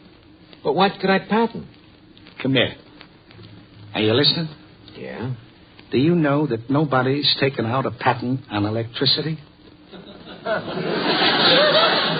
Slip. Say it again. Do you realize that there's no patent on electricity? And that if a well-known inventor like you should apply for a patent... Slip, I'm beginning to see the light. See the light? Oh, what a mind! Arch, what a team you and Edison would have made. He had a great sense of humor, too. Mm-hmm. But we got to act fast. Now, you got to get busy and grab that patent on electricity before somebody beats you to it. Well, do you think it's honest, though? Arch, I'm sure Edison would have wanted it that way. Yeah, huh? Quick, now, give me the phone. We'll make sure. Okay, here you are.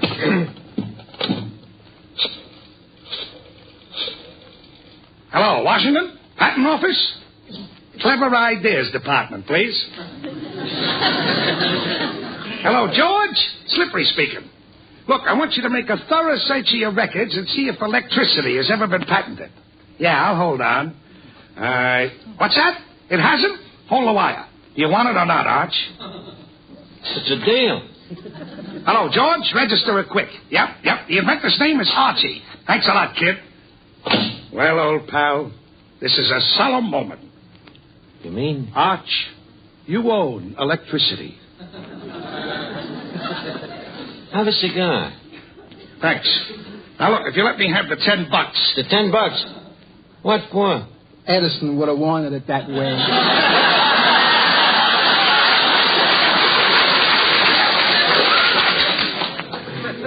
Eddie, lay off, will you? What's the $10 for, Slippery? Well, Arch, you don't want a patent worth millions of dollars for nothing, do you? Well, naturally not. Okay, here's the $10, Slip. Hey, I'm just thinking, what a dope. Who? That Benjamin Franklin. He invents the stuff, and here I wind up owning it. Well, Arch, he wasn't as shrewd a businessman as you are. I guess not. How could a thing like that happen, though? Didn't you ever hear the story? No. Old Ben was out there flying his kite, you see, when he discovered electricity, and in the excitement of the moment, he lost his head, and instead of patenting electricity, he took out a patent on the kite. Oh, what a jerk. No wonder they called him Poor Richard. Well, Arch, I guess I better run down and file these papers with my attorney. See you later. Okay, Slip. Holy cat. The Tsar electricity. The king of the kilowatts. Look, Your Majesty. Yeah? Got got a message here from one of your subjects. From one of my subjects, who? The electric company. They say that either we pay the bill or they turn off the light. Now, what do we do? Ignore the vassals. Tell them if they send me one more bill, they're out of business. What a break, though, huh, Eddie? Who would ever think that I'd wind up owning electricity? Yeah, I always connected you more with natural gas.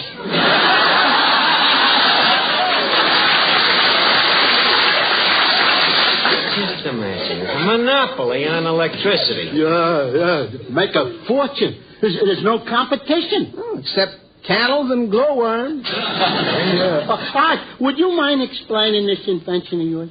Electricity? Yeah. Well, I'll try to. You see, in the old days, Finnegan, our ancestors used to get it from rubbing the backs of cats, you see. But as time progressed forwardly, these cats wore out, so nature was forced to invent the wall socket. Is this clear to you?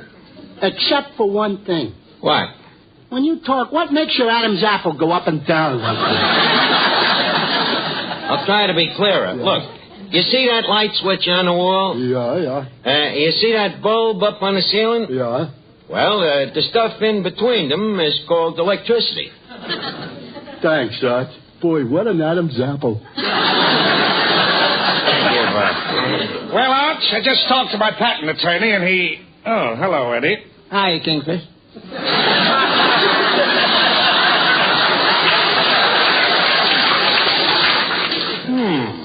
Well, Arch, the attorney says we got to issue stock certificates. I don't get it. We got to start a corporation. I still don't get it, then. Well, Arch, we need more money. Get it? Why do we need more money? Edison would have wanted it that way. Excuse me a minute.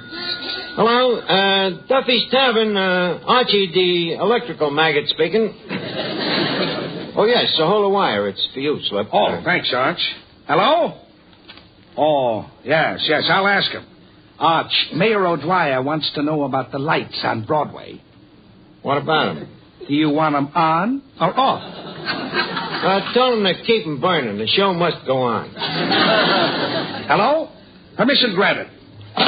Thanks, Slip. Now, Arch, as my attorney was saying, we need a little extra money. Hello? Okay, just a minute. Another call for you. Thanks. Hello? Oh, yes, Warden. Yeah. Well, I'll have to ask the president of our company. Arch, the warden up at Sing Sing, wants to know if it's okay for them to use a little extra current tonight.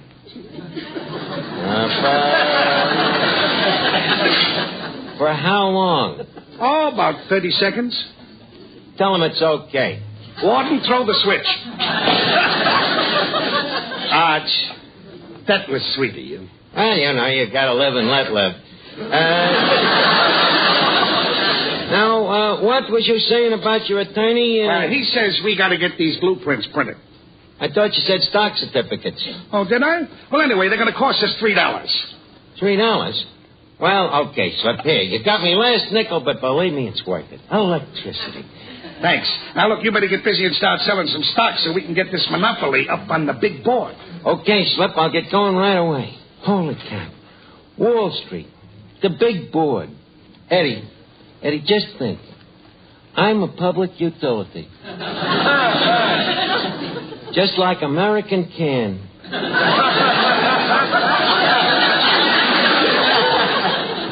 American Can and maternity ward. Yeah, now all I need is a sales force to go out and sell their stock. Hi, Arch. Well, Joe Moran. Joe, guess what I just sewed up? What? A terrific thing that everybody uses. Vitalis? No.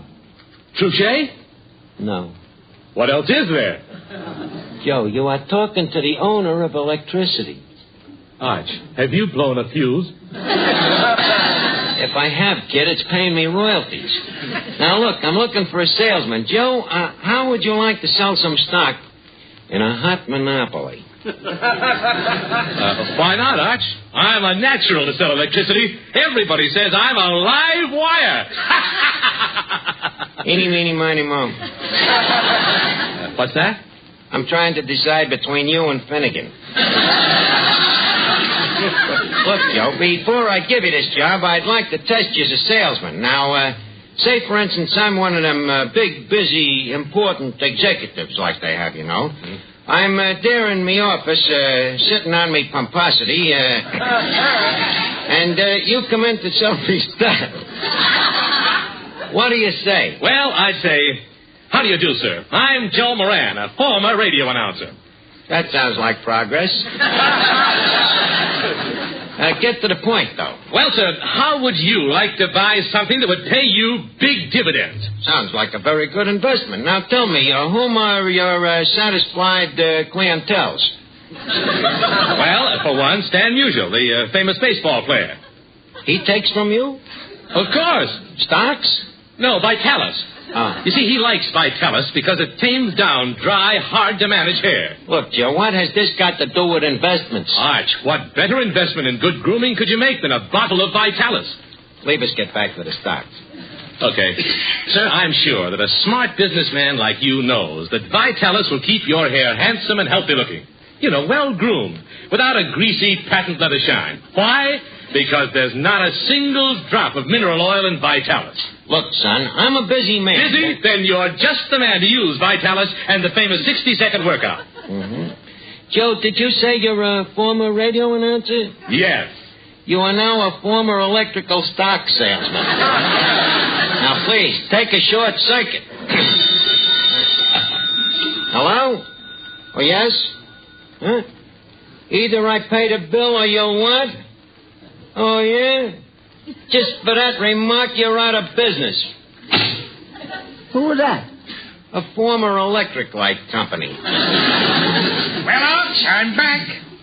For how much? $5. What for? Well, Arch, I'm sorry, but I have a confession to make. You know that patent I got? Yeah. Arch, I hate to tell you this. What is it?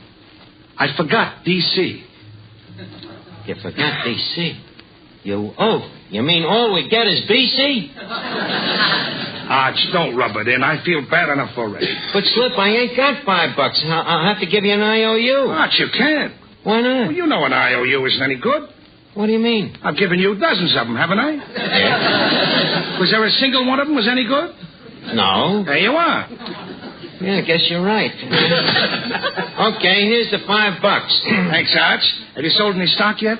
Well, I ain't been able to find no salesman. Well, why don't you do it yourself? Me? A big electrical tycoon? You want me to run around like an electrical full of brush, man? But, Arch, nobody else has your personality. Why don't you get on the phone and try it? Okay, Slip. I guess I do have a lot of personality at that. Hello? Hello, Chinley's Laundry? Hello, Chin. Was machst du? Was machst du? He changed his name for business purposes. Look, Chin, this is Archie. How you like buy Valley Glued stock in Valley Glued Company? Yes, sell you electrical stock. Yeah, very cheap. Okay, Chin. Chop, chop.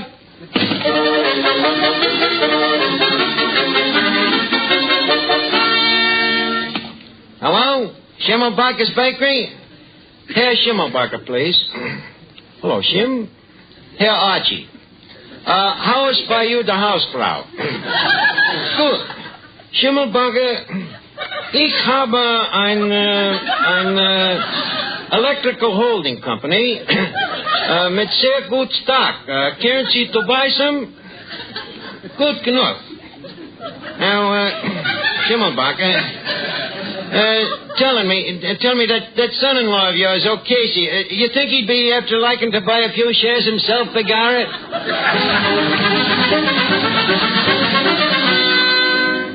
Hello, Russian Kretschmer. Comrade Archie.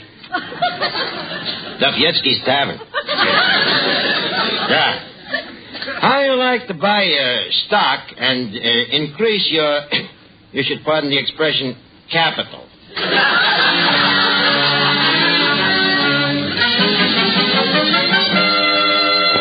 Finnegan, did you see Schimmelbacher? Yeah. Chinley? Yeah. The Kretschmer? Yeah. Did you collect the dough for the stocks? Yeah. How much? 9 fingers and 22 toes. $31. Yeah. Here it is, George. Look at that, Eddie. 31 smackers. Boy, that electricity is a... Huh? Hey, what happened? The lights went out. Yeah. It's pitch dark in here. Miss Duffy, did you turn the lights off? Of course not. Then who did? Dare I suggest that it was the electric light company? You mean because I didn't pay 5 lousy bills, they turned the lights out? You was expecting maybe a medal?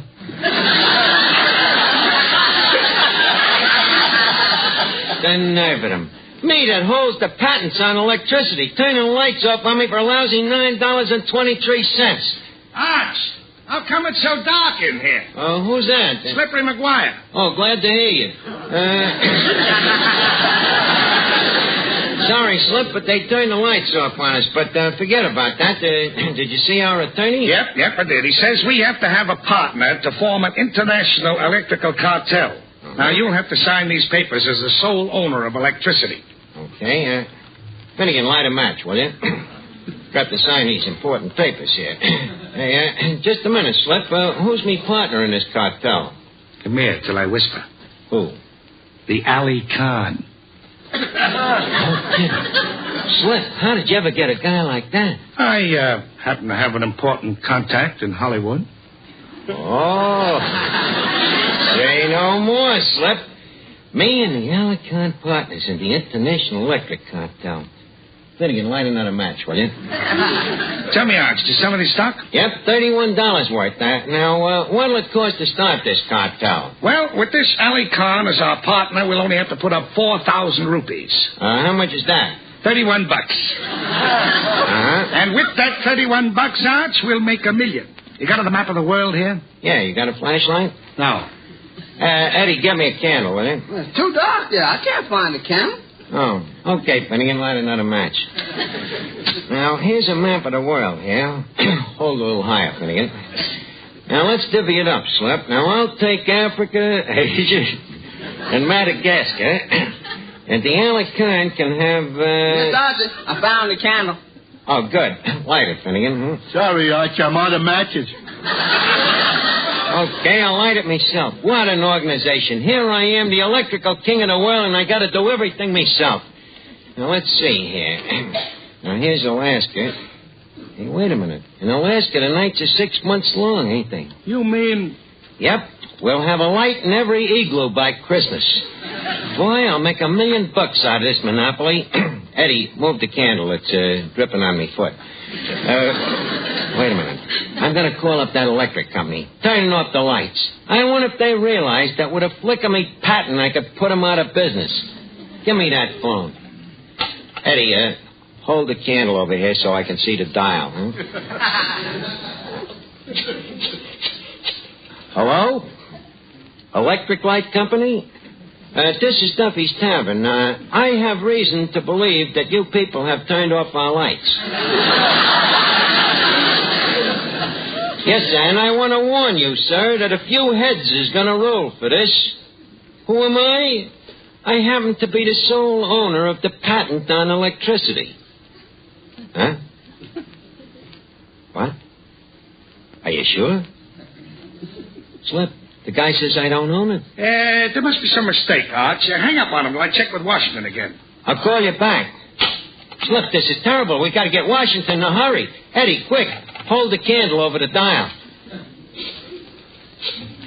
Hello, operator. Give me the patent office in Washington. Hello, patent office?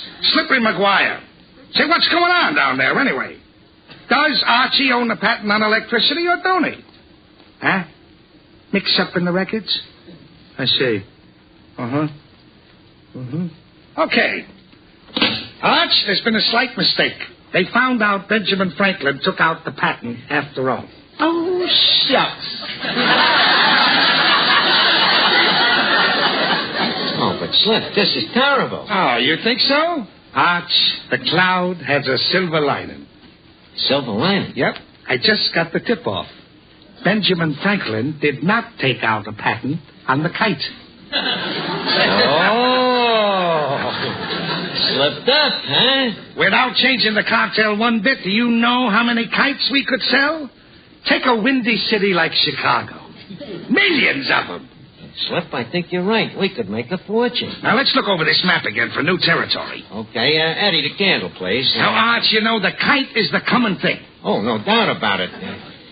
Slip, from here in, we're going to concentrate on a kite and forget about electricity. Good. Edison would have wanted it that way.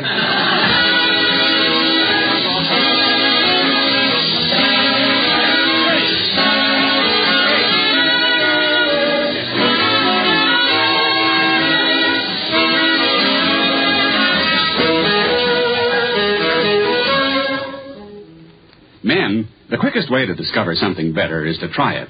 That's why I want you to try Benex Brushless Shave Cream. Benex is the new wonder shave with a sensational beard softening formula that has brought better shaving to thousands of men. Benex Brushless leaves your face feeling extra smooth and comfortable. And Benex doesn't clog your razor or drain either. But don't take our word for it. Just try Benex yourself. Get a tube at your nearest drug counter. Or we'll send you a trial tube free. Write your name and address on a postcard and mail to Benex, B-E-N-E-X, Empire State Building, New York 1, New York. Remember, buy Benex Brushless. Or try it free by writing Benex, Empire State Building, New York. Hurry. Offer limited.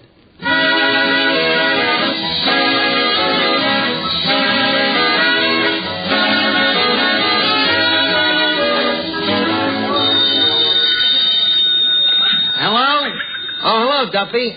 Next week, Mickey Rooney. Mickey. Yeah, like in Let's Slip 'em. Have a good time in Florida, Duffy. Be with you next week.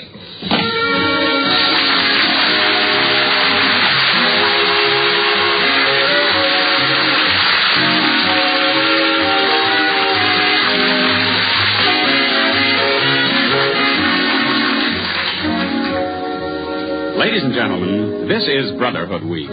Sort of a reminder for all of us that our democratic way of life is pretty good. Now, be honest. Do you ever feel you're a little better than the next person because his skin is a different color or his religion isn't the same as yours? Well, if you do, you're not pitching for the American way of life. You see, unless we get rid of racial and religious hatreds, we're going to kill the very thing that made America great.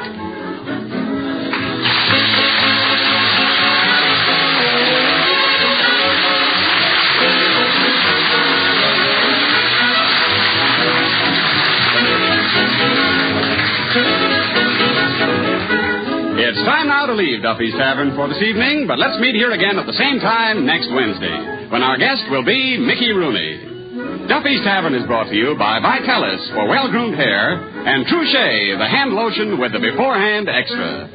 Each Wednesday, Bristol Myers brings you Duffy's Tavern and Mr. District Attorney, which follows immediately over most of these stations.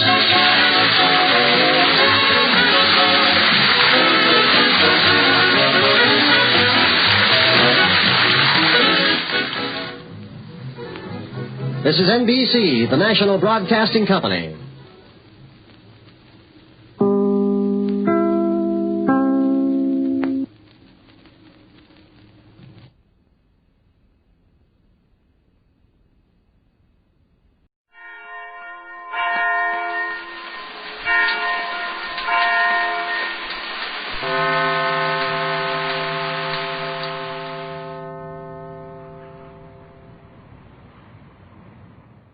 The Life of Riley, with William Bendix as Riley.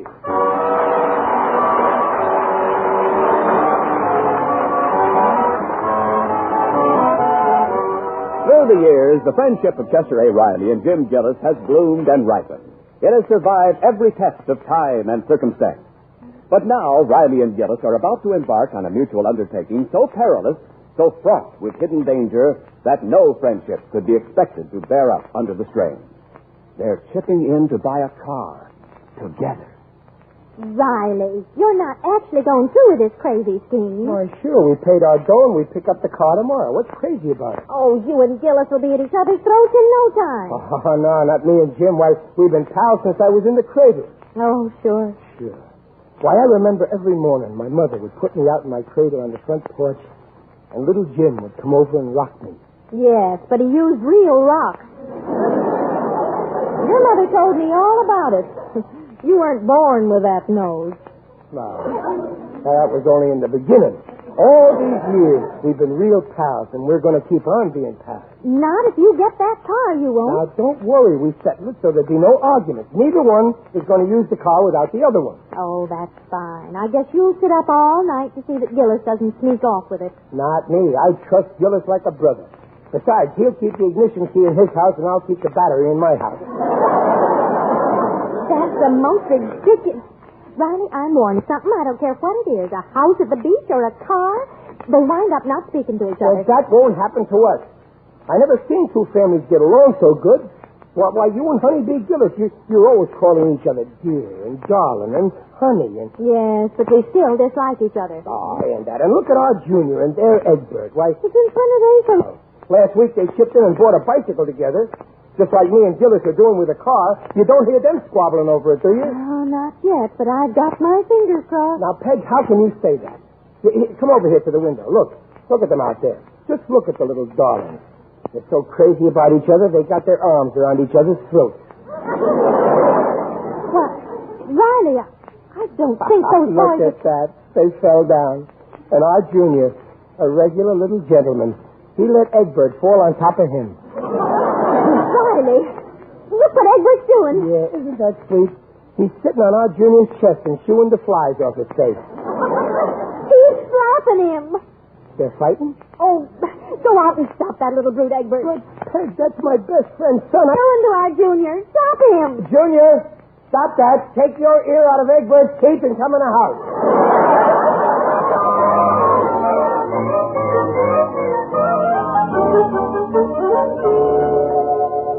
Well, there she is, Riley. Our own car at last. She's a beauty, ain't she? Yeah, she sure is, Gillis. I always wanted an Essex. And it's their latest model, too. 1926. Yeah. I never thought I'd own a car. No, me neither. It just goes to show what cooperation can do. Yeah. Too bad our kids and our wives can't get along the way we do. Yeah. Say, I want to apologize for the way my Egbert bit your Junior's ear. Oh, forget it. The kid was probably hungry. You know, the kids would have made up, only those wives of ours had to go mixed in. What bring me up was the way... That's the trouble with the world. Name-calling, misunderstanding, insults. That's the way war starts.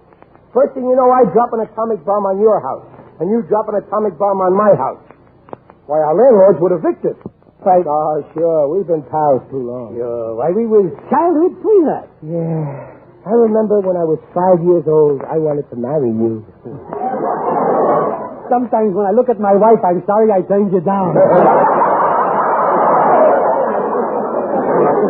Oh, yeah, those were the days. Of course, in the beginning, we hated each other. Yeah. You remember what brought us together? Yeah, that little hungry puppy. Yeah. I remember it like it was yesterday. There was this licorice whip laying on the sidewalk, and we both made a grab. Yeah, and then you tried to pull it away from me. We kept on pulling and pulling. And before we knew it, we had 14 feet of licorice. Yeah. And then you tried to strangle me with it. And then we heard that hungry little puppy whining. Yeah. I remember how he looked up at us with those big brown eyes, appealing to us. Yeah. And then we forgot all about fighting. Yeah, we stopped being selfish, and we gave that hungry little pup the licorice.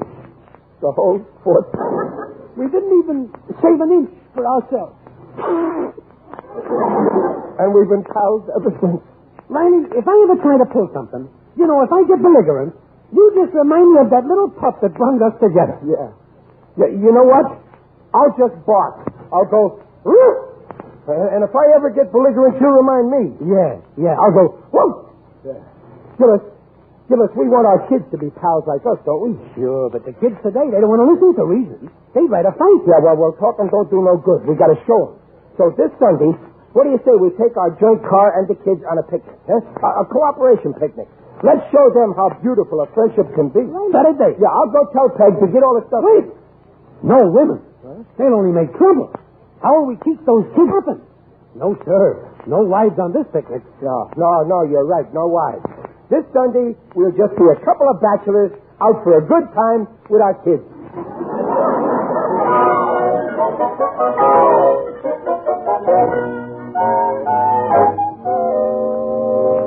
Well, good morning, Riley. Up early, I see. Now, we want to get a good spot for the picnic.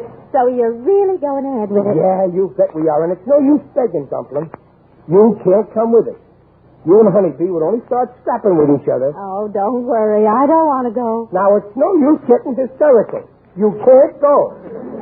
Our heads are made up. You ready, Junior? Yeah. Do I have to go, Pop? Well, yeah, we're doing this for you and Egbert. You're going to love the picnic and the swimming. Now, you take the little box and I'll take the big one. Now, are you sure you got everything you'll need? I don't want those kids to be hungry. Oh, don't worry. I made a list. See? Everything's taken care of. Oh, Riley, you left out half the things. You got a grill, but there's no meat. You got firewood, but no matches. There's butter, but no bread. Well, sure, that's the whole idea, Peg. Cooperation. I bring the grill, Gillis brings the meat. I bring the coffee, he brings the cream. He brings the onions, I bring the air wick. Cooperation. Oh, that's the craziest thing I ever heard. It is not crazy. Cooperation is the only way to accomplish anything. Why, look at Sears and Roebuck. That's the result of cooperation. Goodbye, Conklin.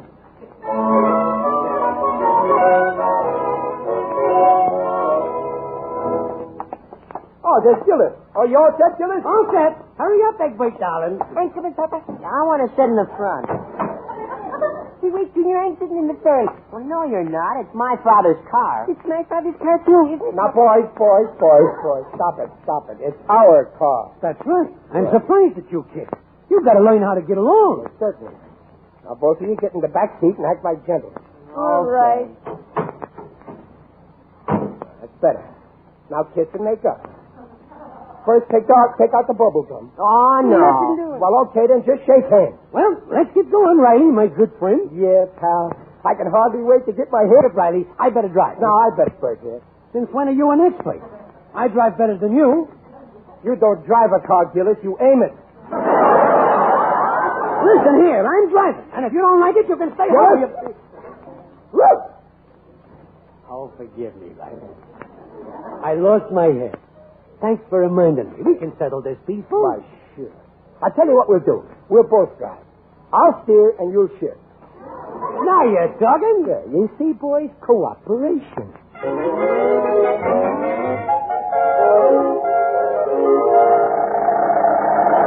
In my merry Oldsmobile, in my heart, this is the life, hey, Gillis, old pal. You said it, Riley. Chum. Just listen to that motor purr. Like a kitten. In my merry Oldsmobile. I got to turn here, Gillis. Shift. Got it. Smooth as fluid drive. That's teamwork for you, boys. In my merry Oldsmobile.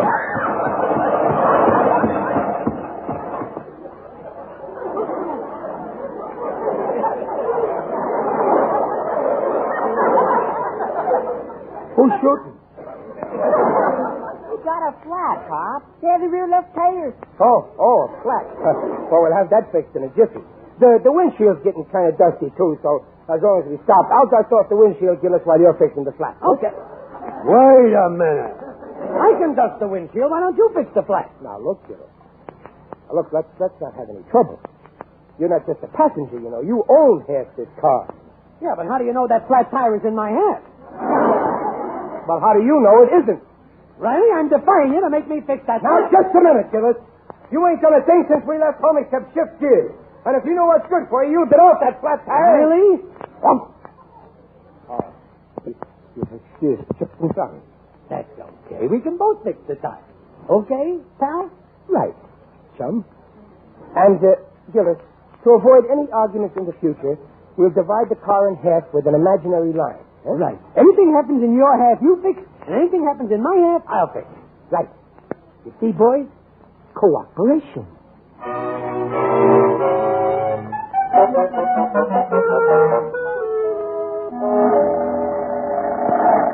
How much further to the picnic grounds, Gillis? A couple more miles. Mr. Riley, will you stop at the next gas station? What, again? Gillis, that kid of yours has stopped at a gas station every mile for the last 10 miles. Well, is it my fault the little darling needs air to blow up his water wings? Okay. Look out for that car in front. Watch it.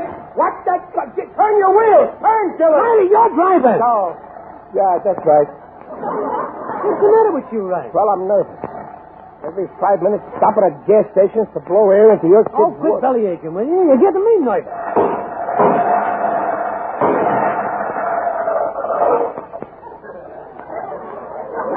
What now? I'll go take a look under the hood. Well? It's burnt out. Nothing much. There's a garage about a mile back. You go get some spark plugs, Gillis. Should I go get them, chum? Those spark plugs are in your half of the car. They're not in my half of the car. They're in your half of the car. Now, wait a minute. We divided this car in half, and the front part is your half. You got it all wrong. We didn't divide this car across the width. We divided it lengthwise. So these spark plugs are in your half of the car. I had just about enough out of you. I'm fed up to here. Gillis. Ever since we left home, all you done was shoot off that big yap. Gillis. And I'm getting sick and tired of it, you big ass. Gillis. If I'd have known you were going to turn out to a weasel like this, I could have gone into this. I could have had my baby double-crossing skunk like you.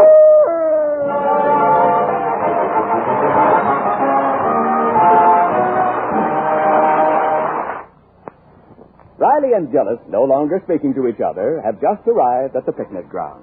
Over here, Pop. Here's a nice spot under this tree here. Yeah, this is okay. Papa, over here. Junior found a nice spot under this tree. You come over here, Egbert. We're going to have our own tree. But, Papa... Come over here, I said. Yeah, you better beat it, Egbert. Your father will need you when them woodpeckers find out he's here.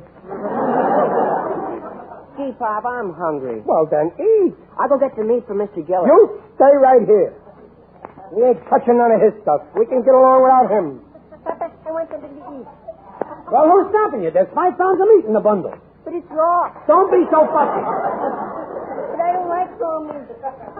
You and your weak stomach. I'll go get Mr. Riley's grill. You stay where you are. We ain't touching his stuff. We got stuff of our own. But Riley... We got a basket full of stuff. Here, eat a radish. Pop, I want something to eat. Well, go ahead and eat. We got loads of stuff. Look, a pound of butter. But Mr. Gillis has the bread. Well, here's a can of salmon. Well, they have the can opener. I want something to eat. Look, Edward's eating a radish. All right, here, eat some salt. Some picnic. I thought you and Mr. Gillis were going to cooperate. Oh, come on, Pop. Get friends again, will you? Bark at Mr. Gillis. No, I'm through barking. A barking dog never bites. And from now on, I'm biting.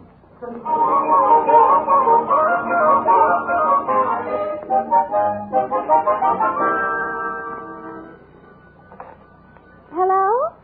Oh, hello, Beatrice. Oh, nothing much. Just taking it easy.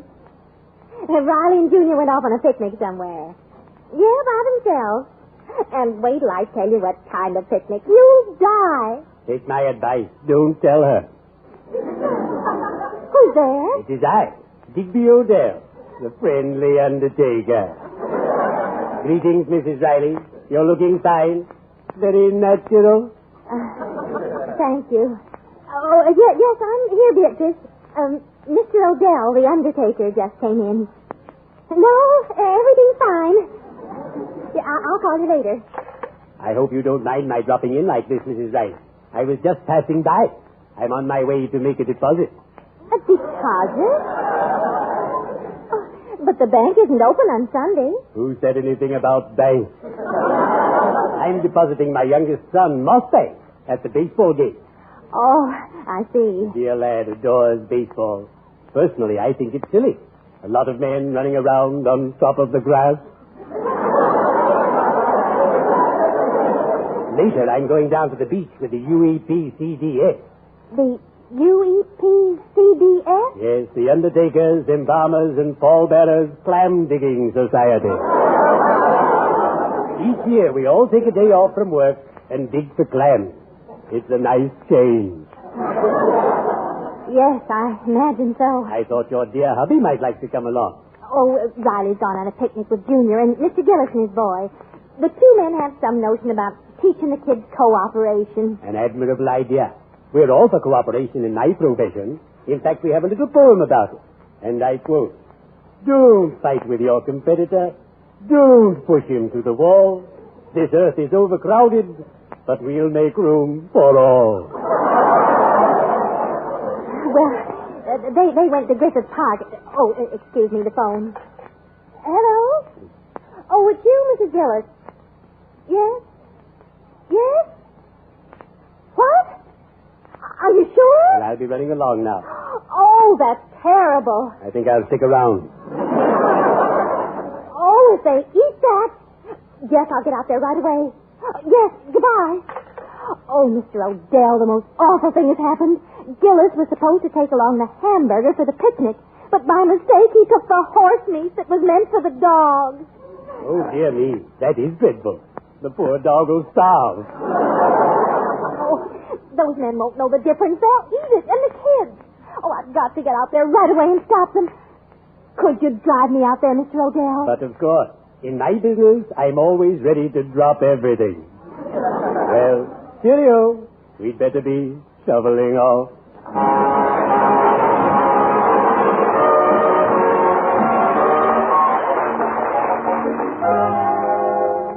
Pop, I want to go home. I'm hungry. Okay, let's go. Take the box to the car. Just a minute, Riley. That car stays where it is. I ain't ready to go home yet. Well, I am, and I'm driving home. Not with my half of the car, you ain't. Gillis, I'm through talking.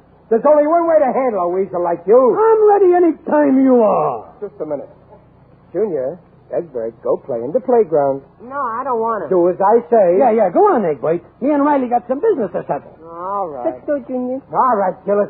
Put up your deuce. Stir up. When I get through with you, you four-flusher, I'll... Gillis, look over there. That woman with the green dress. That's Peg. What does she want? She sees us. Listen, Gillis, if she finds out we've been fighting, we're cooked. Yeah, she'll tell Honeybee. We'll never hear the end of it. Well, she must never know, Gillis. We gotta have a truce just so we get rid of her, okay? Okay with me. Here she comes. Remember, we're still pals. Oh, Riley. Oh, I'm so glad I found you. I've been looking all over. Why, Peg, darling, what brings you here? Riley, Hmm? did you eat yet? Did we eat? I'll say we ate. Didn't we, Gillis, old pal? That's your sweet life we did. And how we ate. Oh. What a meal. Peg, you never tasted hamburgers like that. Yeah. I'm still licking my chops. Oh, Riley. Oh, Mr. Gillis. Well, what's the matter, Peg? You look faint. You hungry? Gillis, old pal, see, we got some hamburgers left. Oh, no, thanks. Well, okay, but you're missing a great treat. It's all in the way you cook them. After all, chopped meat is chopped meat. But the way I broiled it... What do you mean, the way you broiled it? You always got to take the bows, you... Gillis! Woo! Riley. You're right, Riley, old man.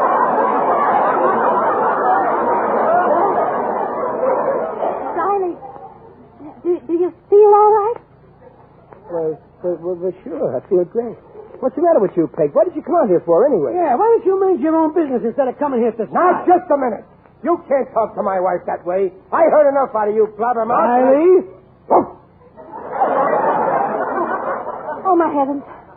You're right, Gillis, old pal. Why are you spying on us, Peg? What did you come here for? Well, I'm not spying. Well, you see... Well, it really doesn't matter now. It's too late. I think I'll go home. Well, Peg, as long as you're here... No, I better go. I feel a little upset, that's all. Well, but you sure you're okay, honey? Take a taxi. No, that's all right. I've got a lift home. She's gone. Now, where was she? You was calling me a four-flusher. Oh, yeah. Yeah. Put up your dukes, you four-flusher! There, right. You're asking for it, Riley, and you're going to get it. When I get through with you, it's no use barking at me, Riley. I ain't showing you no mercy. I told you to stop barking. I'm through with Gillis. That ain't my bark. It's another dog. Look. Oh, yeah. What a cute little puppy. Look, he's going for the basket. Oh, he must smell the meat. Why, he's hungry. Let's give him a little piece of meat. Yeah, he looks starved. I'll get it. Yeah. Here, doggy. Here's some nice ground sirloin for you. Gillis, this is just like old times. Here we was going to slug each other, and a little dog... You remember, old pal? I remember, pal. Here's another little dog, a wirehead. Let's give him some meat, You huh? Fred, here you are, doggy. Hey, look, here comes a silver gnat. And here's a bulldog. Yeah, and a Dachshund. And a French poodle.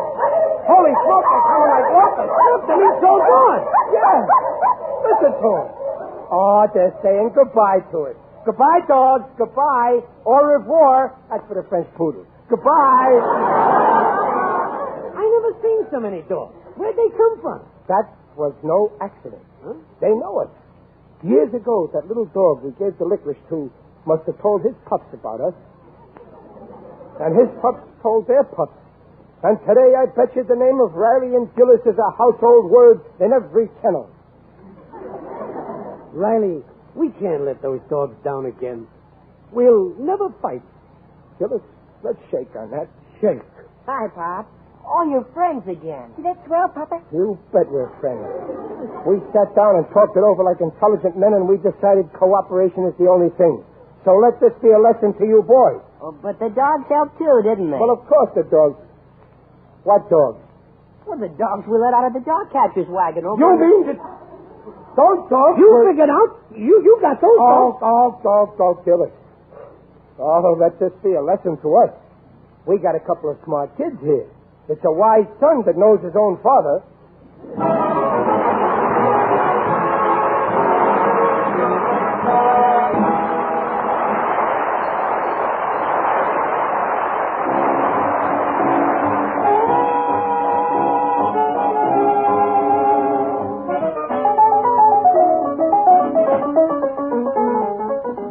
Another episode in the life of Riley is over, but next week Riley is sure to be back with his family, his friends, and his problems. He'll be heard by listeners in the United States over NBC, the national broadcasting company, and by you American servicemen and women overseas over the United States Armed Forces Radio Service, the voice of information and education.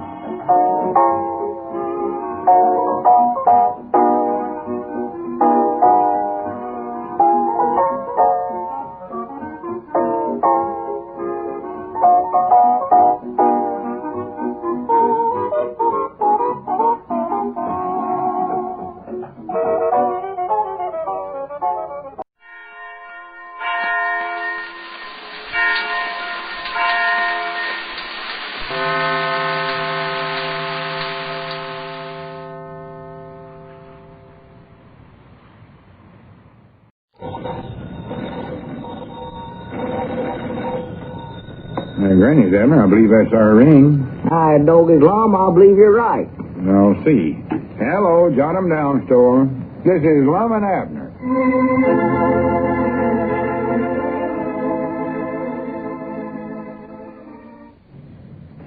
Now, let's see what's going on down in Pine Ridge. Well, great excitement reigns in Pine Ridge tonight as all its citizens and neighbors are gathering at the schoolhouse for the premiere of Lum and Abner's new motion picture. Greatest thrill for the home folks is the arrival in town of several picture stars to pay tribute to Bashful Bachelor. As you look in on the little community today, it's late evening and a great crowd is gathered at the front of the schoolhouse. Standing back in the shadows is the cinema star, Lum Edwards. Mousy Gray is approaching. Listen.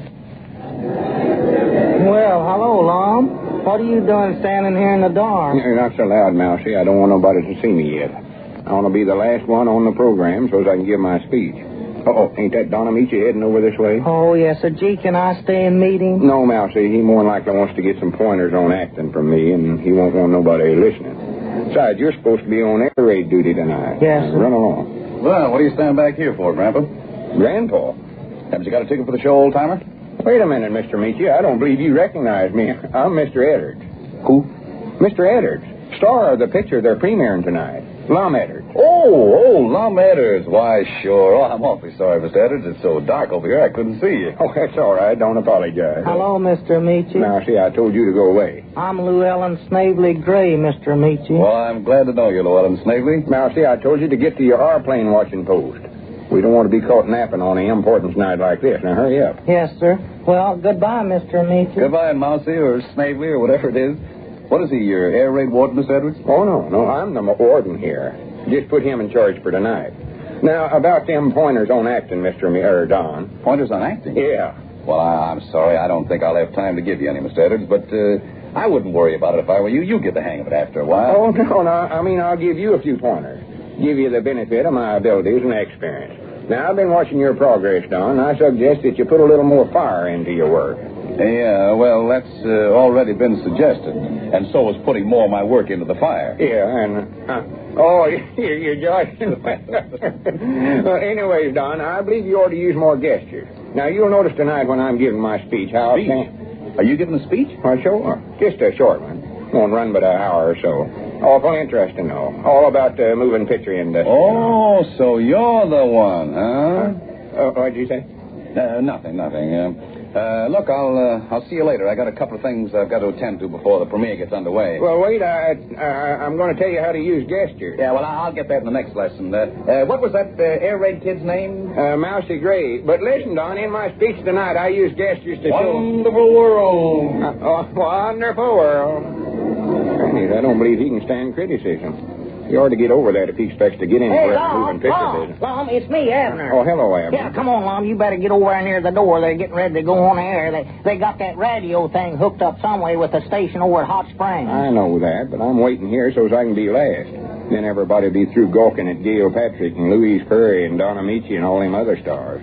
Then they can concentrate on my speech. Yeah, well, don't wait too long, Lum. That Don Winslow said he's all ready to start the broadcasting stuff. Don Winslow? Yeah. That's Don Wilson. He's a big announcer fella. Yeah, well, he's big, all right. Anybody can see that. Oh, look there. He's signaling for everybody to quiet down, Lum. Yeah, whereabouts is Cedric at? He's supposed to be watching them big lights over there. Oh, no telling where he's at. He's went hog wild, got that striped zoot suit on, and he showed me he had that bird whistle with him, you know, the one he imitates meadowlarks and stuff with. What in the world's he got that for? Oh, he said they might want him to entertain tonight. Look, there's that Don Winslow getting ready to start there. He's talking into the microphone there now. Good evening, ladies and gentlemen. This is Don Wilson bringing you a word picture of the premiere of Bashful Bachelor, RKO's new picture. RKO? I thought it was ours. Starring Lum and Abner with Zazu Pitts and Louise Curry. Well, we're broadcasting direct from the lobby. That is the front yard of the schoolhouse here in Pine Ridge, Arkansas.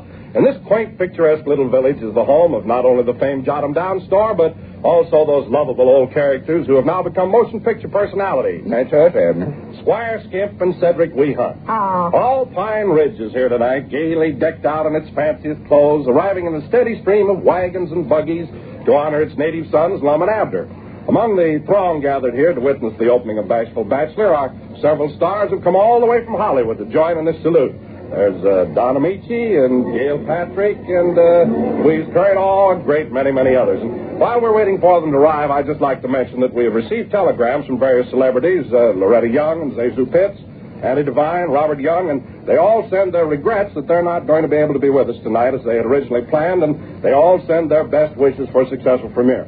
Now, let's go over here and see who we can pick up on our portable microphone. Yeah, look, old Squire Skimp edging his way right up there to the front. Yeah, look at that stovepipe hat. Bound you, that thing's 1,000-year-old. Well, we're at luck, ladies and gentlemen. Approaching the microphone is none other than Squire Skimp, who has the honor of playing himself in the picture Bashful Bachelor. Well, good evening, Squire. Yes, good evening, Mr. Wilson. Well, Squire, now I wonder if we could coax you to say just a few words. Well, no, I'm afraid that words fail me on this momentous and auspicious occasion of my personal triumph. However, if you insist, I would like to say that as I stand here tonight, a luminary of the silver screen, I've reached a goal I set for myself when I was a mere lad, traveling from town to town, from hamlet to hamlet, as a member of the Sneed and Reedy Chautauqua Circuit. Well, that's fine, Squire, fine. Little did I realize that the early training I received with Sneed and Reedy would someday bring me... Thank you, Squire, thank you. Sorry, old man, but we must push this thing along. Oh, yes. Well, here, I wish you'd hand out a few of my cards, Mr. Wilson. And by the way, if you need any insurance now... Oh, yes, certainly. Well, goodbye, Squire. Now, just a minute. The car's just driven up, ladies and gentlemen. Perhaps it's Miss Patrick or Donna Meachie. I can't see who's getting out of the car because it's so profusely decorated, you know. Oh, no, it must be. Wonderful world. Well, it's Cedric Weehunt. Good evening, Cedric. Have you got anything to say about the picture Bashful Bachelor? Yes, Mom. Let's see. Hello. Now, that's a good, safe comment. Thank you very much, Cedric. And I also do bird imitations. Meadowlark. Whippoorwill. Well, that's marvelous, Cedric. Thank you. No, that was wrong. This is the meadowlark. And here's the whippoorwill. Well, I see. That's fine. Now, you can run along, Cedric. And here's a papa whippoorwill. Cedric, please. Now, ladies and gentlemen, we have Let's see, there must be... You want Miss Louise? She's in my car there. She got tangled up in the decorations. Well, for goodness sake, why did you say so? Louise! Louise, please come over here. Well, I'm trying to, but I've got to find my way out of these streamers first. Ladies and gentlemen, here comes the lovely young feminine star of Bashful Bachelor. Yeah, look there, Lum. There's Louise Curry. Let's go over and talk to her. No, I'm staying here till I can be last. I want to get all the attention my speech deserves. And here she is, ladies and gentlemen, Miss Louise Curry. Well, hello, Louise. Hello, Don. I'm pretty excited about this premiere tonight, Louise. Oh, you bet I am. And I have a hunch that maybe the picture might be a success because... Well, it's so much fun making a picture with Lum and Abner that it can't help being successful. Well, with you in it, Louise, I'm sure it will be. How was your plane trip over from Hollywood? A little rough? Yes, but compared to that ride with Cedric, it was like sitting in the old family rocker. He drove with one hand and played bird calls with the other. Well, hello, Louise. You recollect me? Why, Abner, you old dear. Gee, it's good to see you again. Where's Lum? Oh, he's hiding over there waiting to make a speech. Come on inside, Louise, and I'll get a good chair for you. We can visit, too. Oh, that's swell, Abner. And I want you to meet my woman, Elizabeth, and little Pearl. She'll just be tickled to death meeting up with you. Well, so will I. As a matter of fact, I brought Pearl a present. Hey, come back here. Did you sure now? Well, anyway, ladies and gentlemen, that was Louise Curry. Now, just a minute. Here comes another car. Oh, no. Just Cedric's car again. I don't think we want to interview him once more, but wait a minute. I think there is somebody with him. It looks like... Yes, I believe it is. Wonderful world, Mr. Wilson. Yes, it's Gail Patrick, ladies and gentlemen, one of Hollywood's most beautiful and talented actresses. Well, we're mighty proud indeed to welcome Miss Patrick to Pine Ridge and to the premiere of Bashful Bachelor. Will you just say a few words to our radio audience, please, Gail? Yes, Mom. Hello, everyone. I'm looking forward to seeing Lum and Abner's new picture, Bashful Bachelor. I know they'll both be swell in it. Well, are you enjoying your visit here, Gail? Oh, I'm having a wonderful time. Pine Ridge is really a unique place. I've never seen anything quite like it, and I've never met such interesting people. Well, it sounds as though you've been getting around quite a bit, Gail. Oh, I have. I've had the merchant's lunch at Luke Spear's restaurant, played the pinball machine, and lost.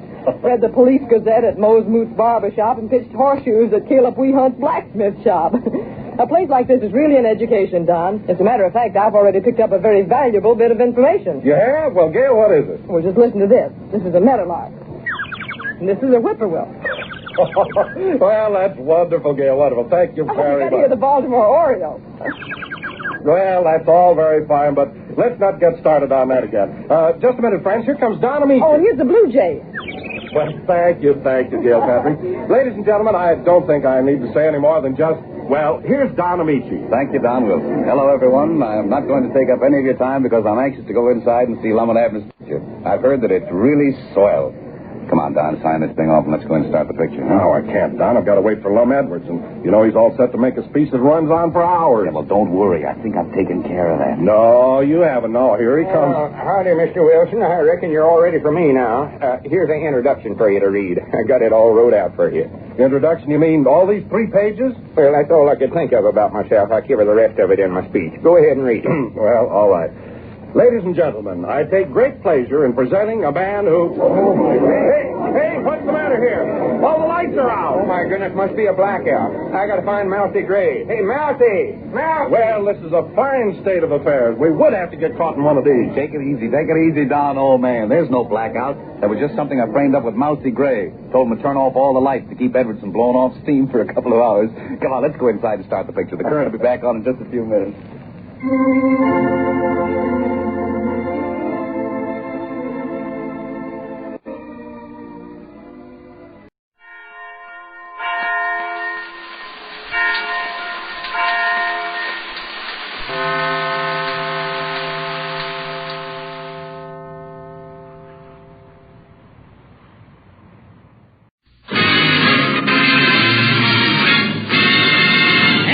That music say? Yes, sir, Amos. That music say, good health to all from Rexall.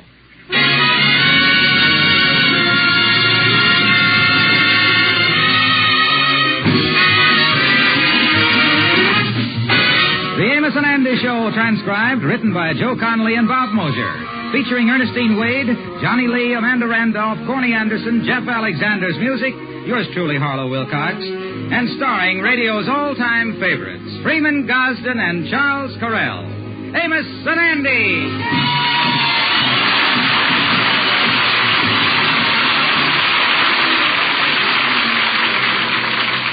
How do you do, ladies and gentlemen? I am Freeman Gosden. You know, Charles Carell and I have been partners for a long time. There are some things we agree on and some we don't. But we always talk it out. Maybe that's why we're such good friends. But there is one matter on which we definitely agree, and that is that for real economy, we can always rely on our Rexall druggist. We're always sure that our money buys more in a Rexall store. And we know you will agree with us if you start trading at your Rexall family druggist.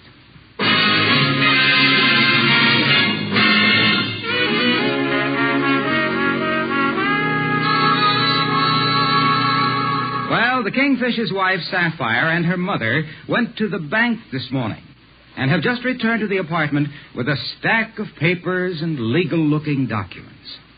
Sapphire, why is you and your mama bringing all that stuff home from our safety deposit box? 'Cause you didn't pay the rent on it. Yeah, we was evicted from that too, you bum. You mean that we gonna have to keep all these valuables around the house here?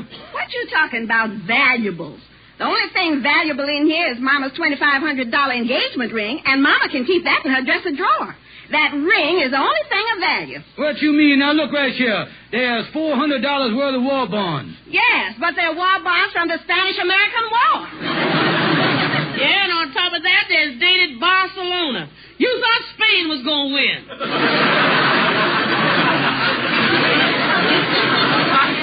Well, I got a bad trip. Somebody told me that Admiral Stewart's first name was Jose. Anyway, there's other valuables there. What is this thing right here? What does it say here? Property deed. That's that crazy lot with that shack on it you bought up in Connecticut 10 years ago. Yeah, well, I almost made my fortune on that.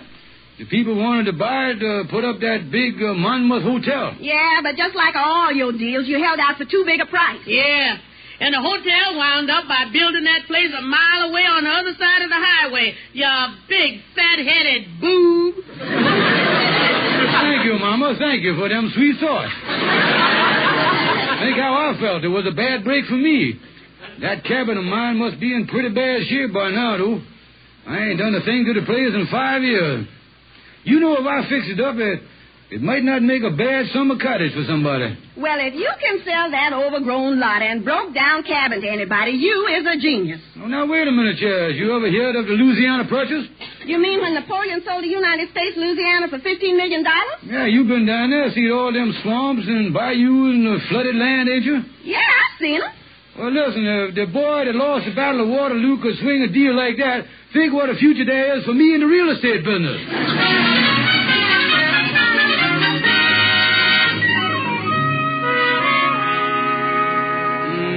Me, I guess Sapphire was right.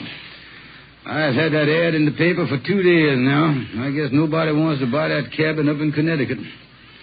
I ain't had one nibble. If I could get a fish to bite, one little nibble, one fish. Hi, Kingfish. Hi. Well, Andy Brown, welcome to the aquarium. What's up, Kingfish? Well, I was just thinking about you, boy. You know, Andy, this is the time of year when the robin redbreast wings its way north, when the swallows return to their homes in the trees, the pigeons to their roost, and the doves to their nest. Kingfish, what are you getting at? You trying to sell me a box of them stale bird eggs again? No, and I was thinking with summer coming on, it's time that you made your vacation plan. Oh, well, I done made my vacation plans already. Oh, you is, huh? Yeah, me and a couple of the other brothers is going to take a trip and go camping in the North Woods. The North Woods? Yeah. Going to cost us $300 or $400, but it'll be worth it. So you're going to the North Woods. You're going behind nature's iron curtain. The tree-studded Devil's Island. Is you inferring here that the woods is dangerous? Well, then, camping in the woods is all right for the experienced hunter and trapper, but it's sure death for the tenderfeet who don't know nothing about it, a neophyte like you. You're going to camp out, huh? Yeah, we're taking all the equipment, sleeping bags and everything. Sleeping bags, huh? You mean one of them bags you crawls into at night and then close the whole thing up with a zipper? Very dangerous, ain't it? Dangerous? After I zips the thing up, I is safe inside the bag from the rain and the wild elements and everything. All I got to do is unzip myself when I want to get up in the morning. That's it. Andy, you know how them zippers is. You mean they get stuck sometimes? Stuck. Andy, why the North Woods is full of sleeping bags that's been kicking around and screaming since last summer. Must be 500 or 600 sleeping bags there hopping around like Mexican jumping beans. Oh. Well, I ain't gonna take no chances then. I'll just sleep out in the open. Out in the open, huh? With all them ferocious bears around? What do you mean? A fellow was explaining to me how all them bears is tame. They even walks right up and eats out the car. Yeah, but what he didn't explain to you is that what they eats out of the cars is the drivers, doesn't it? Well, all right. I won't mess with the bears then. I'll just go fishing. Fishing? The summer is the worst time of the year to go fishing up there. I was afraid of that. Yeah, that's when the deadly rattlesnakes come down to the water's edge to shed their rattles. Holy mackerel. If the rattlesnakes loses their rattles, how they notify you when they're about to strike? Well, they don't send John L. Lewis around with no note, I can tell you that. You know something, Kingfish? I think I'm going to call off the camping trip. I'll have to think of some other place to go on my vacation. Now, you say you got $400 to spend, huh? That's right, $400. Sit down, brother, and let me tell you about a cozy cottage in Carefree, Connecticut. Sit down here, wait a minute.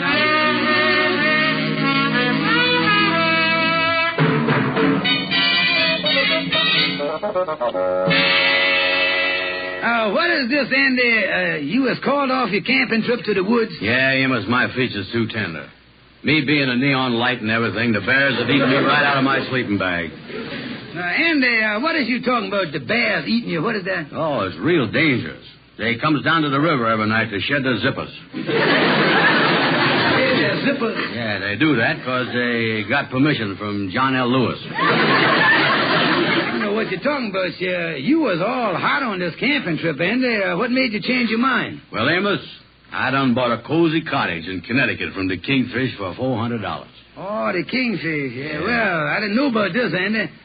But I tell you one thing, you was crazy to put up your money before you see the thing. Make sure he show you the place. Yeah, that's right. You was right.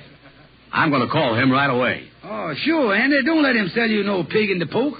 Yeah, Amos, and I'll tell you one thing. This time, if he's trying to sell me a pig in the poke, I'm going to give him a poke in the puss. I tell you.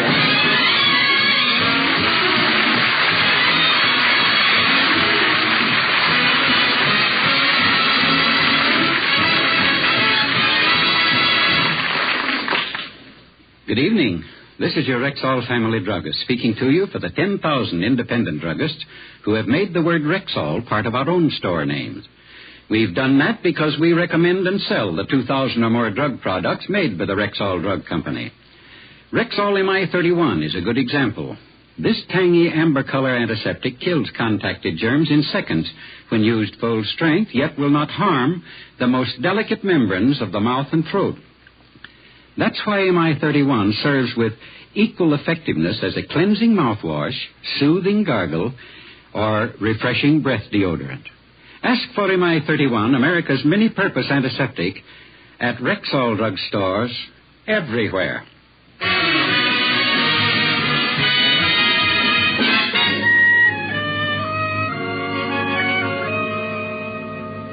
Now, listen, Andy. Hello. Look here, ain't no sense in shouting at me on the telephone. If you want to see the place, why, I'll let you see it. All right, Andy, all right. All right, we'll drive up there tomorrow. Okay, goodbye. You want to see the place?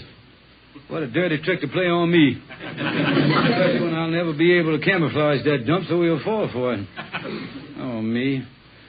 I can't give him his money back, though, because if he, Hiya, Kingfish. Well, Algonquin Jack Calhoun, how are you? Where you been, boy? Oh, I've been over in the park, Kingfish. There's a lot of excitement over there. They arrested some fella for feeding the ducks and done throwed him in jail. Threw him in jail for feeding the ducks? Yeah. He was pulling them out of the water and feeding them to his Airedale.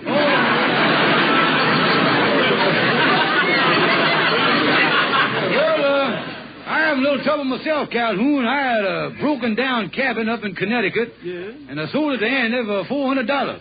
Now he want to see the place before we consummate a deal, you know what I mean? Now, there's a sneaky thing for Andy to do. Ain't that the place you thought the people was going to buy and put the hotel on? Yeah, that's right, but they double-crossed me. They built the Monmouth Hotel about a mile on the other side of that 4-lane highway. Yeah, wait a minute. I think I done got an idea here. Yeah, what now, is look at here. No. Just suppose Andy was to think that the cabin was part of the hotel property and he was entitled to all the hotel facilities. Yeah, that's a great idea, boy. Yeah. Yeah, that's a big hotel with a swimming pool, tennis court, golf course, and everything. Yeah. Yeah, that'll sell him on the place. And then by summertime, I'll think of something else to start him off. Yeah. How you like that, Andy? Getting smart on me. The unexpected is always happening, ain't it, boy? Yeah, I'll say it is. Why, just today I got a card from my cousin, Murgatroyd. Oh, yeah, your cousin Murgatroyd, the bobster. Yeah. Yeah. Where is he now? Well, Murgatroyd is over in Paris. Uh-huh. It seemed that he and another hipster, a friend of his, was sitting having cocktails in one of them sidewalk cafes in Paris. Yeah. All of a sudden, there was a big explosion under the street.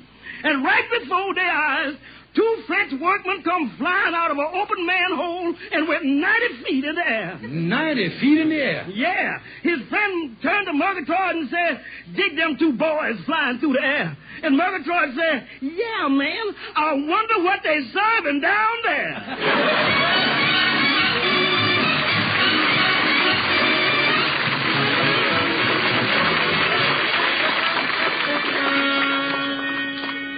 Well, Kingfish, I must say that this is a wonderful hotel up here. Hotel Monmouth, huh?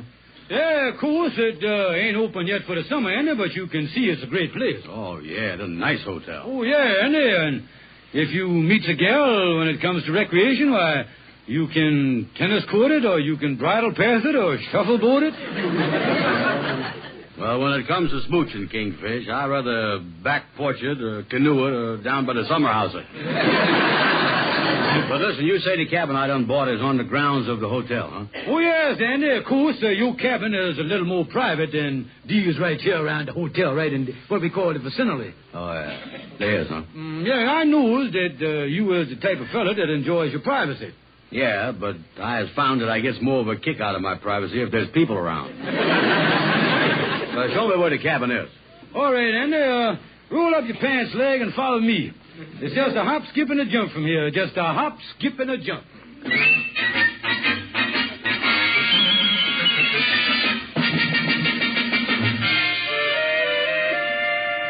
Well, Andy, here we is. Yeah, here's your lovely cabin. Holy mackerel, what a trip. You say it was a hop, skip, and a jump. We hopped over 3 barbed wire fences, skipped across a 4-lane highway just ahead of a Mack truck, and jumped over that drainage ditch to get here. Yeah, well, it was worth the trip. And there you is. There is your delightful rustic cabin. That thing there, with the holes in the walls and the roof half gone? Well, it's designed that way, and what they call Swiss cheese modern. In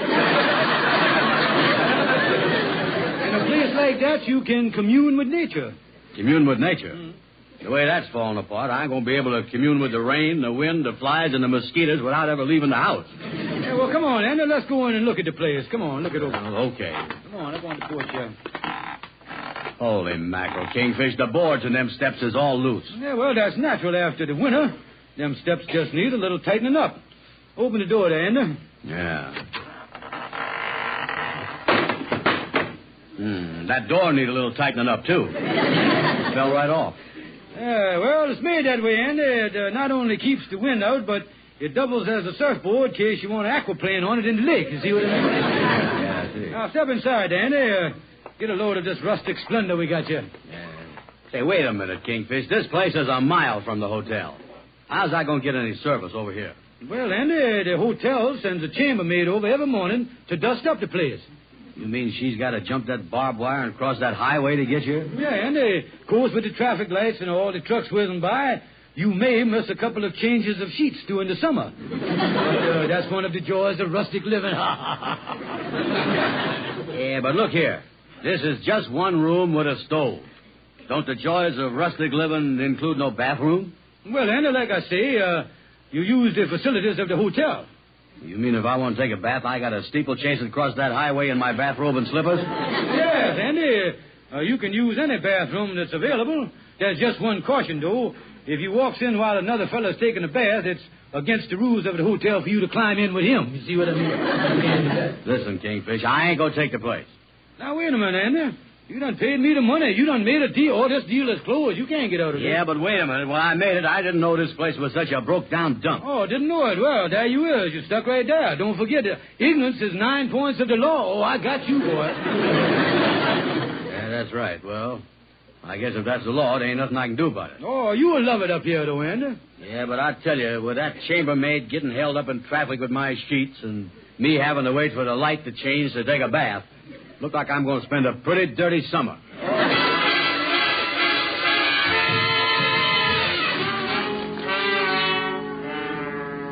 Well, let me get on in my apartment here. I sure pulled a fast one on that end there. Well, see, the mail is here. Just one letter. Let me see here.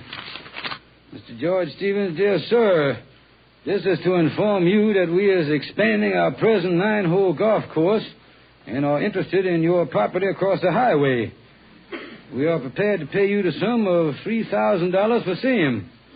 Kindly let us know at once if these terms meet with your approval. Signed the Monmouth Hotel Corporation. Holy mackerel, $3,000. And I done sold it to Andy for $400. Let me get that boy on the phone and tell him that deal is off. Oh, me. As the Australians say, when the boomerang hit him in the back of the head, this thing has done took a turn for the worse. I just hope that, hello? Andy, the Kingfish, about the cottage, the deal is off. I gotta have it back. Well, I'd be glad to let you have it back, Kingfish, except for one little thing. One little thing? What's that, Andy? I done changed my mind about living up there and sold the place to a Mr. Theodore Nelson for $700. Oh, now, wait a minute.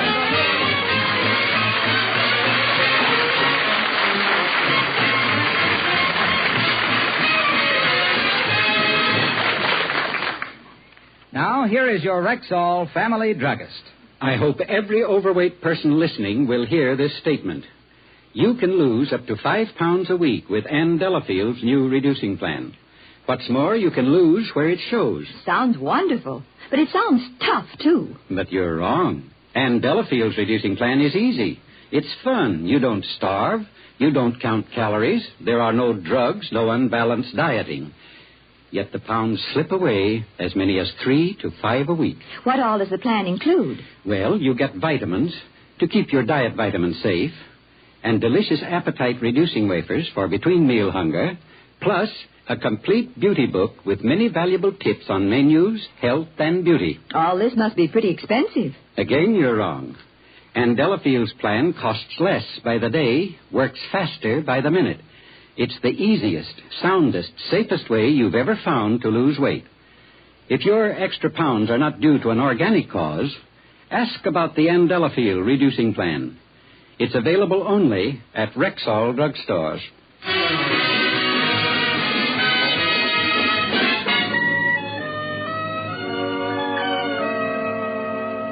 Well, Andy, here's the cottage. Mr. Nelson, that you done sold it to, must be up here now. Yeah, that's right. That must be his car.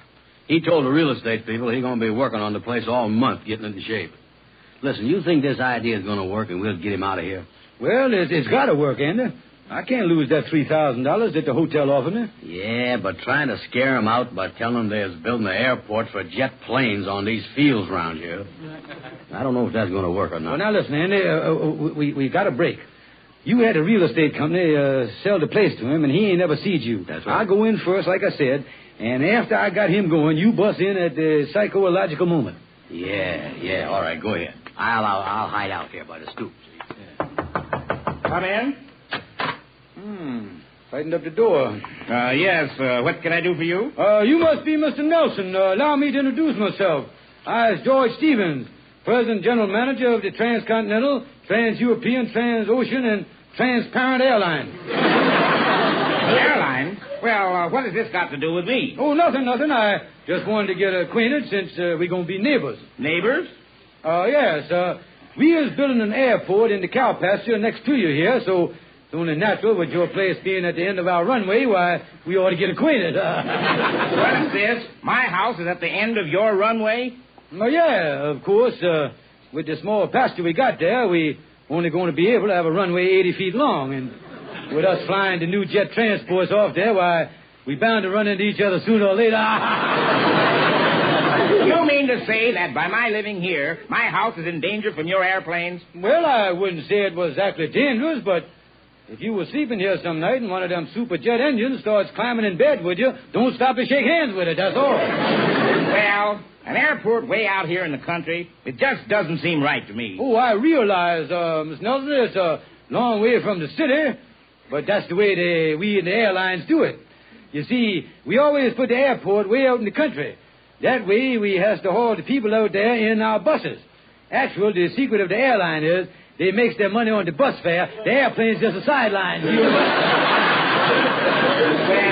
I just can't believe you're putting an airport out here. Hiya, Chief, hiya.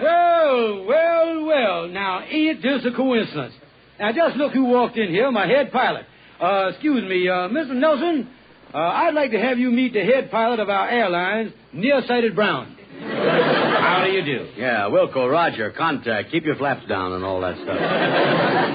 What is the trouble, Nearsighted? I noticed that you're wearing a bandage on your head again. Oh, same old trouble. Coming into LaGuardia Field, I overshot that 17,000-foot runway again. Overshot it. Hit anything this time, Nearsighted? Yeah, I think so. Well, when I come back to the field, I noticed they had a 3-foot control tower. Oh, yeah. I wonder if I'm ever going to get the knack of landing them airplanes. Hey, just a minute here. You mean you're a licensed pilot and you overshot the field? Well, now, Miss Nelson, I can explain this whole thing to you. You see, he do it all the time. Last week on our western flight, he missed Los Angeles completely. Yeah, it was lucky I had friends in Hawaii. By the way, Nearsighted, I think you better be running along. I'm afraid all this talk about overshooting the field with the jets and stuff might have scared our neighbor, Mr. Nelson, here. Yeah, well, so long, Mr. Nelson. I'll be seeing you, though. You will? Yeah. With your house so close to the runway, me and my co-pilot is bound to be dropping in on you one of these foggy nights. Oh, great pilot, Brown. Oh, yeah, considered one of the greatest pilots of all time. Once we get the right bifocals on him, he's going to be unbeatable that way. Now, look, I don't know what this is all about, but I'm not giving up this place. I paid $700 for it, and I'm not giving it up. Now, look here. It's really a matter of life and death. No, I plan on spending the summer up here. I'm going to put a lot of money in this place. Well, look here, I tell you what I'm going to do. I'm going to make you a deal that you can't turn down. Tell you what I'm going to do. I like you, Miss Nelson, and I'm going to give you your money back. No go. Well, now, listen, I tell you what I'm going to do. I'll make you the highest price I can make you. And this is my last offer, but you got to take it. I'll give you $1,000 if you vacate it right away. $1,000? Yeah. Well, let me see. Okay. But I want the cash by the first thing in the morning. No delay. Yes, sir. I'll raise the money some way, and I'll have it here the first thing in the morning. Yes, sir. How'd we make out, Kingfish? Not so good, Andy. I had to agree to pay him $1,000 by the first thing in the morning. Well, what's the difference? You're still going to be $2,000 ahead when we sells it to the hotel for the golf course. But listen, tell me this. Where are you going to get the money from? You was even spent the money that I paid you. Now, look here, Andy, I'm going to raise it some way. I can't miss out on this $3,000 offer from the Monmouth Hotel. Yeah, but say, there's just one thing that bothers me in this whole thing. What is that, Andy? Why would a hotel want to put a golf course so close to an airport? Oh, no.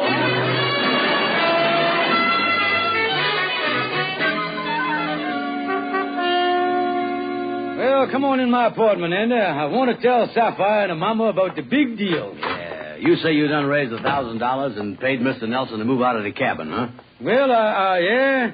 Give him the money this morning. Yeah. Now all I does is to get a hold of the man that written me the letter from the Monmouth Hotel, and I has got all of $2,000 to the good. Yeah. Is that you, George? Yeah, is that you, Skytop? Watch me rub in this big deal into them two old goats. Yeah, it's me, gals. So you got bird brain with you. How you doing, Miss Smith? Well, I got some news for you two gals.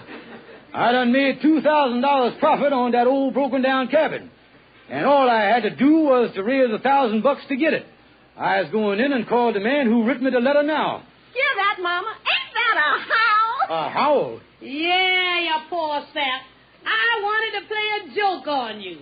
I writ you that letter offering you the $3,000, and I signed it to Monmouth Hotel. What? Ain't that a good one?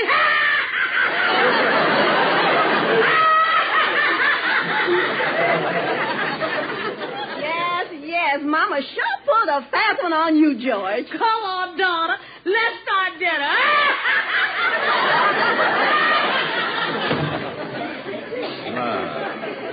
They sure is laughing it up, ain't they, Kingfish? Yeah, well, I got an idea a lot of the humor's going to go out of the joke when they finds out the way I raised $1,000. How'd you do it? I pawned Mama's $2,500 diamond ring.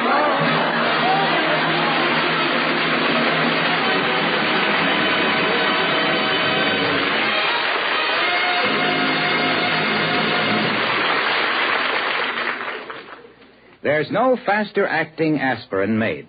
That's right, friends. I'm talking about Rexall aspirin. Laboratory tests prove that when taken with water, the 5 full grains of pure aspirin in every Rexall tablet are ready to go to work for you even before they reach your stomach. Yes, there's no faster-acting aspirin made. So take a tip from Harlow Wilcox. Never ask for just aspirin. Ask for Rexall aspirin at Rexall drugstores everywhere. They're the stores with the orange and blue sign. Yes, ladies and gentlemen, don't forget to visit your Rexall Family Drugstore. Thank you, and good night. See you next Sunday. Yes, sir.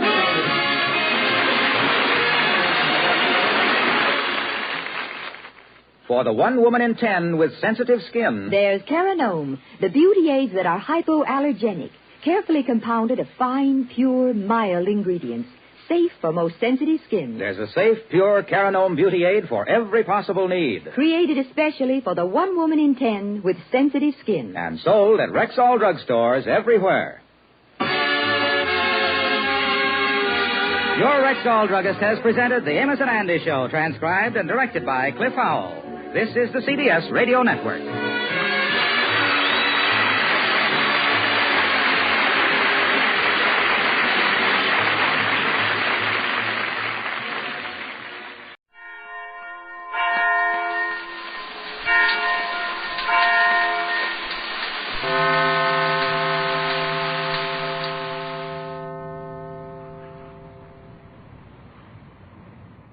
Another cup of Maxwell House coffee, George? Sure. Pour me a cup, Gracie. You know, Maxwell House is always good to the last drop. That drop's good, too. Yes, it's Maxwell House Coffee Time, starring George Burns and Gracie Allen.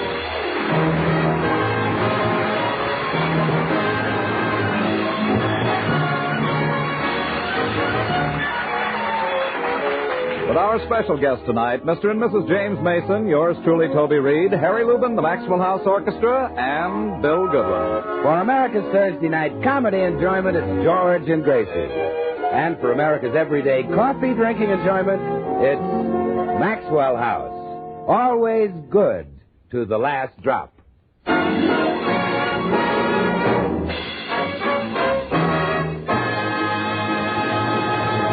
Well, as we join the Burnses today, Gracie is just giving George a bit of thrilling news. George, I just found out the most exciting thing. Guess who moved from England and lives right here in Beverly Hills? Who? James Mason. No. Yes, and his wife. Or, as they say in England, his old fruit. Remember Mason in the Seventh Veil? Wasn't he great? Oh, wonderful. And just think, now he's our neighbor. We're almost close enough to hear his wife scream. Well, why should his wife scream? Well, it must hurt when he beats her with that cane. Gracie, he only did that in the movie. In real life, James Mason is probably very kind and gentle. Don't you dare say such mean things about him. Mean things? Kind and gentle. That's a fine way to talk about that magnificent monster.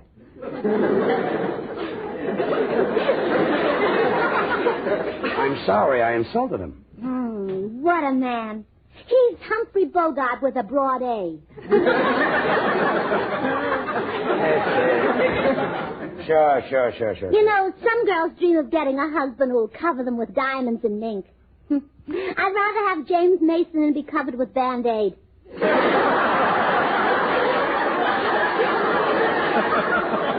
You would? Sure. Women love to be dominated. But in all the years we've been married, you've never struck me once. You're very selfish, George. Yes, I'm a mess.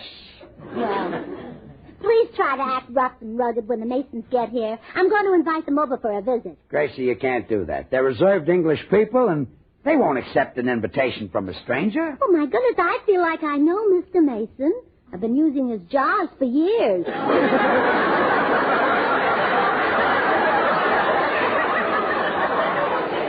That's a different Mason who makes mason jars. Well, my father belongs to his lodge. That's the Masonic Lodge, and it has nothing to do with James Mason. And while you're at it, you can also forget the Mason and Dixon line. That I knew. Well, good. I've never seen Dixon, but Mason doesn't need a line. Wow, yeah. With those piercing black eyes and that cane, all he has to do is give you a look and a clap. Gracie, for the last time, Mason is not that type of man. He's very soft-spoken and gentle. As a matter of fact, his hobby is raising cats. You mean pussycats? No, sandcats, Balaban's partner.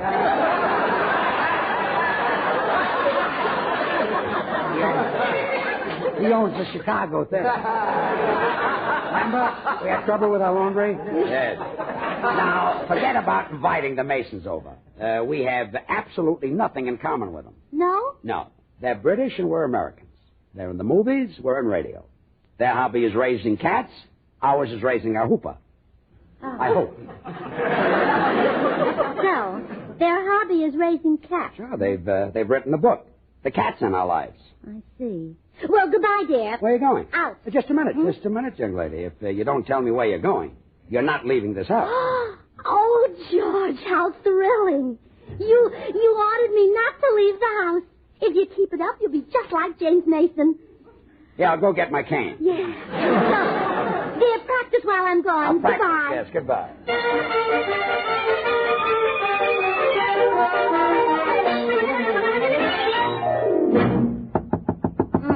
George has no imagination. So we need something in common with the Masons. So we'll have it. Yes? Oh, hello. I'm your neighbor, Mrs. Burns. Oh, how do you do, Mrs. Burns? I'm Mr. Mason, and this is my wife, Pamela. How do you do?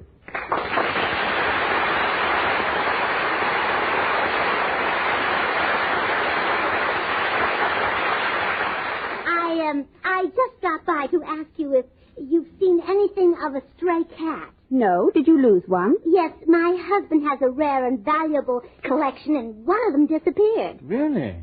It so happens that Mrs. Mason has quite a collection of cats. You don't say. Yes. In our family, my wife is a fancier. Oh, I don't know. You're pretty cute yourself. I meant she's an expert on cats. Oh, you mean like my husband? Yes. How many do you have, Mrs. Burns? Oh, only one. That's all the husbands they allow in this country. I believe she was asking about cats, not husbands. Well, we had 15 when I left the house. Of course, there may be more when I get back. See, our mother cat is very popular. Is she expecting a litter? No, her boyfriend can't write.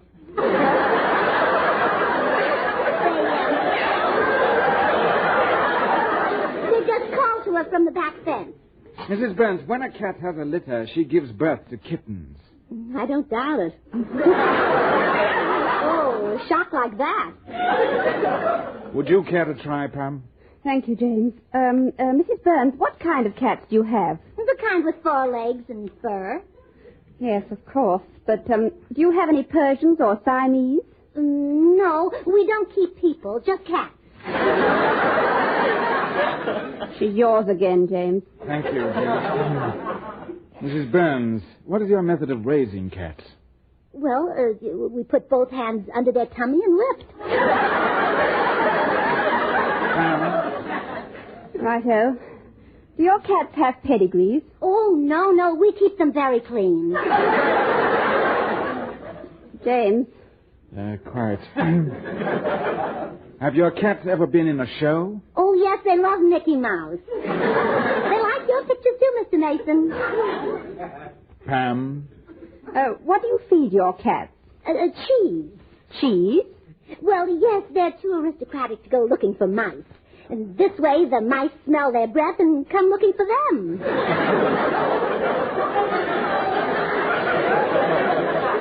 James. No, thank you, dear. I've had enough.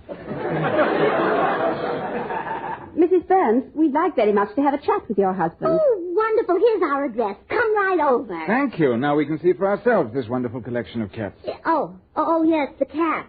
Well, you better wait for about an hour or so. I don't think they're home right now. I suppose your husband has taken them out for an airing. Oh, I love that English accent.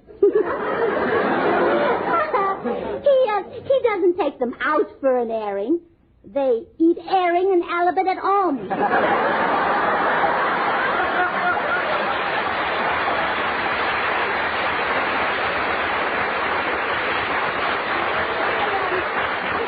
We'll be expecting you.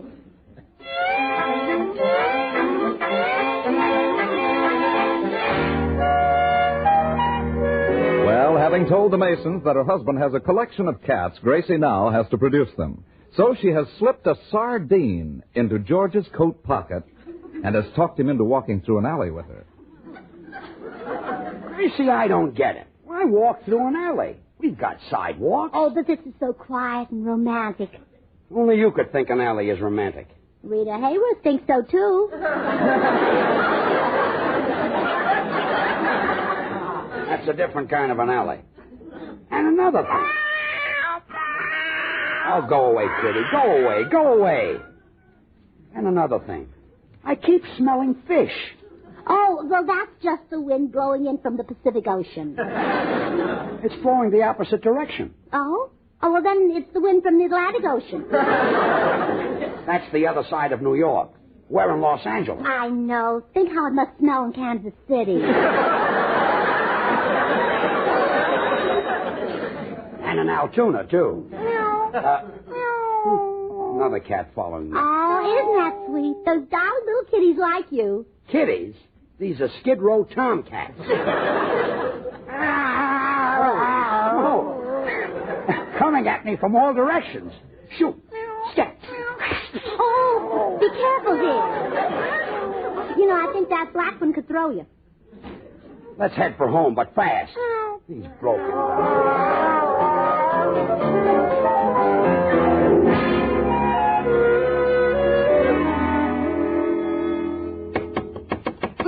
There's someone at the front door, George. Will you answer it? I can't get up. There are 10 cats on my lap. They're swarming all over me. Oh, all right. I'll go to the door. Oh, how do you do, Mr. and Mrs. Mason? Come right in. Thank you, Mrs. Burns. We're so anxious to meet your husband. Oh, you'll love him, Mrs. Mason. He's the same type as your husband. Beats me all the time. What? Your husband beats you? Oh, he's so British. Well, step right this way. He's frolicking with his cat. Yes, I see him in the chair. He looks very distinguished with that long black mustache. Oh, no, one of the cats has his tail in his face again. But that's my husband and his famous collection of rare cats. Really? A bit moth-eaten, wouldn't you say? Yes, but the cats love him anyway. I meant the cat. Oh, well, come on and meet George. Darling, look who's here, Mr. and Mrs. James Mason. What? How do you do, Mr. Burns? How do you do? By Jove, Mr. Burns, I've never seen cats so devoted to a man. Yes, look, James. They're trying to stick their heads into his coat pocket. Well, they're so shy in front of strangers. Shoo. Get off of me. Get off. There seems to be a curious mixture of breeds. Pam, what would you say that grey one is? Well, it could be part Maltese, but it's difficult to tell. It's shedding its fur. Well, yes, it's part Maltese and part striptease.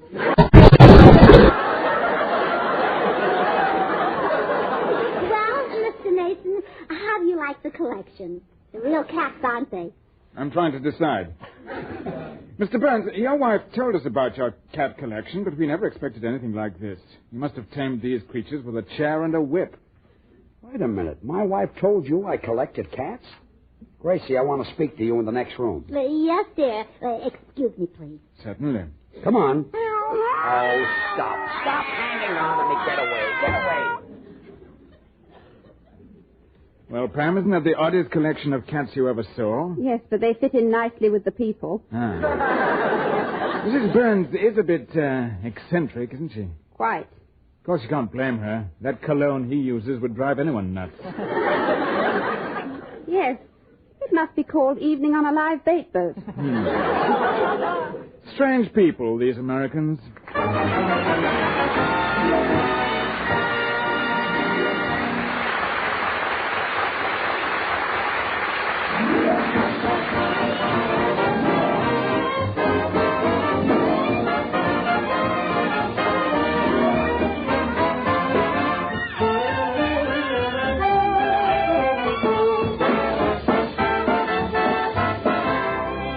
I Can't Give You Anything But Love, one of our really top American tunes.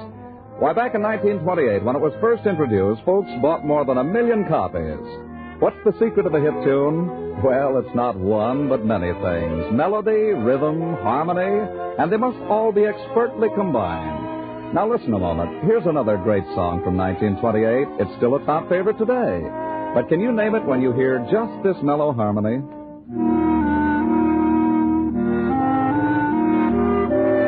Listen now when we add this lovely counter melody for richness.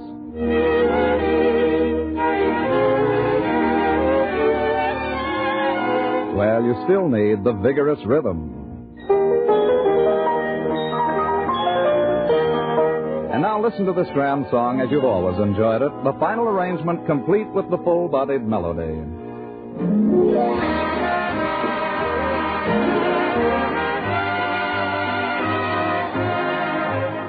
I'll Get By, truly a great song, isn't it? Yes, and like all the wonderful music we hear and enjoy year after year, it's made up of not one, but many fine orchestral parts, all skillfully blended in a final, full, rich arrangement. And friends, it takes this same skill in blending to bring you the famous brand of coffee that most Americans drink and enjoy. Delicious Maxwell House coffee. Its flavor, rich, satisfying, good to the last drop flavor that has made Maxwell House America's favorite brand of coffee. And to create this superb flavor, our Maxwell House experts combine not one, but many choice coffees from the highlands of Latin America. First, they select premium grades of Manizales coffees for mellowness.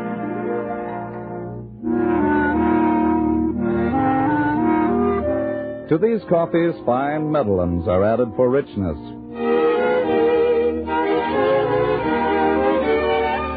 Next, other choice coffees are added to the Maxwell House blend for vigor. And then Bucaramanga's coffees contribute their fine, full body.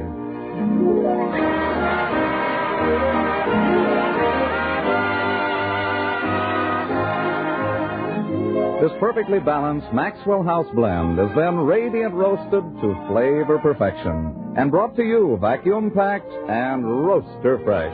It's a winning combination, friends, that's superb flavor plus wonderful value. For today, you can enjoy superb Maxwell House for just a fraction of a penny more per cup than the lowest priced coffee sold. So tomorrow, discover all the extra flavor that's yours in every cup of America's favorite brand of coffee, famous Maxwell House. Always good to the last drop.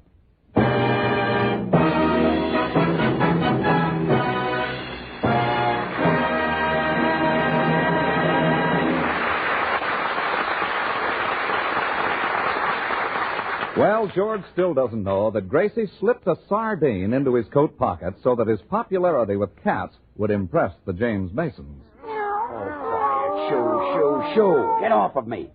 You back-fence baritones. No, George, please. The Masons are right in the next room. Can't understand why these cats keep trying to stick their heads into my coat pocket. The world could be in there that, I see. What is this you put in my pocket? Just a cigar, dear. Oh, yeah? Well, I've looked at a lot of cigars. But this is the first one that looked back at me. Here, look at it. Oh, how cute. A cigar with a mouth.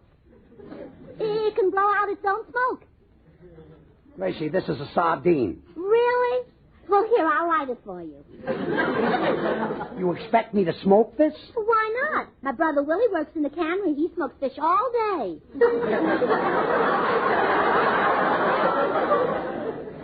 So that's why these cats followed me. You stuck this fish in my pocket. Well, darling, I wanted to make a good impression on James Mason and his wife. They're crazy about cats. Well, fine. They can have these as a present. Come on. Excuse us for being so long, folks. Oh, that's quite all right. Oh, Mr. and Mrs. Mason, my husband has decided to give you his rare collection of cats.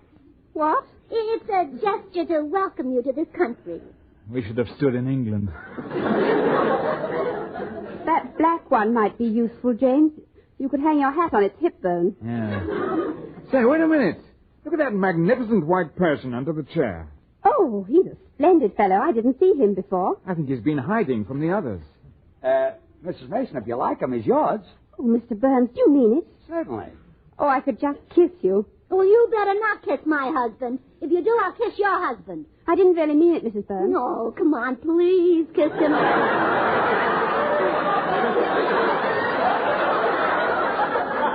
I think you meant that. Honey, we better be running along. Yes, thank you again for this wonderful cat. Oh, tell her home, Mrs. Mason, or as you English say, goodbye. I'll carry the cat outside for you. Pam, I have an idea. Let's call the cat George in honor of our favorite American entertainer. Oh, you shouldn't do that. Why not? That George Jester is a very clever chap.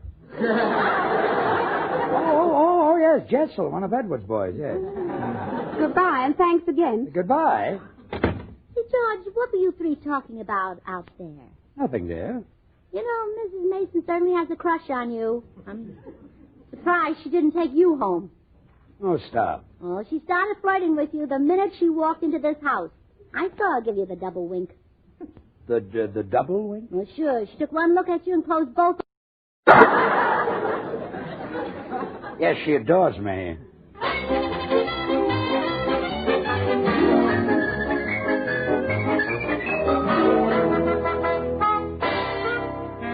Hey, George, I just dropped by to tell you that you're in big trouble. One of the neighbors says you stole his white Persian tomcat. Holy smoke. Followed me home, and I gave it to James Mason. Well, then you better get it back. That's a valuable animal. That's the second most famous tomcat in town. Second? I'm the first.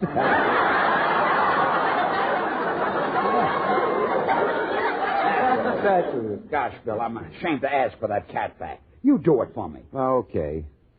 Gee, I never thought the day had come when I'd say I wanted George Burns' puss. Come on, I'll drive you over there. I've just got to get that cat back. Well, Pam, how are you getting on with the new cat? Oh, famously, darling. I've bathed him and brushed him, and he's simply beautiful. Aren't you, George? He already responds to his new name. Strange that Burns should have one thoroughbred among all those mongrels. You know, I'll wager it was Mrs. Burns who collected all those battered old veterans. Why should she do that? Well, having acquired Mr. Burns, she wanted a matched set.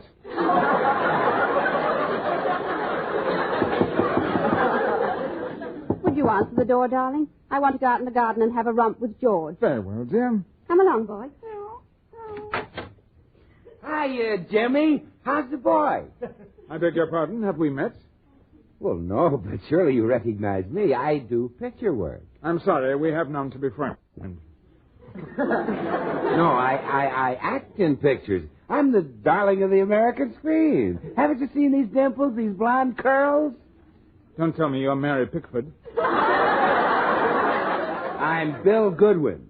But enough about me. Mr. Burns sent me over to ask you if you'd return that white Persian cat. But that was a gift to Mrs. Mason, and she's become extremely fond of it. Well, I'm sure she'll listen to reason. You British are such fine, generous people.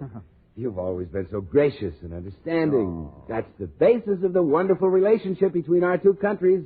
That traditional British love of fair play and good sportsmanship. By Jove, I like the way you talk, Mr. Goodwin. And every word comes straight from my heart. Let's continue this discussion over a cup of tea. Fine. Well, as I was saying, you... Ooh. Tea! How dare you insult me like that? I drink nothing but Maxwell House coffee. Offering me tea. Can't you British take a hint? We dumped that stuff overboard 200 years ago.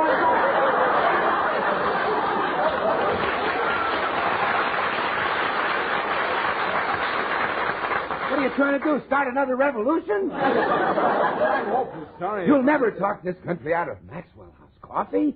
It's America's favorite brand. A blend of choice Highland-grown Latin American coffees, radiant roasted to the peak of flavor perfection. And you want us to drink tea? You skinny Charles Lawton. Calm down, Mr. Goodwin. I'm well aware of the merits of Maxwell House coffee. I think it's quite delicious and refreshing. It's too late to butter up to me now. I'm going out among people who know that Maxwell House coffee is rich and mellow, good to the last drop. Goodbye. Bill, where's the cat? What did Mason say? Oh, George, I'm too mad to talk about it. I'm going over to the golf course and cool off. Okay. I'll talk to you over there. I'll meet you on the first tee. Tea? Take that! Oh. Goodbye, you traitor. I wonder why he slugged me. I'm his boss. I give him a salary. Why, every week I pay him. Maybe I better give him a raise.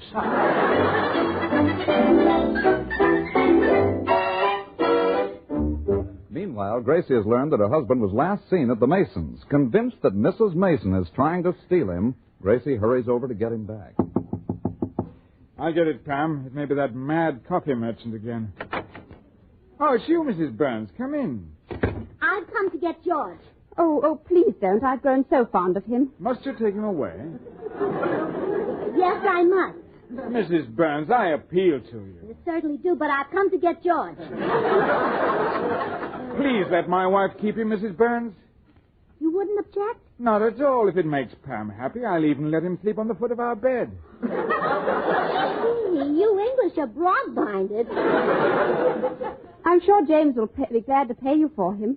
You want to buy him? Yes, I'll give you $50. Why do you hesitate, Mrs. Burns? Is he worth more? No, the price is right, but I love him.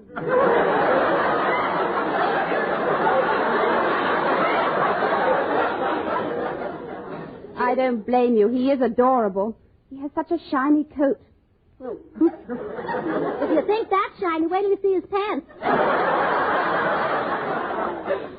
What a cute way to describe his little fuzzy legs. You've seen those? Certainly. When I gave him his bath.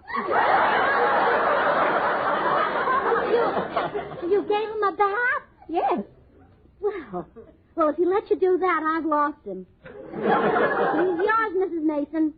Oh, thank you. Oh, but be kind to him. Remember, he's getting old. You'd never know it. He acts quite frisky around me. Well,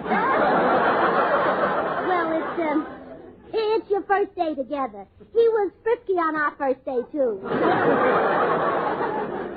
Any particular diet we should give him? Oh, no. Just to help him to the table and put a napkin around his neck so he won't spill food on himself. You think of him almost as a man, don't you? Well, yes, and you must, too, no matter how people laugh. Any other instructions? Well, he's used to having a clean nightshirt every week. He sleeps in a nightshirt? Always. Well, it's a sweet idea, but aren't they rather bunchy around the tail?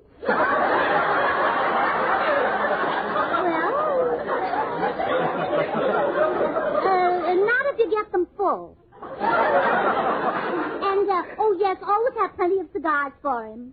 George smokes cigars? A dozen a day. He'd be a sensation in vaudeville. No, you're wrong. He tried it. Well, I'll be going. Tell him goodbye for me. Wouldn't you like to see him before you go? After his bath, he looks so cute and fluffy. No, I'm going home. Just tell him he can stop by any time and pick up his golf clubs and toothbrush. Goodbye. Did she say golf clubs and toothbrush? Yes. Pam, we've really got ourselves a cat.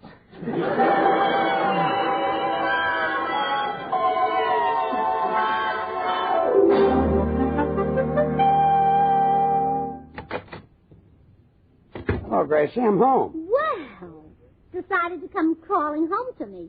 Eh, Fluffy?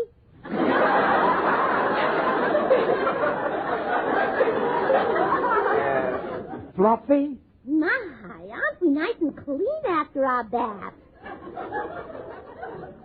Fluffy? I suppose you had a perfectly delightful afternoon. Enjoyed yourself. Yeah, I did. You did, eh? Well, I'm leaving. Why is she mad at me? I'm her husband. Her partner. Every week I divide our salary. I give her...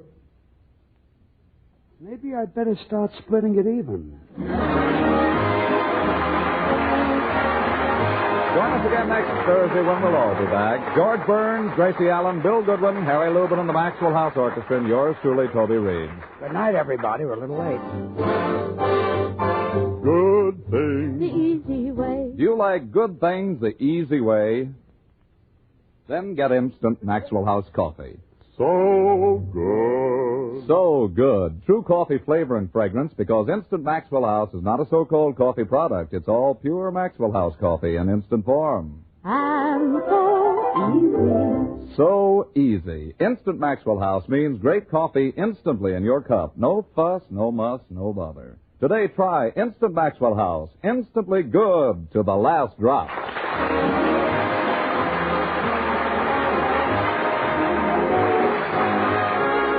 Until next Thursday, good night and good luck from the makers of Maxwell House, America's favorite brand of coffee. Always good to the last drop. The George Burns and Gracie Allen Show is written by Paul Henning and Keith Fowler. And now stay tuned in for the Al Jolson Show, which follows immediately.